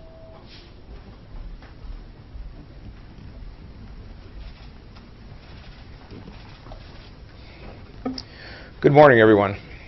On September 12th of this year in Compton, we saw the worst of humanity. A cowardly act where a suspect ambushed and shot and attempted to kill 2 of our deputies on the Compton PAX.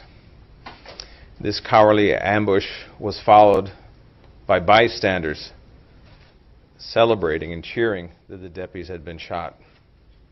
And that was followed at the hospital, in the sanctity, the quiet sanctity of a hospital, of protesters cheering and chanting for the deputies to die. These acts and that day, I will not forget it. And it represents the worst in humanity. And it shocked the whole nation. And that evening, I said, we will find this man. And I can report today, we have found our suspect. That worst of humanity was followed by the best of humanity. Our entire department rallied together. The patrol deputies set up a containment, did everything they could. They got the deputies to the hospital. They took care of them. They secured the crime scene. They called the investigators. Our homicide bureau rolled up their sleeves and they descended on the scene. Our major crimes bureau, our Operation Safe Streets bureau, our high-tech task force, our crime analysts, fraud and cyber crimes bureau, all of these units contributed. Everybody working together towards a common goal to bring this coward to justice. And in the community, the outpouring of support was across the nation. Both presidential candidates, people from all walks of life, from the mega wealthy to the common man on the street, 2 young kids in Santa Clarita chipping together to run a pop stand to raise money to help the deputies out. And the outpouring of support, as you can see, from all across the nation was heartfelt, and it was appreciated by all. It was appreciated by the 2 deputies, their families, our department, and the entire profession of law enforcement. So sometimes from the worst comes the best. This is an example of that.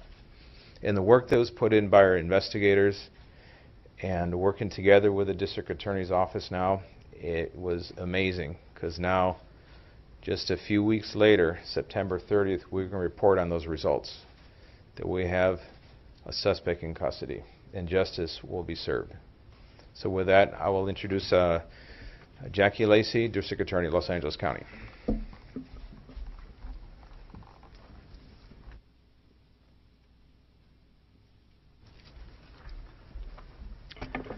Thank you, Sheriff Villanueva. Good morning. First, I would like to send my best wishes to the two deputies whose lives have been changed forever by these cowardly acts. They became victims of a violent crime for one reason. They were doing their job and they were wearing a badge. These two people have committed their lives to protecting our community. And for their service and sacrifice, I want to thank them and their families. Now it's our turn to seek justice on their behalf. This morning, my office filed attempted murder charges against Deontay Lee Murray in the shooting of these two deputies. As you know, the deputies were seated in their patrol car outside a Compton train station when they were ambushed and shot at close range. What you may not know is that deputy district attorneys assigned to the Crimes Against Peace Officers Division rolled out to the scene that night. Since that time, we have been working alongside detectives from the Sheriff's Department to identify the perpetrator and file these criminal charges. We believe the evidence in this case is strong and supports our filing decision. We've all seen the shocking surveillance video of the shooting and the heroic actions of the wounded female deputy as she drags her partner to safety. That video, plus other compelling forensic evidence, are the basis for this prosecution. Today, my office charged Deontay Murray with 2 felony counts of willful, deliberate, and premeditated attempted murder of a peace officer. Murray was arrested 2 weeks ago and charged in connection with the carjacking of a man driving a Mercedes-Benz in Compton. And he was charged with also shooting the driver of that Mercedes. He faces attempted murder, carjacking, robbery, and assault charges in that incident. Now, the criminal complaint in the carjacking case was amended earlier today. The new attempted murder charges have been added to that case. The defendant is expected to be arraigned on the new charges today in Compton, in the Compton courthouse. If convicted as charged, Deontay Murray faces a maximum sentence of life in the state prison. Now, before I close, I want to thank Sheriff Alex Villanueva and his team for their hard work and dedication to investigating and solving this senseless crime. Too often, we take for granted the inherent danger present each and every time a law enforcement officer reports for work. I also want to thank the deputy district attorneys in my office who have reviewed the evidence in this case and determined what charges should be filed. They are a part of a talented and amazing office of prosecutors who take seriously their commitment to public safety and are relentless in their pursuit of justice. Finally, my thoughts and prayers continue to be with the deputies and their families as they recover from their injuries. Now I have the privilege of introducing Captain Kent Wegner from the Homicide Bureau of the Sheriff's Department.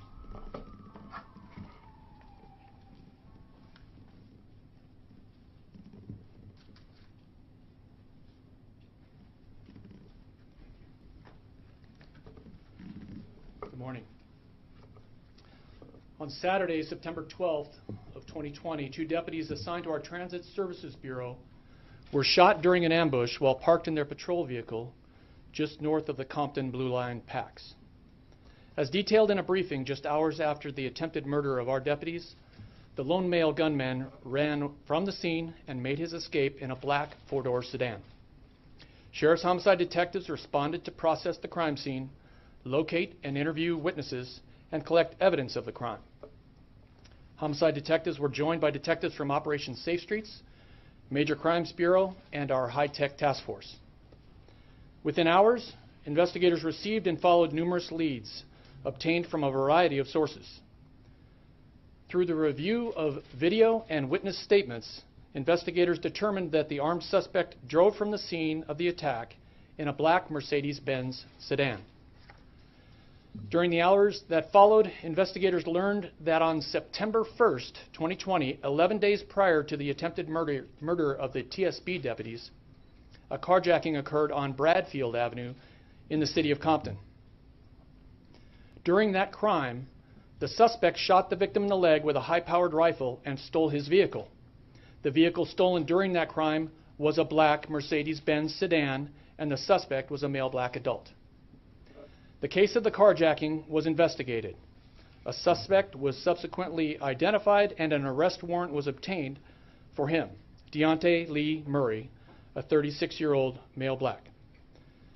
The arrest warrant was for carjacking and assault with a deadly weapon for shooting the vehicle's owner during the robbery. The carjacking suspect's photograph, when compared to the suspect's image in the surveillance video of the attempted murder, strengthened the possibility that he was involved. Department resources were deployed to locate and arrest the carjacking suspect.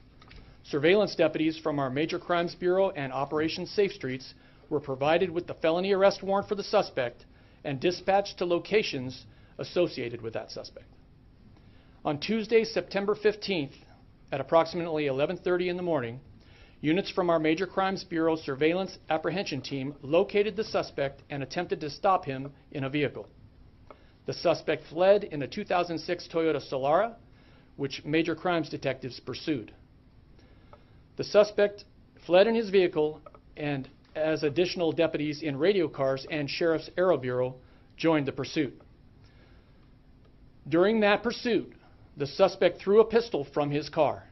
That pistol was recovered and held as evidence.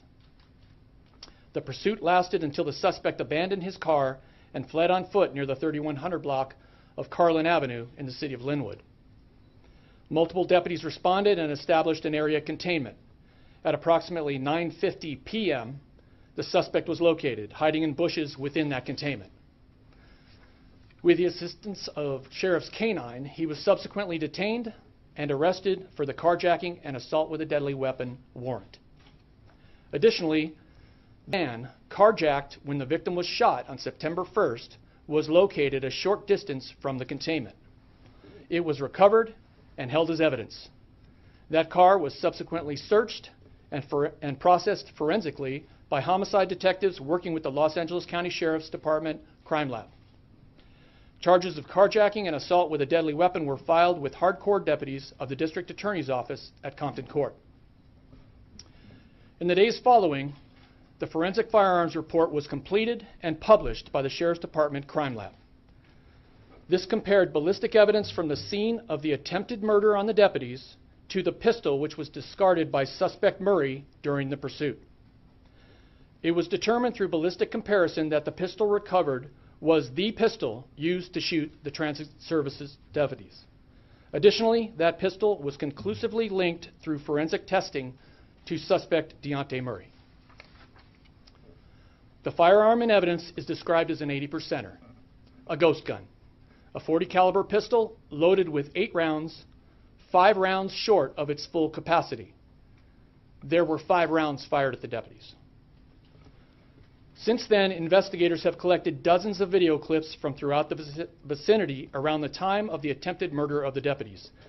These clips were reviewed by investigators and the high-tech task force detectives. Many of these video clips document the suspect's travels prior to the shooting, during the assault, and through the time that the Mercedes-Benz was abandoned in the city of Linwood. Criminalists from the Sheriff's Department Crime Lab continue the forensic testing of evidence collected from the involved vehicles and additional evidence recovered at the scenes. As additional witnesses are identified, interviews are being conducted. As a part of these interviews, photographic lineups may be conducted involving the suspect's image. In consideration of the ongoing investigation, we are not yet releasing photographs of the suspect.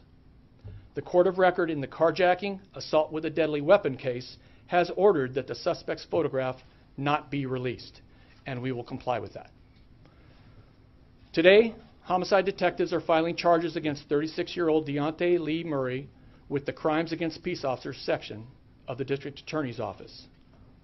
Deontay Murray is a Compton resident with a criminal history which includes felony convictions for sales and possession of narcotics, 2 separate convictions for firearm possession by a felon or addict, receiving stolen property, burglary, and terrorist threats.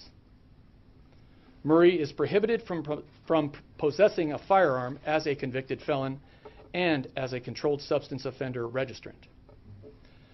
At this point, investigators believe that Deontay Murray acted alone in the attempted murder of 2 Los Angeles County Sheriff's deputies, and the investigation is ongoing. One point of clarification. At the time of the arrest of Deontay Murray on September 15, 2020, following the vehicle pursuit, we had no evidence that he was responsible for the assault on our deputies, other than that previously stated today. We knew that he was a violent offender. He was accused of stealing a black Mercedes-Benz and lived in the area. However, there was insufficient evidence to support an arrest, much less a criminal filing for the charge of attempted murder on a peace officer, and to label him in the media as the person responsible. Additionally, bringing the public focus on him at that point of the investigation may have influenced the pending witness interviews and further compromised the mission of solving the attempted murder of the deputies. As the investigation progressed, we gathered sufficient evidence to substantiate not only the arrest, but the filing of criminal charges in this case. And I'll take any questions. Captain, so then you know at what point, the pivotal point in between the shooting of the deputies, I mean, when did you know exactly that this was the guy you were looking for? I mean, you alluded to some timelines there, but what exactly was it that said, okay, this is our guy? I can tell you that that was pretty powerful. When the gun was thrown from the car, we knew it was a 40 caliber. So that was one step. But then to subsequently get the ballistics report days later that said that gun was used in the assault on those deputies, coupled with days later after that, forensic testing, which linked him to that gun. That was pretty significant. Now, let me finish this. In addition to that, we had been doing interviews. We had received anonymous information. We had unsubstantiated, unverified information from the public, from the streets, that said, this is your guy. This is the guy you want. But we can't come out to you all and say that without a doubt, this is our suspect. We have to be more responsible than that, and we have to be able to substantiate it. Just hearing it third hand, hearsay from somebody is not significant. It's not substantial enough to bring that to you, so that's why we didn't. But in fact, he did come out and say he wasn't a suspect. Was it unusual to have you get this kind of information that quickly thereafter? I mean, this seemed to come together pretty quickly. Well, we had a number of people working on it, and as the sheriff said, we got a lot of cooperation from the public who called in, phoned in, emailed in tips that they thought would help. Do we have a motive for why he's supposed to be? Other than the fact that he obviously hates policemen and he wants them dead, not specifically. Now, I understand why you wouldn't want to say we definitely have the suspect in custody, but the day that arrest was made, the sheriff's department said this is not the person we're looking for. We weren't looking for anybody in particular. At that point, we had no named suspect. Well, we had nothing. We had nothing to tie him to that crime. Except you just said the gun, and you had strong suspicions. Why leave the media and the public away from that as a possibility instead of just saying it is a possibility? I understand. I understand your question, but what you're missing is the timeline. Okay. When I said that the gun matched both ballistically and forensically, that was days later, days after his arrest. So we didn't have that, and it would have been irresponsible for us to put his name in the papers as being the guy we're looking at, because that's irrefutable. Could you have said this is possibly the suspect, and we're waiting for more evidence to come back, instead of saying this is not the guy? And who's going to hear that? In addition to everybody else that hears it, he's going to hear it, and that doesn't help our investigation. So that's why we didn't. Captain, has anybody applied for the reward? Is anyone eligible for the reward? So there are a number of people who have offered rewards, and we have received a great deal of information of people who will likely have some claim to that reward. Remember that the reward is for the arrest and the conviction. So we're talking this is going to be some time down the road. There's significant information that came in from the public, which we're very grateful for. Are you looking for anybody else? I'm not going to comment on interviews of the witness or the suspect. Anyone else that you're looking for on this? Not at this time. The DA said that it was a premeditated attack. why, what was premeditated? Why did he pick those two cops at that time? That's a question I can't answer. However, I can say that video evidence supports that he was in the area for a period of time prior to the shooting. That night or a different Yes, day? that night. Do you have evidence that suggests he was targeting police officers or sheriff deputies? Well, Specifically intended to beforehand? I don't understand your question, other than the fact that he walked up and shot uniformed deputies, in their car. So that's pretty. Following up on her question, the premeditation aspect. So as I said, we know he was in the area and had driven by that location prior to the shooting on several occasions. DA Lacy, can you talk about why you call it premeditated? Well, the short answer is no. I can't talk about the evidence right now because I don't want to prejudice the case.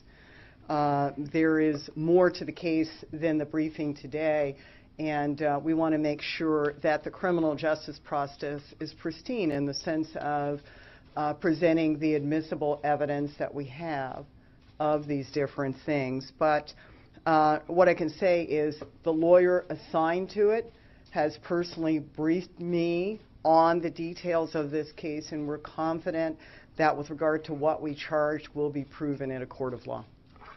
We also discussed, we didn't know that this was the guy you were looking for at the time of the search for the suspect. Why such a massive presence for a carjacking suspect?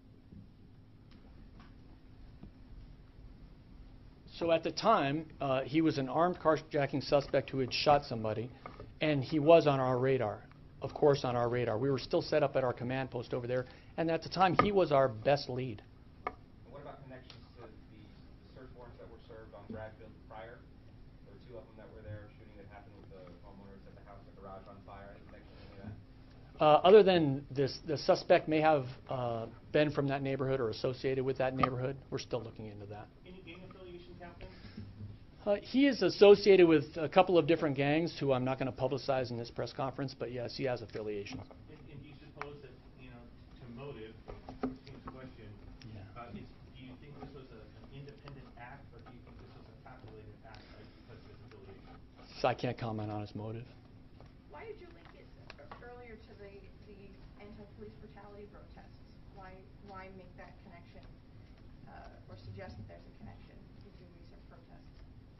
Are you asking me? Or the sheriff? Because I didn't. Sheriff.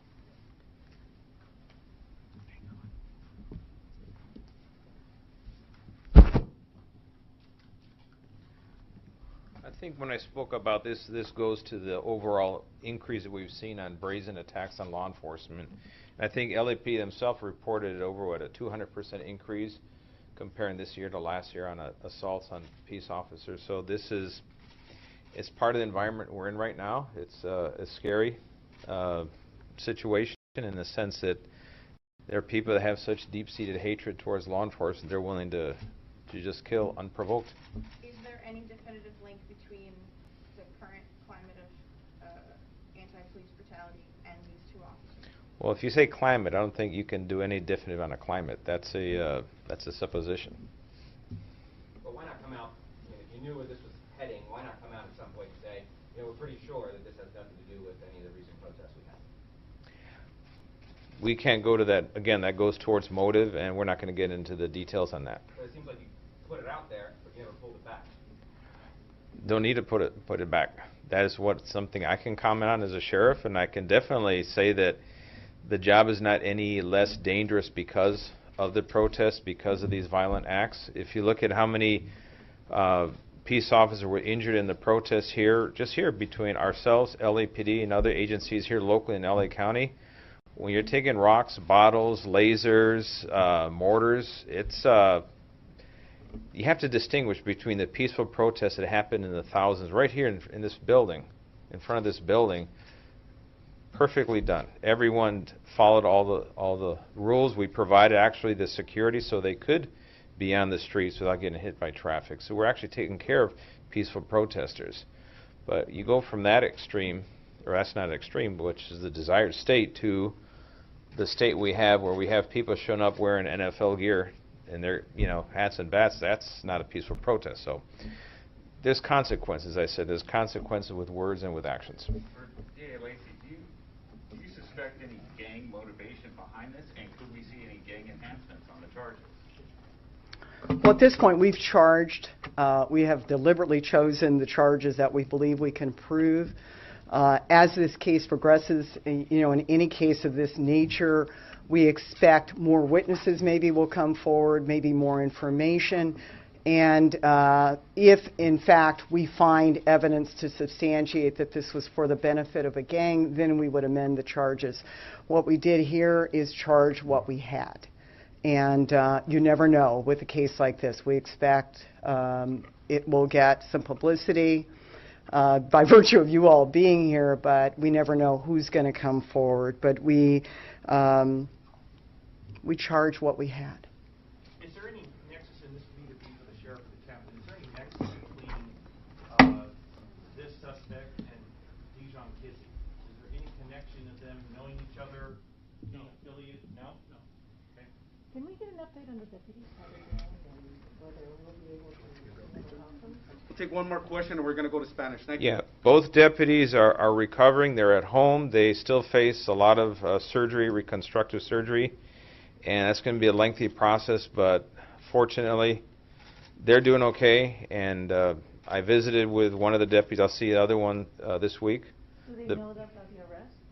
Yes, they're aware of the arrest. And did they say, And they're happy to know that. That is good for them. Are they expected to go back to work after all this? Once they completely recover, yes, I expect them both to be back at work. And that's the best news there, that they are expected to fully recover here. We continue on News Now from Fox, bringing you the live feeds as they are happening. Let's go out to Joint Base Andrews right now, getting a live look here of Marine One. Pretty soon, President Trump will be heading to Minnesota.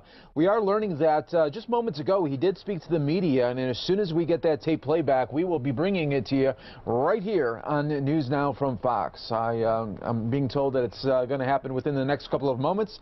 We'll wait for that, and when it happens, we'll have it right for you on here on News Now from Fox. Let's go out to Senator Chuck Schumer, who is speaking right now.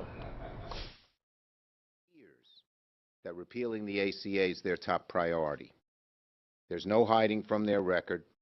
They want the Supreme Court to do what they wouldn't try again to do on the Senate floor. Judge Barrett's record is clear. She has publicly criticized Justice Roberts for upholding the ACA.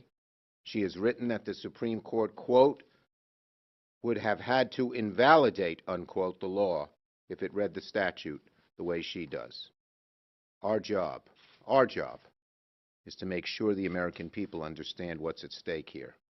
On Sunday, I stood with New Yorkers whose children have pre-existing conditions. A family with a little girl, Emily, was afraid of what a court decision striking down ACA would mean for Emily's insurance. And there are millions of Emilys and families like Emily's across the country. So let's be clear. A vote to confirm Judge Amy Coney Barrett is a vote to terminate health care coverage and protections for hundreds of millions of Americans during a global pandemic, nonetheless. That is why I filed a procedural motion that will set up a vote on a bill that would protect the health care of hundreds of millions of Americans and prevent efforts by the Department of Justice. And this is the tape playback of President Trump leaving the White House here. He did speak to the media for about 5 minutes. We are going to listen right here on News Now from Fox, always bringing you the coverage as it is happening right here. News Now from Fox.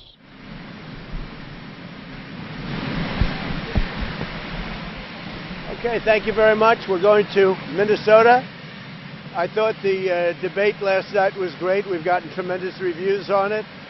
We're hitting what people want, law and order, which Biden was unable to even talk about because it'd lose the radical left, his radical left followers. I don't think there's too many of them left.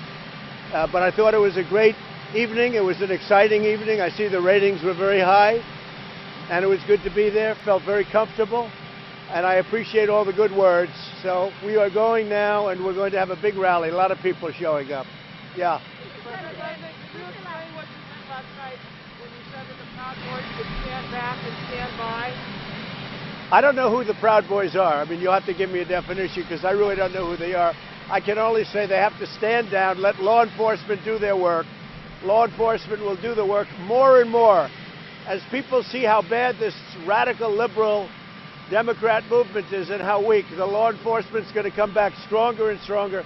But again, I don't know who Proud Boys are, but whoever they are, they have to stand down, let law enforcement do their work. Mr. President, you misspeak when you said stand by. That's my first question. Just stand by. Look, law enforcement will do their work. They're going to stand down. They have to stand down. Everybody. They have to stand, whatever group you're talking about, let law enforcement do the work. Now, Antifa is a real problem because the problem is on the left. And Biden refuses to talk about it. He refuses to issue the words law and order. You saw that last night when he choked up. He can't say the words because he'll lose the rest of the left. So he's got to condemn Antifa. Antifa is a very bad group. Yeah. Mr. President, let me follow up. White supremacists, they clearly love you and support you. Do you welcome that? I want law and order to be a very important part. It's a very important part of my campaign. And when I say that, what I'm talking about is law enforcement the police have to take care. And they should stop defunding the police like they've done in New York, like they've done in New York. I just told you. But you denounce them. Do you denounce I've always denounced any form of any of that you have to denounce. But I also, Joe Biden has to say something about Antifa. It's not a philosophy. These are people that hit people over the head with baseball bats. He's got to come out and he's got to be strong and he's got to condemn Antifa. And it's very important that he does it. On the election, you claim that you have response to I can't hear a word you're saying. I can't hear.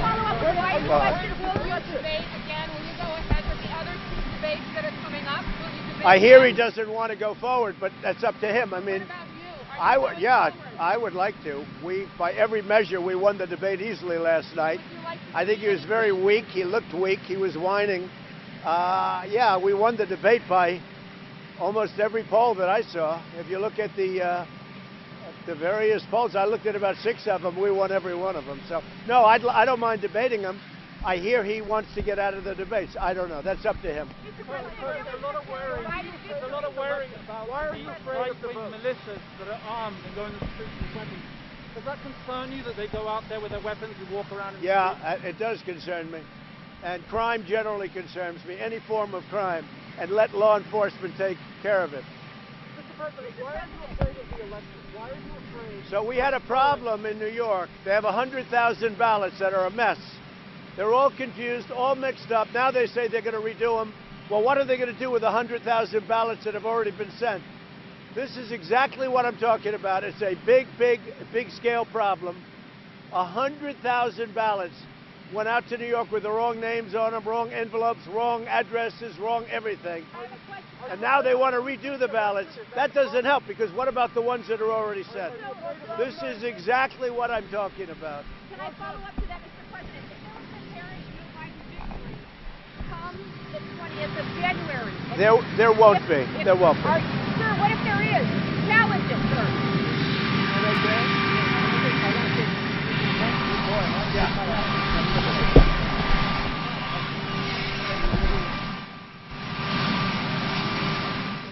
Right there, President Trump talking to the media the day after the debate, and now he is heading to Minnesota, where he will be doing a rally later tonight. You're watching right here on News Now from Fox. We really do appreciate you joining us here today. Let's show you what else is happening here. We have Joe Biden waiting for him to make some more remarks. We'll feature that as soon as we get it for you right here.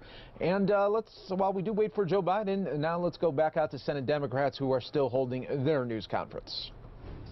Millions of senior citizens are going to pay a lot more for health care that is a lot worse.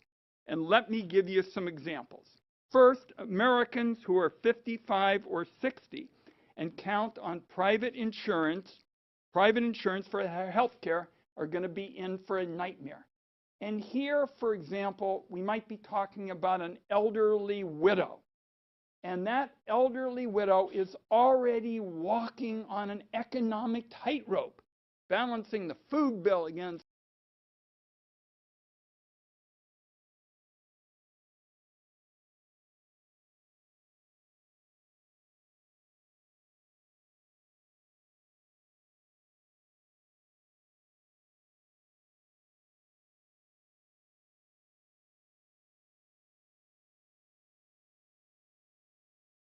the fuel bill, and the fuel bill against the rent bill. And as Senator Murphy said, we're already concerned about the prospect of that person being at high risk for COVID and the consequences that they would be facing. So this idea of an age tax, where you basically get hammered just because you're 55, is something that we Senate Democrats disagree with significantly. Second, I mentioned the prescription drug issue. There's a problem for seniors specifically. If Trump wins in court, seniors are going to face a reopening of what's called the donut hole, which is a really Byzantine deal, but from sea to shining sea, what it means for seniors. And this goes back to my days with the Gray Panthers. They're going to pay a lot more for their medicine, period, full stop. Finally, we need to talk for just a moment about Medicare, which I know is going to keep coming up in the days ahead. Medicare is heading towards real financial problems, including the possibility of insolvency in just 3 years because of the damage Donald Trump has done to the economy. The ACA lawsuit could make it even worse. So you can't trust Donald Trump to protect Medicare. So we Senate Democrats are going to protect Medicare from Donald Trump. And there are a whole host of issues that are going to be debated, and I'm sure you're going to have some questions, but nowhere are the differences more clear than our policies towards protecting the rights of vulnerable older people and what Donald Trump has laid out. And for example, last night, his claims about prescription drugs were just right out of fantasy land. And we can get you that information that backs that up. Thank you, Leader. Senator Rono? Thank you.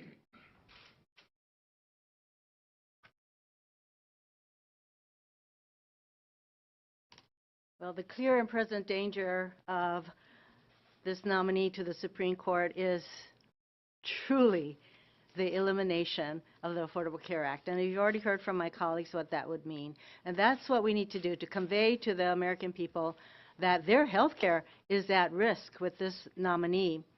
And there are so many groups that will be particularly at risk, of course the seniors, but another group that is at risk would be our minority communities. And I know you've covered stories of minority communities and the fact that so many of them are in the essential worker category. A lot of them live in multi-generational households.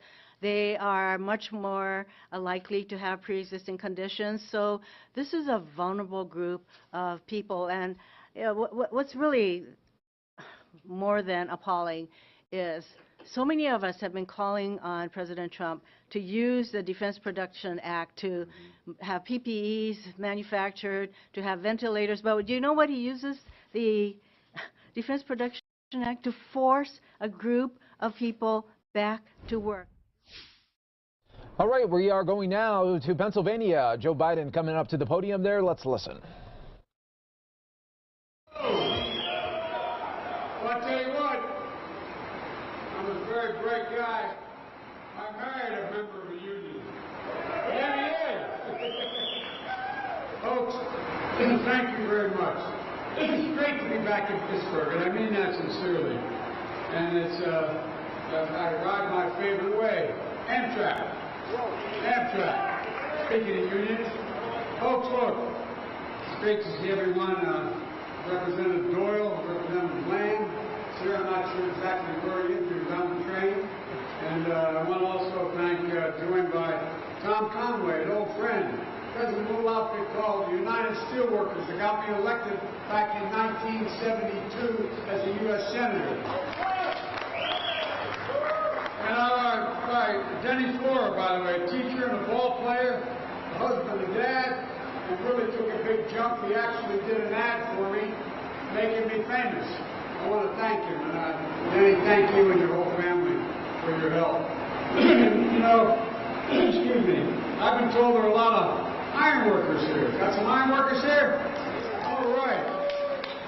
Well, look, folks, the iron workers, steel workers, they built this town, the beautiful bridges, they made Pittsburgh famous. A lot of folks around here were hurt badly when the steel factories closed. I come from a little town after we moved down from Scranton when coal died to a town called Claymont, Delaware. We used to have 4,500 steel workers, iron workers, steel workers, and it was none there now. And but that's what I was raised with, watching people bust their neck to make a good salary, and all of a sudden, all gone. But you know what? A lot of folks around here have been hurt when the steel factories closed. President Trump made a lot of hay out of that 4 years ago. He came and said, look, I get why some people, he said, take a chance on me. And I understand why some people did take a chance, because the fact of the matter is he said that he was going to make sure that he took care of you all. You know, he had his chance, though. Now we know exactly who Donald Trump is, who he cares about, how he governs. We saw it last night, and it's all about him. He didn't speak to you all in that debate. He spoke about him. He didn't talk about the concerns of the American people one single time. President Conway and I were talking on the way here about Donald Trump's trail of broken promises and lies all across the industrial Midwest. He's done nothing to really hurt anybody except the working class folks. That's who he's hurt. Matter of fact, he hasn't done anything to help working families. You look the other way. While more companies have closed their factories and shipped jobs overseas. President Trump said he ran for office because he was concerned about the forgotten man. Well, as soon as he got elected, got inaugurated, he forgot the forgotten man. The truth is, I don't think he ever respected us in the first place. Behind closed doors, it was reported, he called some of his own supporters, quote, disgusting. They're not of the same class of economic standing. He looks down his nose on working families. They're just trying to do the right thing, just trying to make it. They pay their taxes, play by the rules. He thinks that folks will sign up, put their lives on the line for our country. It's been reported by multiple major outlets. Our veterans, our service members, he says they're a bunch of suckers and losers. Despicable. I'll tell you right now, not how I was raised in Scranton or Claymont, not how any of you were raised around here. It's not how you talk like that, my mother would say you get your mouth washed out with soap in our household. It's not a joke. The fact of the matter is, it's not how any of us were raised. Donald Trump can only see the world from Park Avenue. He cares only about what the super rich and the well-connected think. You take a look at what he's done. Unlike Trump, I don't measure America's success based on the stock market. Because growing up, I didn't know anybody. I don't own any stock. I guess I have stock based on my retirement, but I don't even know what it is. I don't own any stock. People I grew up with didn't own any stock. We measure our success, where I come from, based on what families talk about at the kitchen tables when they get up in the morning. At night, after the kids, you clear the plates, and after mom and dad sit down and talk about, well, you're going to be able to get 4 new tires on that car. I know the tires are bald, but you're going to have to wait another month, honey, before we can buy them. We can't do it now. There are conversations ordinary people have. What about that new hot water heater? We can't do it right now. We're not in a position to do it. Who's going to tell her? She can't go back to community college because we don't have the money this year. They're the conversations. The kind of conversations took place in my house. They're the conversations taking place all over the United States of America today. But you wouldn't have any idea it was based on listening to Trump. Families like the one I grew up with, the ones I saw, every day. Every day I took the train home. Made over 2,100,000 miles on Amtrak over a total of 40 years, traveling back and forth 250 miles a day. Every day the Senate was in session. And you know what? I'm not kidding. I used to look out the window, like I did on the way down here. Look out the window, look into the homes. Homes like I was raised in, 3-bedroom, house, 4 kids, grandpa living. Well, I look out that window and wonder what's going on tonight in that house. What are they thinking about? I really mean it. After we have debate on taxes or on economic policy in the Senate, listen to what people have said. Well, you know what? They're the folks that, in fact, matter. You know, I can remember one night in our house, asking my mom next morning why Dad seemed so restless. The walls were basically paper thin in the house that we lived in. And she said, "It's okay, honey." I said, "What's the matter with Dad?" She said, "Well, we just lost our husband's business. But it's going to be okay. It's going to work out." Folks, you know what?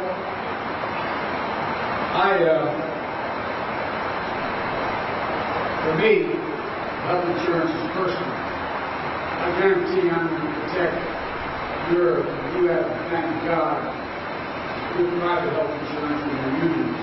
A lot of people don't have it.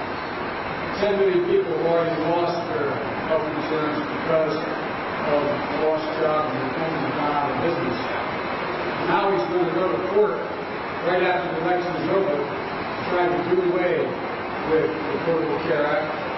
Costing literally over 100 million people have pre-existing conditions. Now they're able to charge more. You're a woman, you're going to be able to be charged more again just because you're a woman for the same service that men receive. If you're a pregnant woman, it becomes a pre-existing condition. So much is at stake. So much is at stake. I can remember thinking to myself when I got elected to the Senate, right after that I was down in Washington before I got sworn in, and I got a phone call from my first responder in my fire company, saying a tractor trailer brought us out of my wife and daughter and killed my wife, killed my daughter. And it took about 2.5 to 3 hours to get my sons out from the jaws of life because they were trapped in the car. And I remember thinking after the fact, what in God's name would I have done had I not had health insurance? I could take care of them and all the ancillary things that follow. And then when our son Bo came home from Iraq after spending a year as a United States Major in the United States military, volunteering to go, diagnosed with terminal cancer, stage 4 glioblastoma.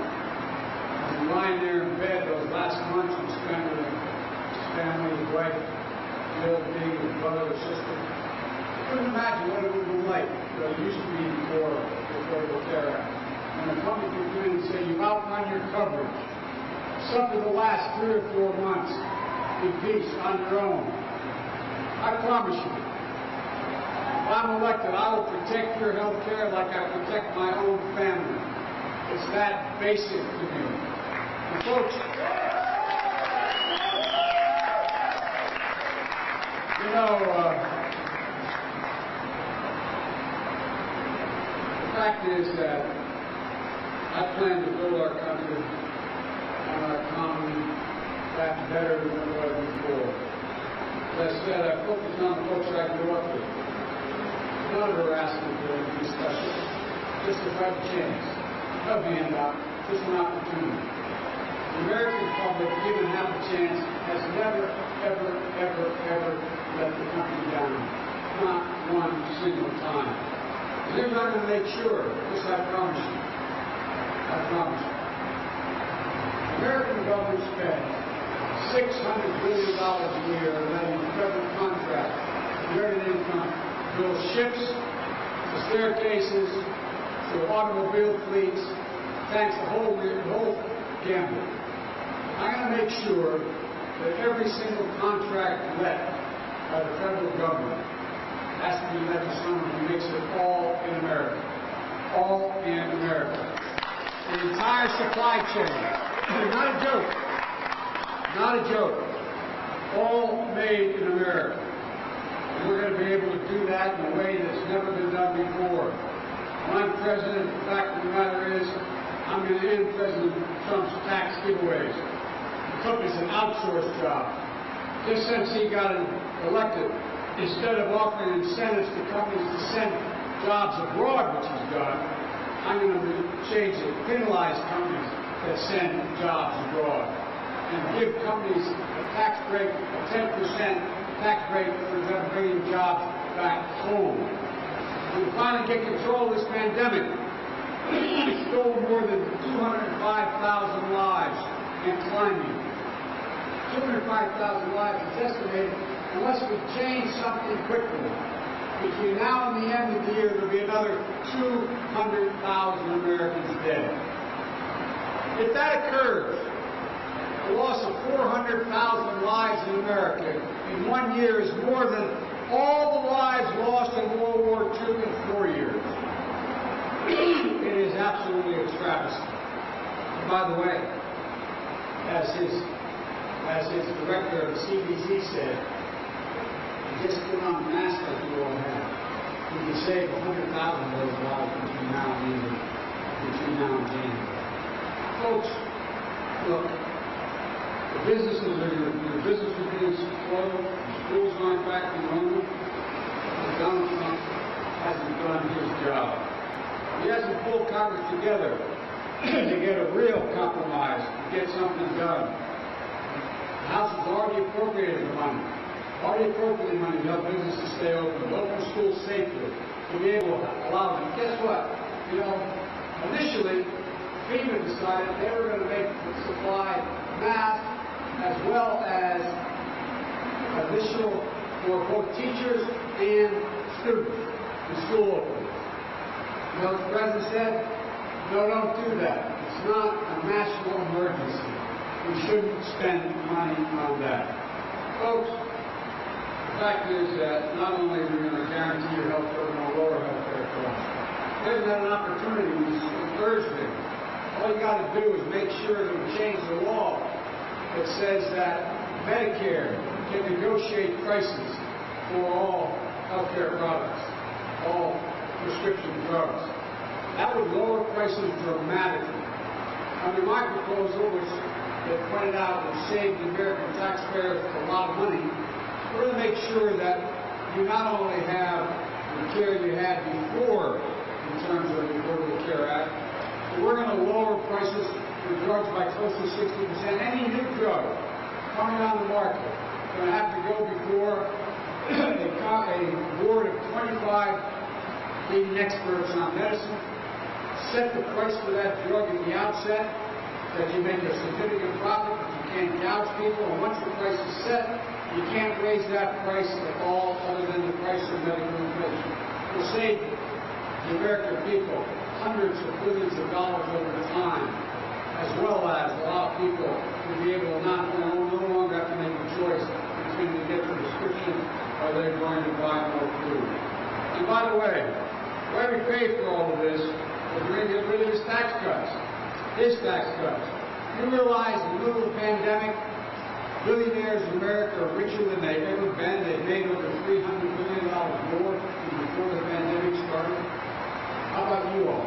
You got all that kind of break? And he's got another $30 billion tax cut to lower the capital gains rate for the people, the billionaires and millionaires. It's about time we start to reward work, not just wealth.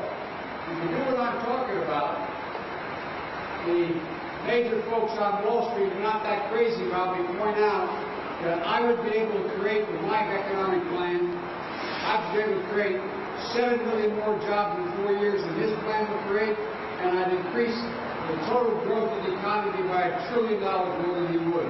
Because you know what he hadn't figured out? When you all do well, the country does well. You do well, money is spent, people are employed, wages rise, and everybody does better off. Well, look, the fact is that, as I said, this election about Park Avenue versus Scranton, Park Avenue versus Pittsburgh, I promise you, I give you my word, I will never break. I'll always tell you the truth. And when I'm wrong, I'll say so. But I'll take responsibility for what I've done. You notice he takes no responsibility. Not my fault. Governors or blue states or ridiculous assertions he made. And by the way, I'll never forget where I came from. I'll end where I began.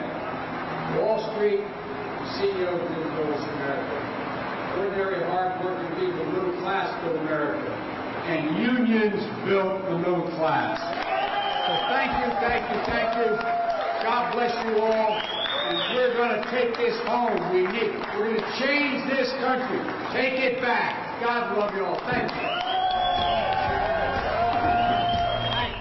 Joe Biden wrapping up his train tour. He started leaving Cleveland and then putting some stops in between his way in Pittsburgh right now. So that wraps up his train tour that he spoke at a couple of places, and we guided you through that right here on News Now from Fox. Let's continue on. Now we have Vice President Mike Pence live in Atlanta right now. Let's listen up. Waiting for care at the VA.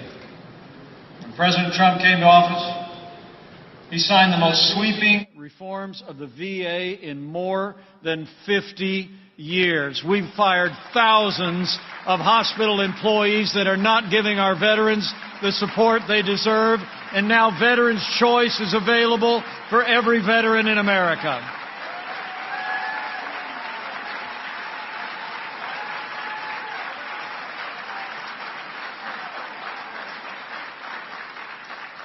And in our first 3 years, this president rolled his sleeves up.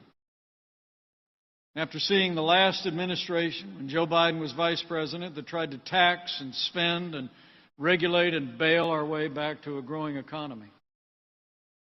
President Donald Trump worked with our allies in Congress. We cut taxes across the board for working families, small businesses,